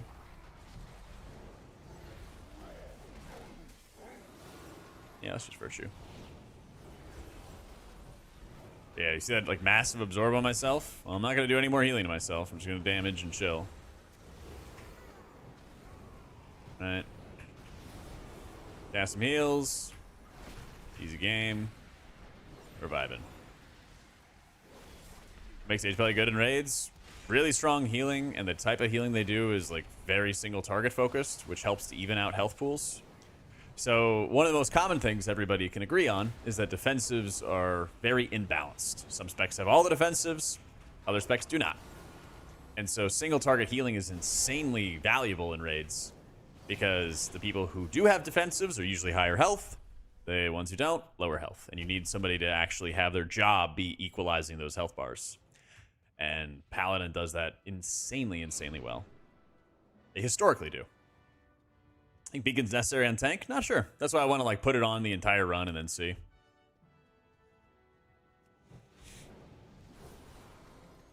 Could very well be another meta of just putting it on other people.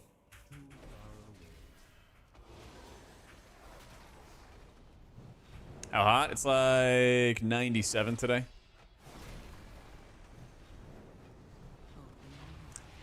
But thankfully I live in America where we have invented air conditioning. Fuck yeah. Love me some AC.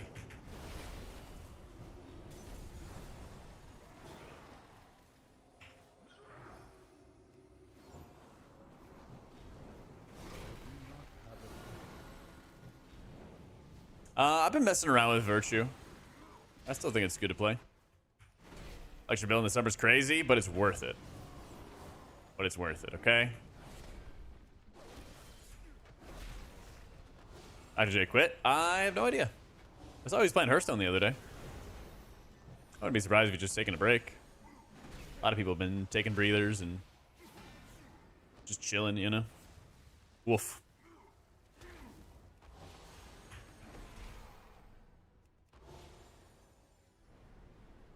Cha.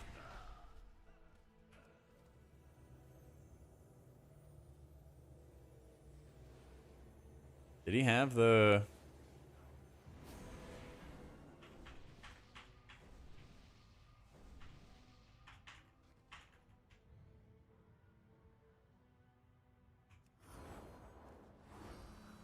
Oh, wait, no.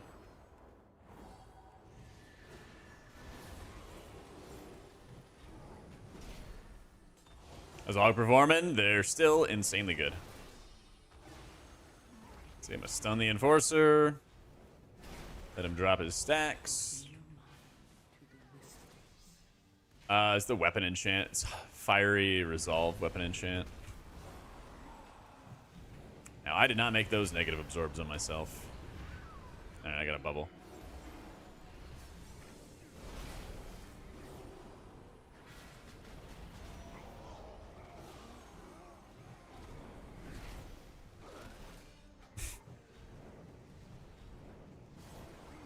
Just cast Soothe. Does he, maybe he doesn't have Soothe. Oh, he does have Soothe. Cast Soothe.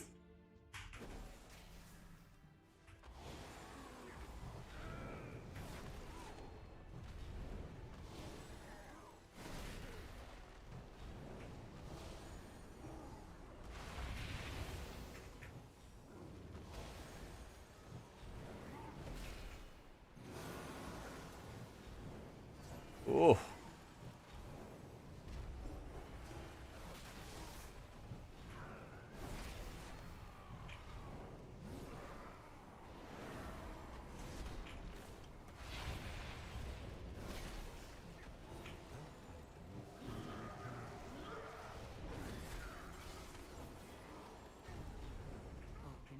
Smooch. RSham or HPally, I think they're both going to be repped in the Race World first. Yep. They are both going to be... Oh my god. I saw like movement to my right, but it was just the weapon. Yeah.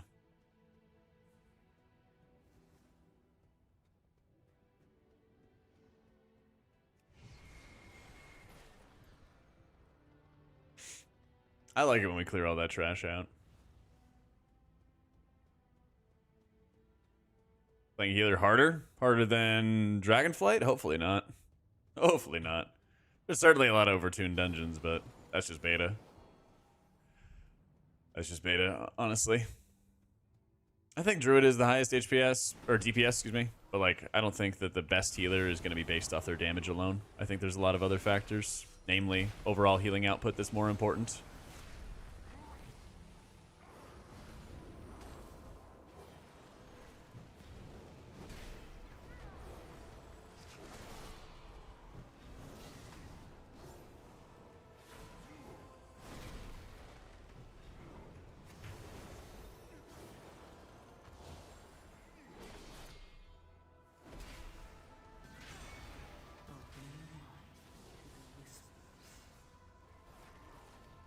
We getting count? I think you could just press W and kill everything else, and then we'll be fine.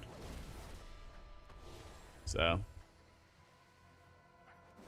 You Light of the Martyr. It's a weird adjustment. I think it just further reinforces running Herald. Having the healing over time effect is just really nuts. If he does that, we're going to pull a dragon. Oh, well. All right, and plus, I have a hard time choosing between Shaman and Paladin. That's the thing, man. I'm planning to play both of them.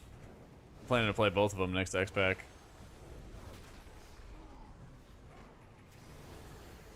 Have you had a chance to like play either on like beta and stuff?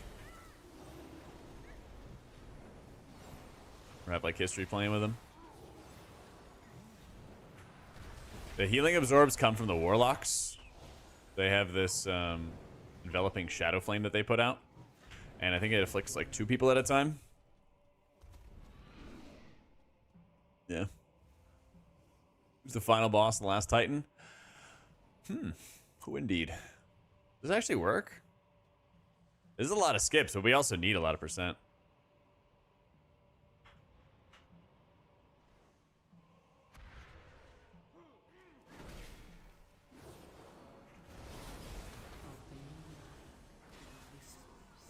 I haven't been able to play Shaman and Raid personally, but I think it looks fun, what I've seen. Yeah, Monk's still very solid. They buffed it. They buffed Tears Deliverance this past week, but I don't think it's enough. I hope it's not enough. Yeah.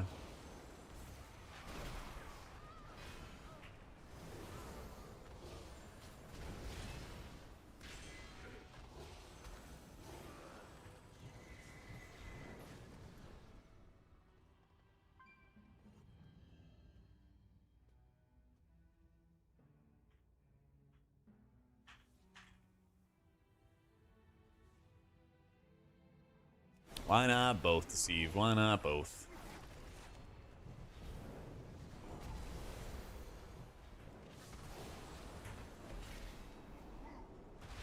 Glad to have you, Flavor.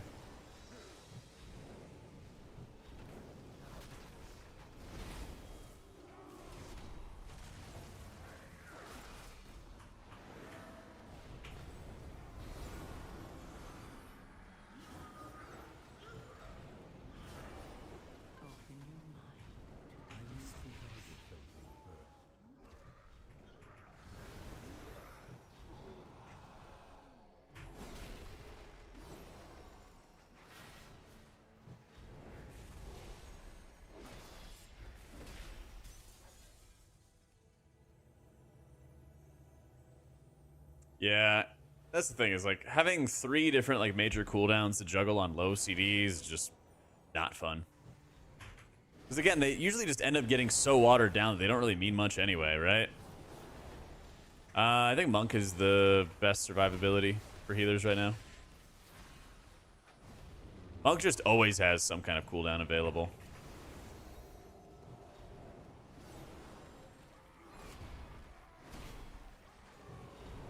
Paladin has like the stronger immune, obviously, but you're talking about like frequency of damage kind of thing. Monk can always have some kind of defensive every single time if they needed to. I know, right, Tally? A brutally overtuned was the main draw of doing them. Reps, yeah, it's just like reps, but it's also like, you know, what do you want me to do? Go play live? I don't know, it's fun to like, when dungeon content's really overtuned, it does help you get better when the content comes out. Because you have to think about like every global and how you're going to respond to incoming damage. It also does a really good job of like training you for pugs. Because let's say I'm doing a run with like really good players, right? They're naturally going to take less damage, but if the content itself is already dealing way more damage than it ought to, it's, you know, that overtuned level of damage can be pretty similar to pugging with people not using any defensives. And when you pair it up with pugs and overtuned content, then it makes you a lot better. So, in general, it's good practice. Overtuned dungeons push you to play more perfectly. You think more about your abilities and the consequences of hitting them, how I'm going to use them. For example, here, I'm just going to bubble, and I'm going to sack Nick. So, like, before Formal died to that frontal, we were big chillin'. I had Beacon on Mad Drag, I had Beacon on Bear, I bubbled myself, and I just started focusing some big healing into the Warlock, right? Unfortunately, how that mechanic works is it, like, increases their haste, so it actually makes his, like, frontal cast faster. So, basically, Formal, and it could have been anyone, it could have been me. Nobody would have been able to react, like, fast enough for that.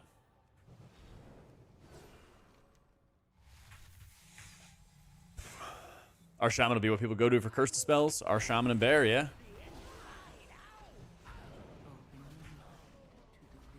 Yeah, they just moved it down, Kiernan.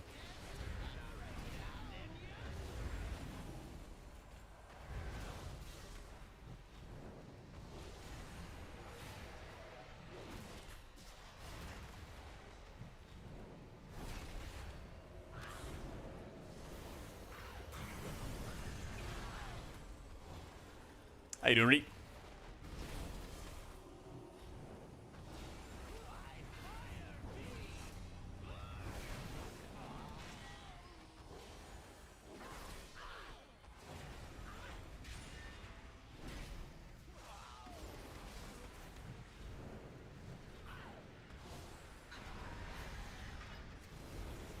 Season 4 still running? No, it's like it gets partitioned to be like off season basically. What's the t-shirt? Race the world first, baby. The Team Liquid Fyrak. It's got all the bosses and stuff on the back too. Send me an iron. I don't really do a lot of golfing. I'm good though.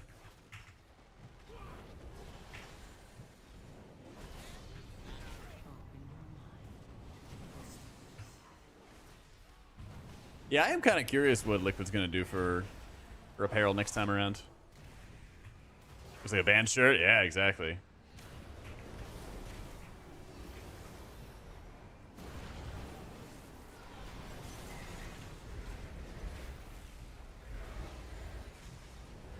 This is Riz to world first. Perfect. Absolutely, Kilo. I got you. Thanks for checking it out, man.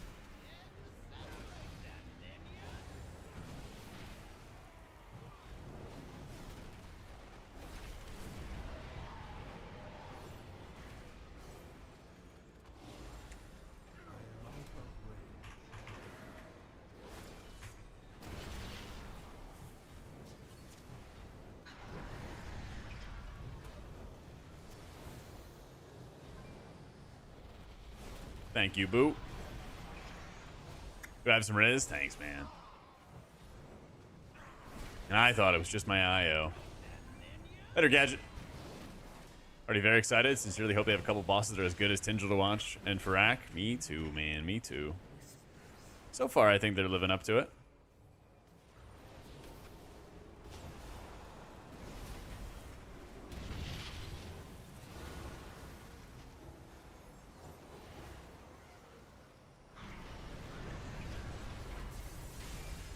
I got eyeballs on me.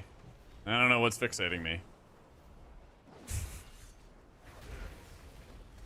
IO goes a long way. All right, good to know. Good to know. Another Halandris boss? Yep. I think about that all the time. That's what I think all the time. We need another Halandris. You crazy for thinking Disc is very underwhelming? Nope, you're not crazy. Well, you might be crazy, but not for that.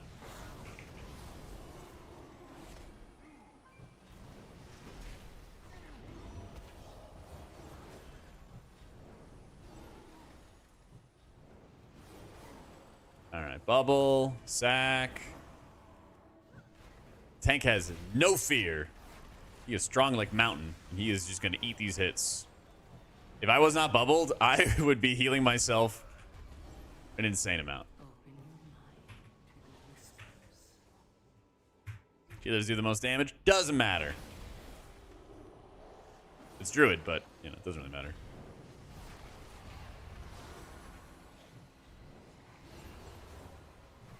Whoa.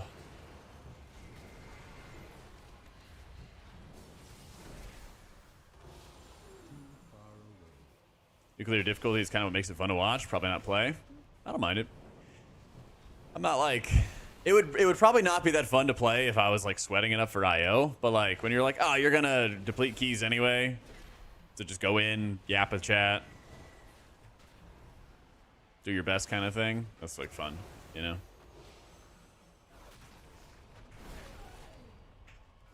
Aug is still really, really strong. Still tier 1 for raids and M+.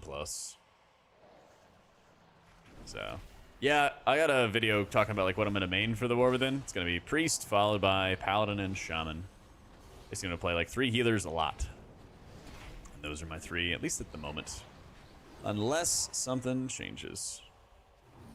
Dang, he cheated. I hesitated on a global there. So, tips for the last boss, bring somebody who has an immune. Bring somebody with an immune, Have immune some tentacles. Easy game.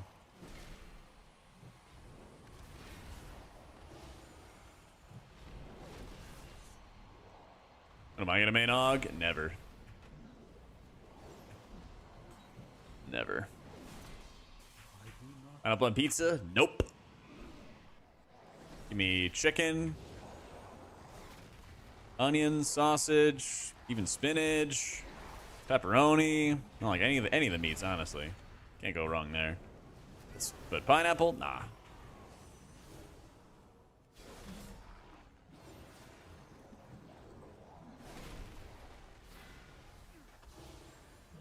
My first character was a rogue Buck Nasty, and I got cutting edge on it back in like Siege of Orgrimmar.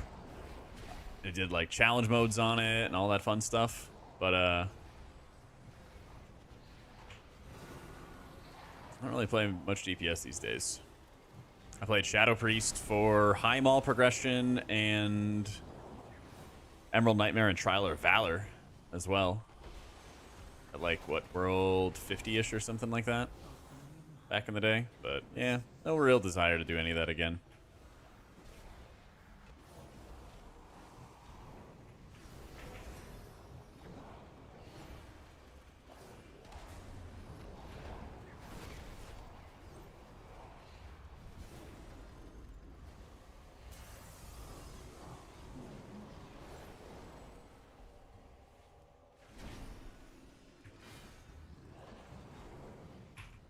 Do I hardcast? Not often. That is... I'll show you the total amount of holy lights I cast over the course of the dungeon, but really not too many. Really not too many.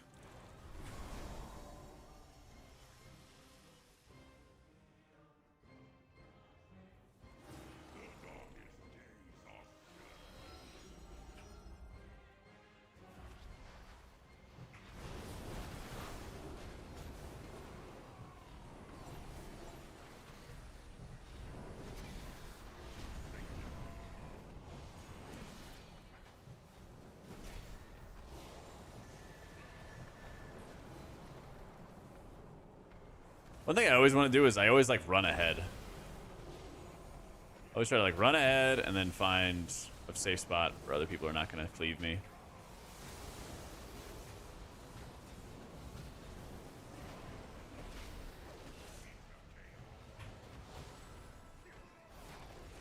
Last minute big dungeon tuning? Oh yeah, almost certainly.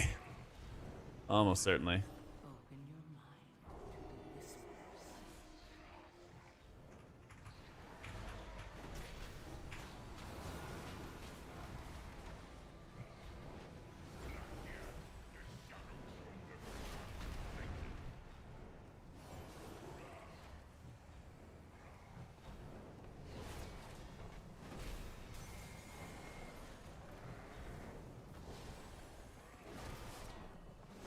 Oh yeah, this fucking sucks.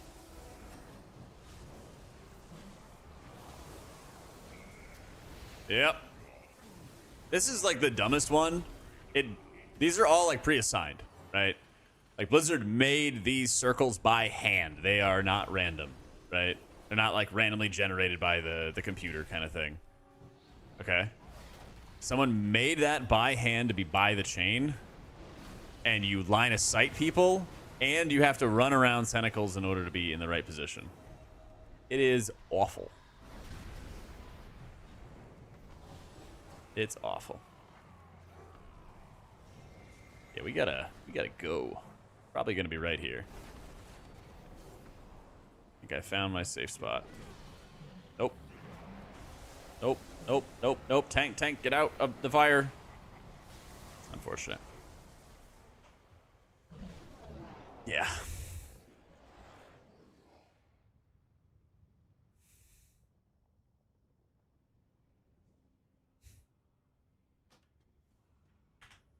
Dallas, certainly. One sec. Yeah, we got some awful RNG with our circles.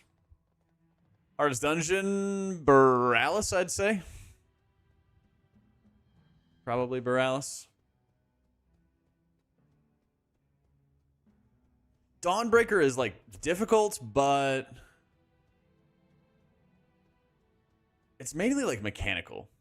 It's like you just need to execute well. I'm almost certainly gonna have like a route guide or something like that for that dungeon for like easy mode, like press W strat, because they exist, but I think people try to overcomplicate it and think that they're like God mode when it's like, no, if we just play safe and we'll be fine. Dynamic macros like binding Riptide and Flame Shock in the same key. I never really do that kind of stuff personally. I think there's like a subreddit for it, like WoW Made Easy or something like that.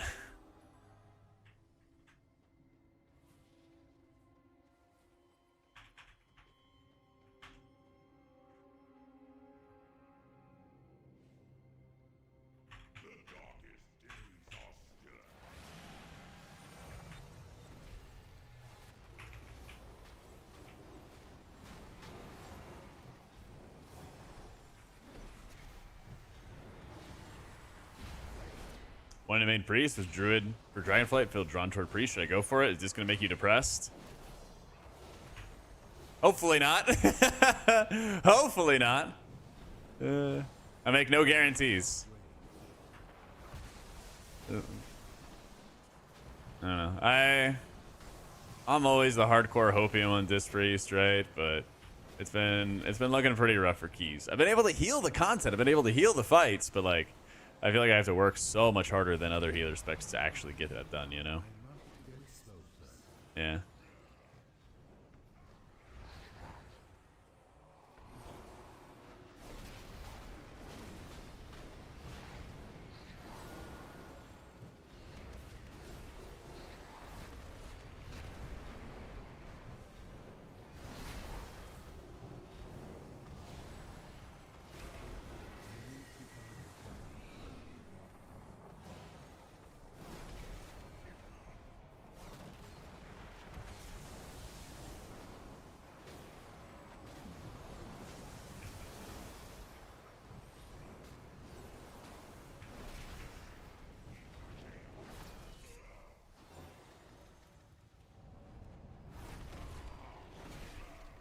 Oh, tank's dead.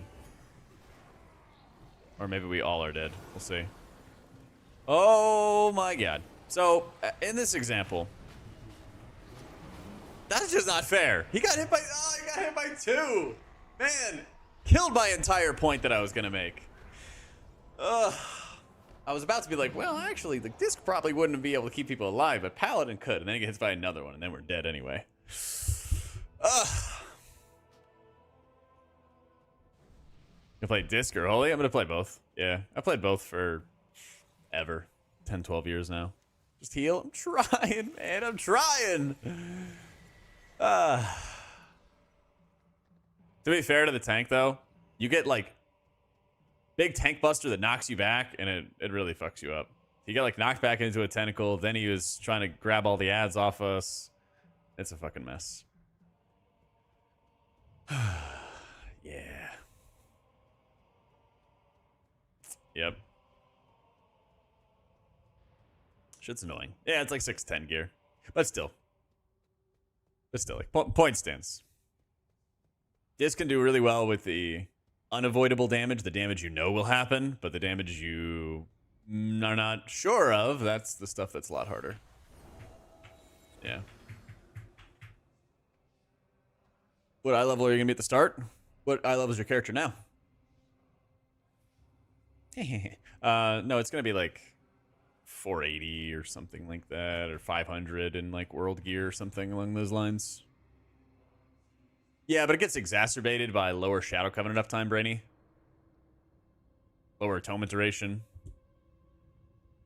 Yeah. Yeah, Holy does feel better than Disc and Keys.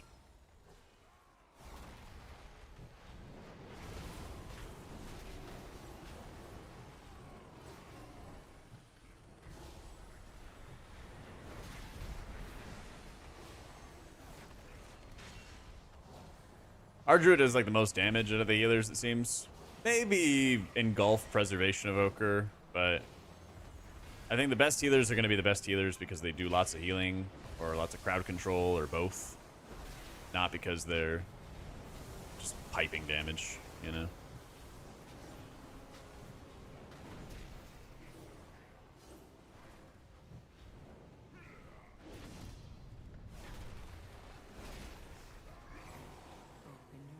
Yeah, don't envy the tank for that job.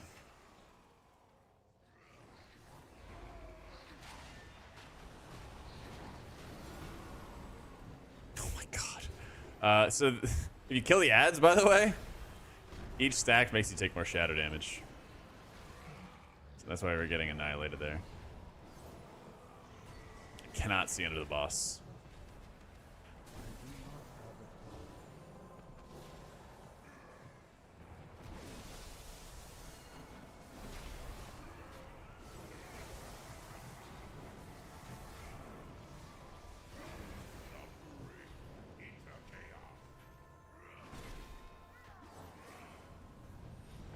Oh no. Oh, he got it. Let's go. We got the charge back.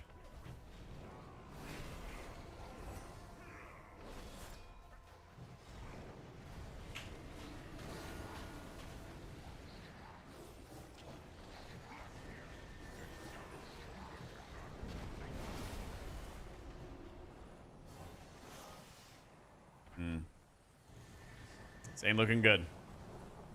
This ain't looking good. The circle is gonna end like right here.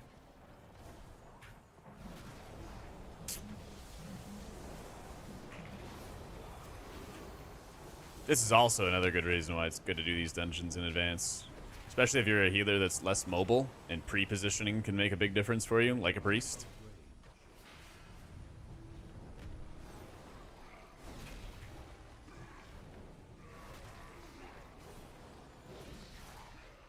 God, they love AoEing these ads. Alright.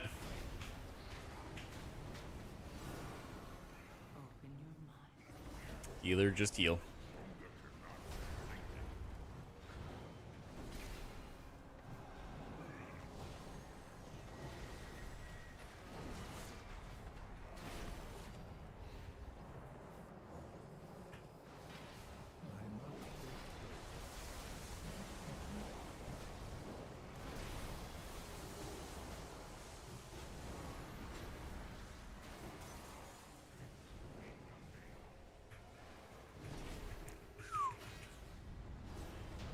Let's fucking go. We also need a lot of percent.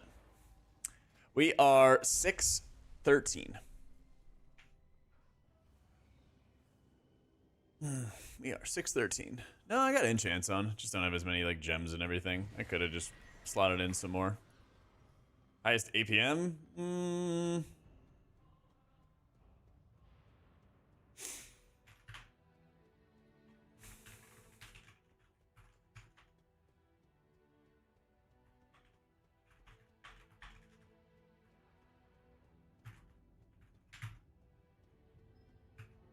From self, if you want to do more damage, Rain. Yeah. If I knew that I was going to struggle with healing, especially those AoE bursts, I would put it on like a DPS because then their damage would convert into some healing. I actually don't know how good the healing actually is. I don't know. I imagine it's not great, but let's see. 12% of damage to be converted into healing.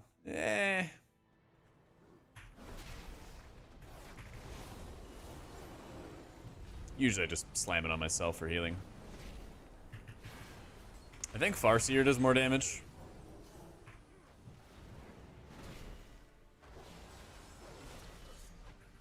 Druid would be highest APM? I think that's right. I think that's right.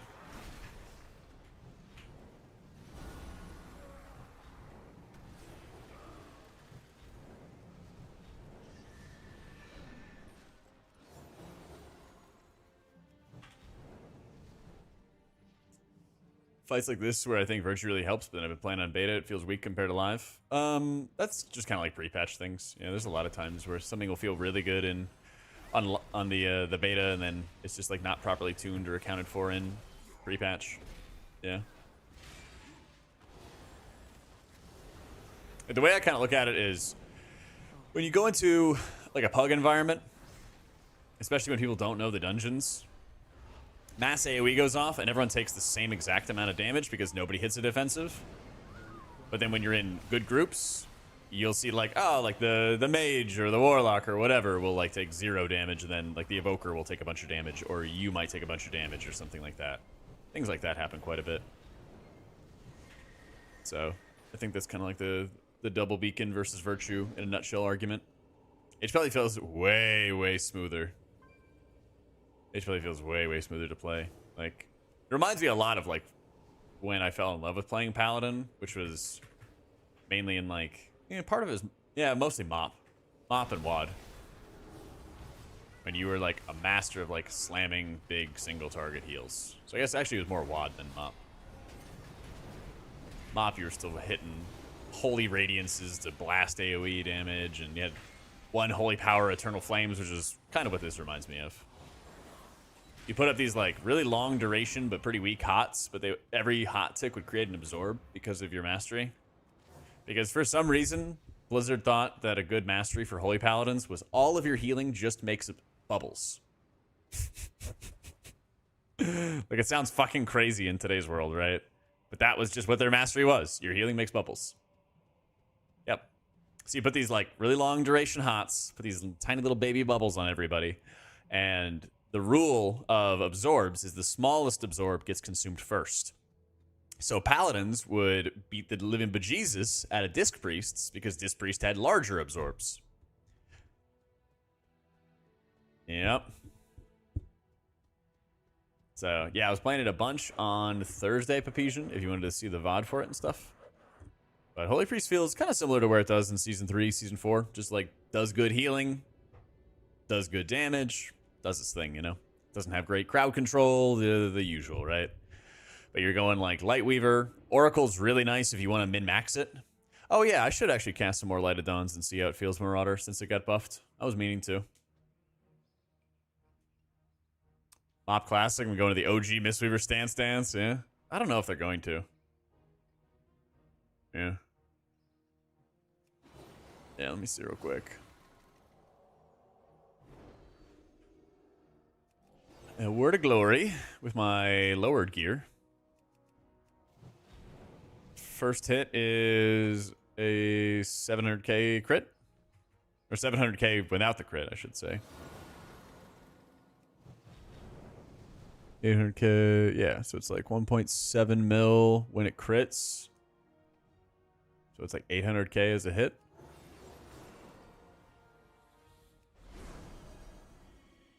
$800k onto one target versus 130k onto 5. Math.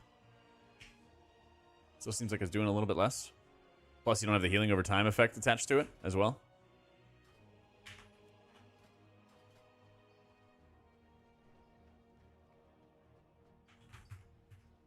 Yeah. 3 stacks of Atonement. I think it wasn't it stacks of Evangelism, and then you consume it for Archangel? Yeah. And you'd cast Prayer of Healing to apply Spirit Shells to your allies. Bursting Light Shard? Oh, I know it's good. Yeah. Oh, I know it's good.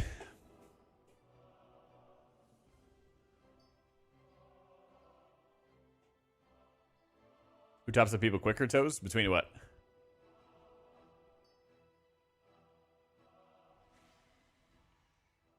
Yeah, I remember like begging my raid leader to fix groups for parties.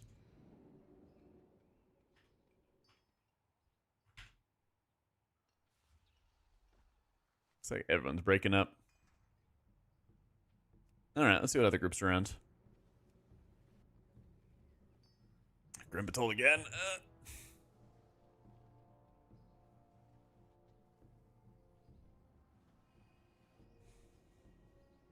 Yeah, on, God, what was it? Not Thok. Malkarok. It was this big circular room. And so we had to put one melee in every party. And then Disc would cast Prayer of Healing off of the melee party member. So it would hit all of the other players around him. And then that's how you would set up your absorbs. So, yeah, they were earlier in the VOD, Ross. If you wanted to see them. I was doing both Farseer and Totemic. So... yeah, I'm still writing the guides for Disc and for Holy Priest. The guides also got a nice facelift. If you're interested, I really highly recommend checking out the rotation pages. Right here, with a little gear. Because they go over just your general goals for what you want to accomplish. How are you playing? How are you focusing on your output? All that kind of fun stuff. Oh, don't spoil the EWC for me. I'm gonna go watch back the VOD later. Yeah. I was watching Last Chance. I'm still like way behind because it's been playing during stream, but I'm gonna go back and watch all the VODs. I'm ready. But yeah, basically like the disc page and also the holy page as well. It's like, here's your general goals. Here's what you're going to accomplish. Here's what your focus is. When it comes to raid healing, again, a little bit on your focus, what you're doing, a little bit on downtime, all that kind of stuff. So there's also a bit about ultimate penitence, but it's notably by default hidden. You can click the drop down if you want to read up on it, but TLDR, not good spell. But yeah, this should hopefully be like way cleaner, way more straightforward to use. I might add a little bit about defensives there. It talks about timing your ramps, all that fun stuff. But yeah, in like 2 weeks or something like that, I'm turning in the War Within edition, but that's the pre-patch edition, which covers a whole bunch. Yeah. Oh, they're doing mists. Ew.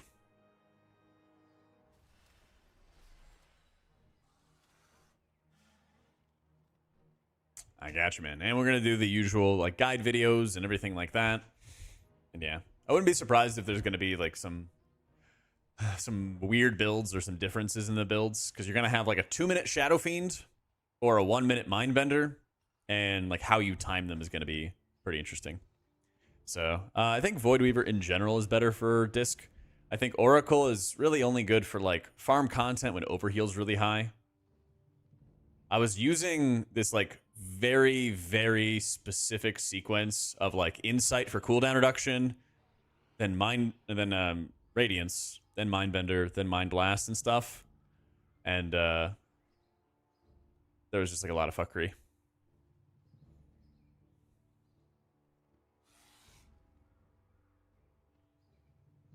More versatile with disc, more comfortable control situations. Not sure what that means.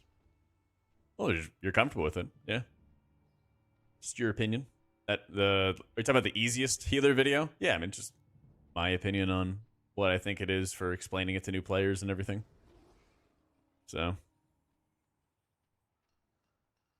just got a video talking about the easiest healers to get into, Devi, on the YouTube. I got a Mistweaver video coming out tomorrow. I had a Shaman video, which came out a couple days ago.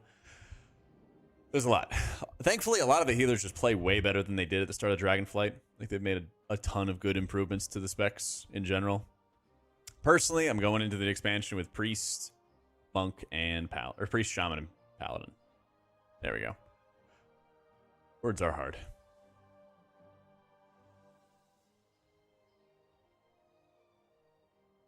Yeah, absolutely.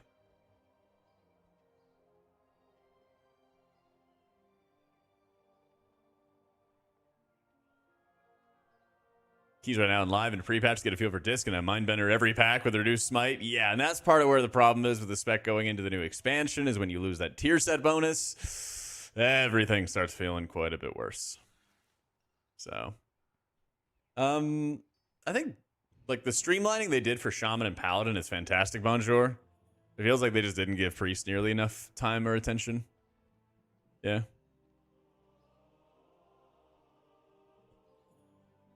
It's like this.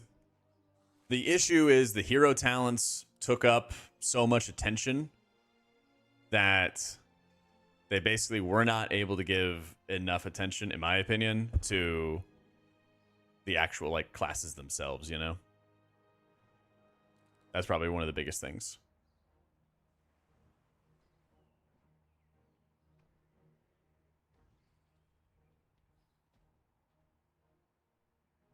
Another season of VDH, R Druid, Mage, Aug meta. Believable. They timed a Maw 13. Or a Miss 13.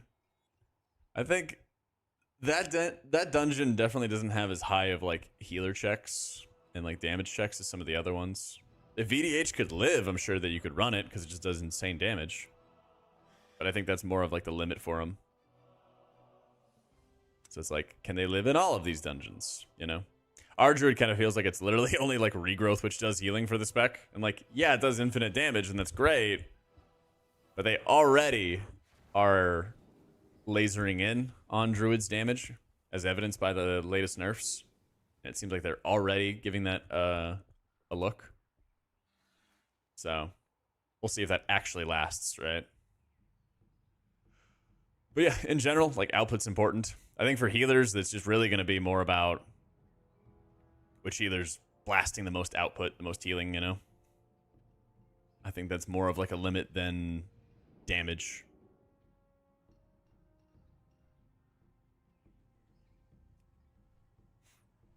I think that's much, much more of a limit than the damage that the people are doing. Or, yeah, than the healers are doing. Let me go to the bathroom real quick. 1 sec. I'll be right back.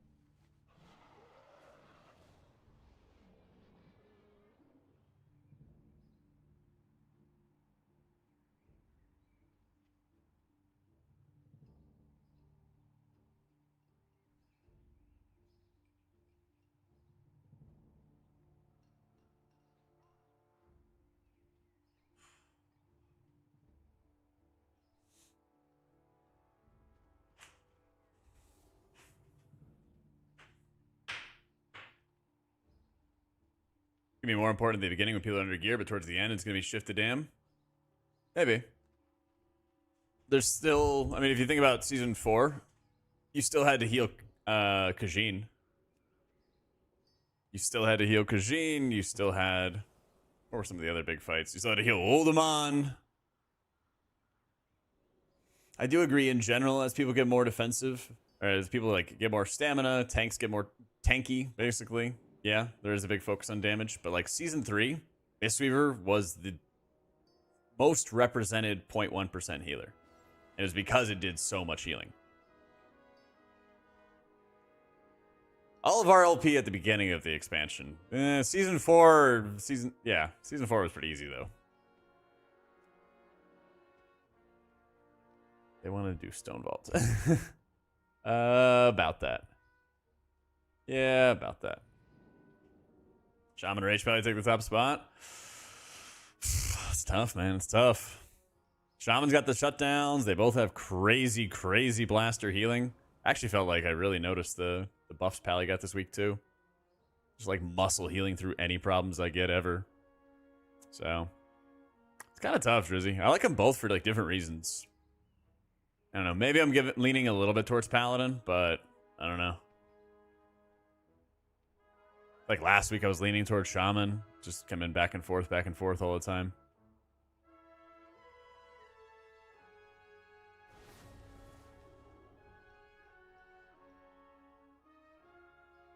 Either way, both of them are going to be freaking insane.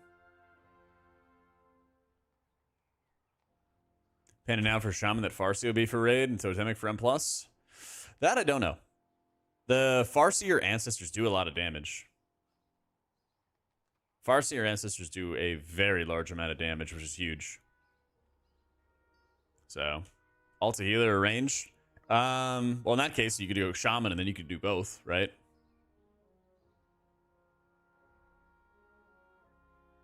And especially, I mean, if you wanted to play Paladin, you're going to be in melee, right? So, I didn't, like, sit down and compare the damage. Again, like, all of my testing guys, I'm really not focusing on, like, healer damage. And if I said it once, let's say it 1,000 times, I don't think that the #1 healer is going to be based on what does the most damage. I think that the pulls are going to be massive still, and as a result, it's going to be the healers that are supporting the tanks the best, and blasting healing through mistakes, or blasting healing through some of the unavoidable damage that just pulling lots of mobs is going to bring, you know? I really don't think, like, there's healing, output, damage output, utility, right? Utility, raid buffs, all that kind of stuff. And, like, I don't think that damage is going to be the primary factor. So, I hope this gets some buffs, man. I really do. Spec is down bad. Spec is just down bad.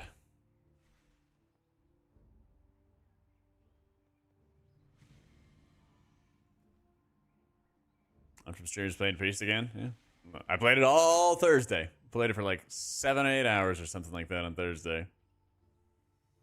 Slammed as much as I could. Didn't really like change my conclusions or my feelings on the spec and everything like that.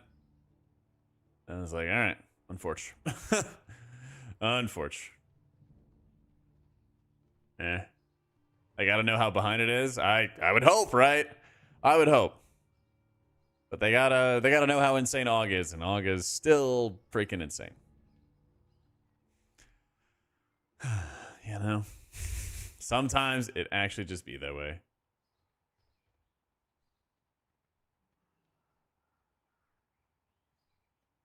Trying to find dungeons that are not Necrotic Wake and Mists, because they just, like, don't deal as much damage, and they're just, like, not new. So, we'll see if I can find that.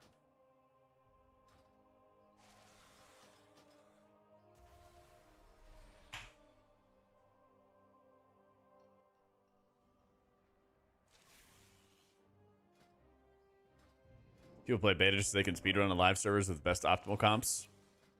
Mainly to like get new experience and everything like that for the dungeons, so they can blast, yeah. But in other cases, it's also like there's not really much to do on live servers right now. There's really not.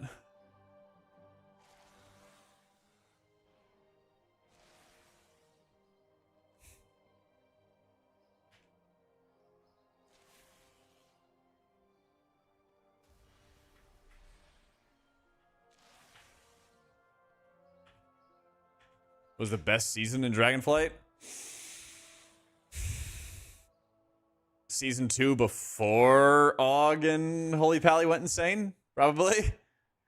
That like first half before 10.1.5 probably was the best. And then it all went downhill from there. Like season 3 got a bit better, but yeah. So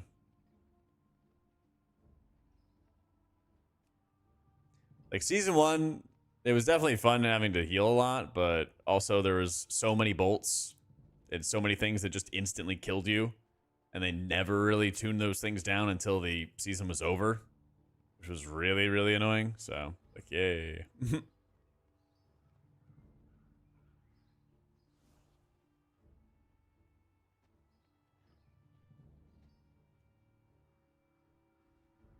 Yeah, I think season 2 was the best one before Aug existed. Because you could actually play like a variety of healers, and it had like decent balance. Then Paladin got buffed. Everyone knew that once something got reworked, it was going to be ridiculously insane, and everyone like swarmed to it, you know? They're like, oh, what? Changes? It's going to be insane? It was pretty fun healing pre-nerf Lightning Boss. That is true. That is pretty true.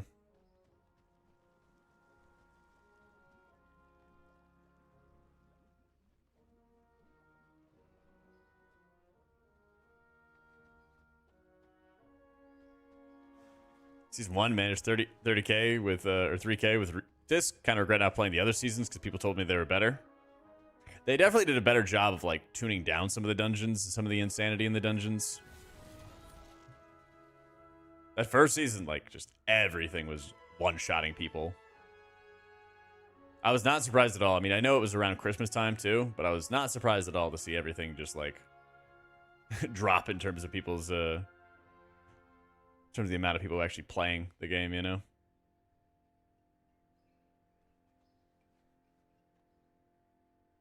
Yeah. Not surprised at all.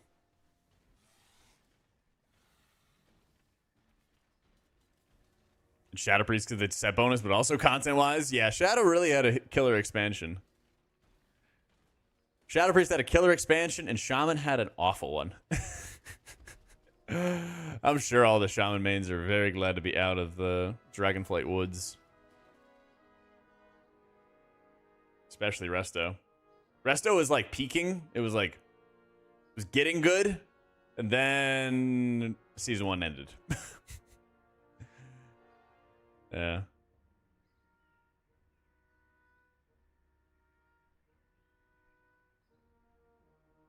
Yeah, dude. Honestly, maybe I'm just gonna get working on some videos. Let me go do that. Got lots to get done, but we'll have a new video coming up tomorrow for Should You Play Mistweaver Monk. So make sure you guys are subbed to the YouTube if you haven't already. We're gonna be doing this whole series, going over all the healers, how they're all playing, why you should play them, all that fun stuff. Coming up to quite soon. Keep getting better? I know, man, I know. I got that. I got more guides coming. I'm turning in some more hero talent articles and stuff like that. To Wowhead as well this coming week. Our tier list, it's coming. Hey, if they're doing weekly big changes, we gotta hold on, all right? AutomaticJak's not real. He can't hurt your feelings. Oh my god. Motivates you to play one more though, so as will be the most requested role. I hope so, man. I hope so. That would be nice. That would be pretty freaking nice. Yo, Amel, thank you so much for the new sub. And huge thank you to everybody for all the Prime subs and everything like that you guys have been dropping today. Incredibly freaking generous. So I'm going to head off for the night. I'm going to toss the raid on over to Emilzia. She's great. Be sure to say hi to her. And then tomorrow, 1 p.m. Eastern, we'll be back. Probably start off with a little bit of Priest slamming, and then I'll let kind of chat vote from there. Any thoughts on the Light of the Martyr rework for Paladin? Putting a heal absorb on yourself feels bad. It does feel bad, but putting Eternal Flame on yourself, and since Eternal Flame does the healing over time, and it does 25% more healing to you, it kind of like solves the problem, but it also kind of shoehorns you into playing Herald. So, it's not too bad. It'll feel a lot better once you actually get the hero talents. But yeah, any questions? Hit me up on Discord. Love your faces, guys. And like I said, back tomorrow, 1 p.m. Eastern. Probably start off with some more priest action, and then we'll be slamming. Video should be posted tomorrow at like 10 a.m. Central. Something like that. Yeah. Have a good night, guys. Whoop.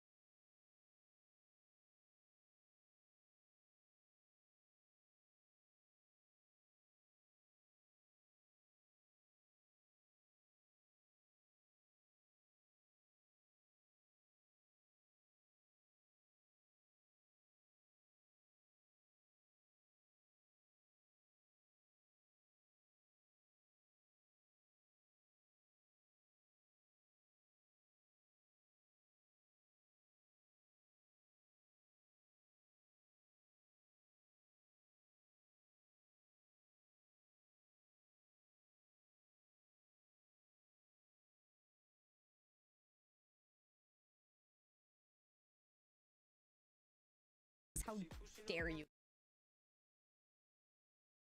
Oh my god.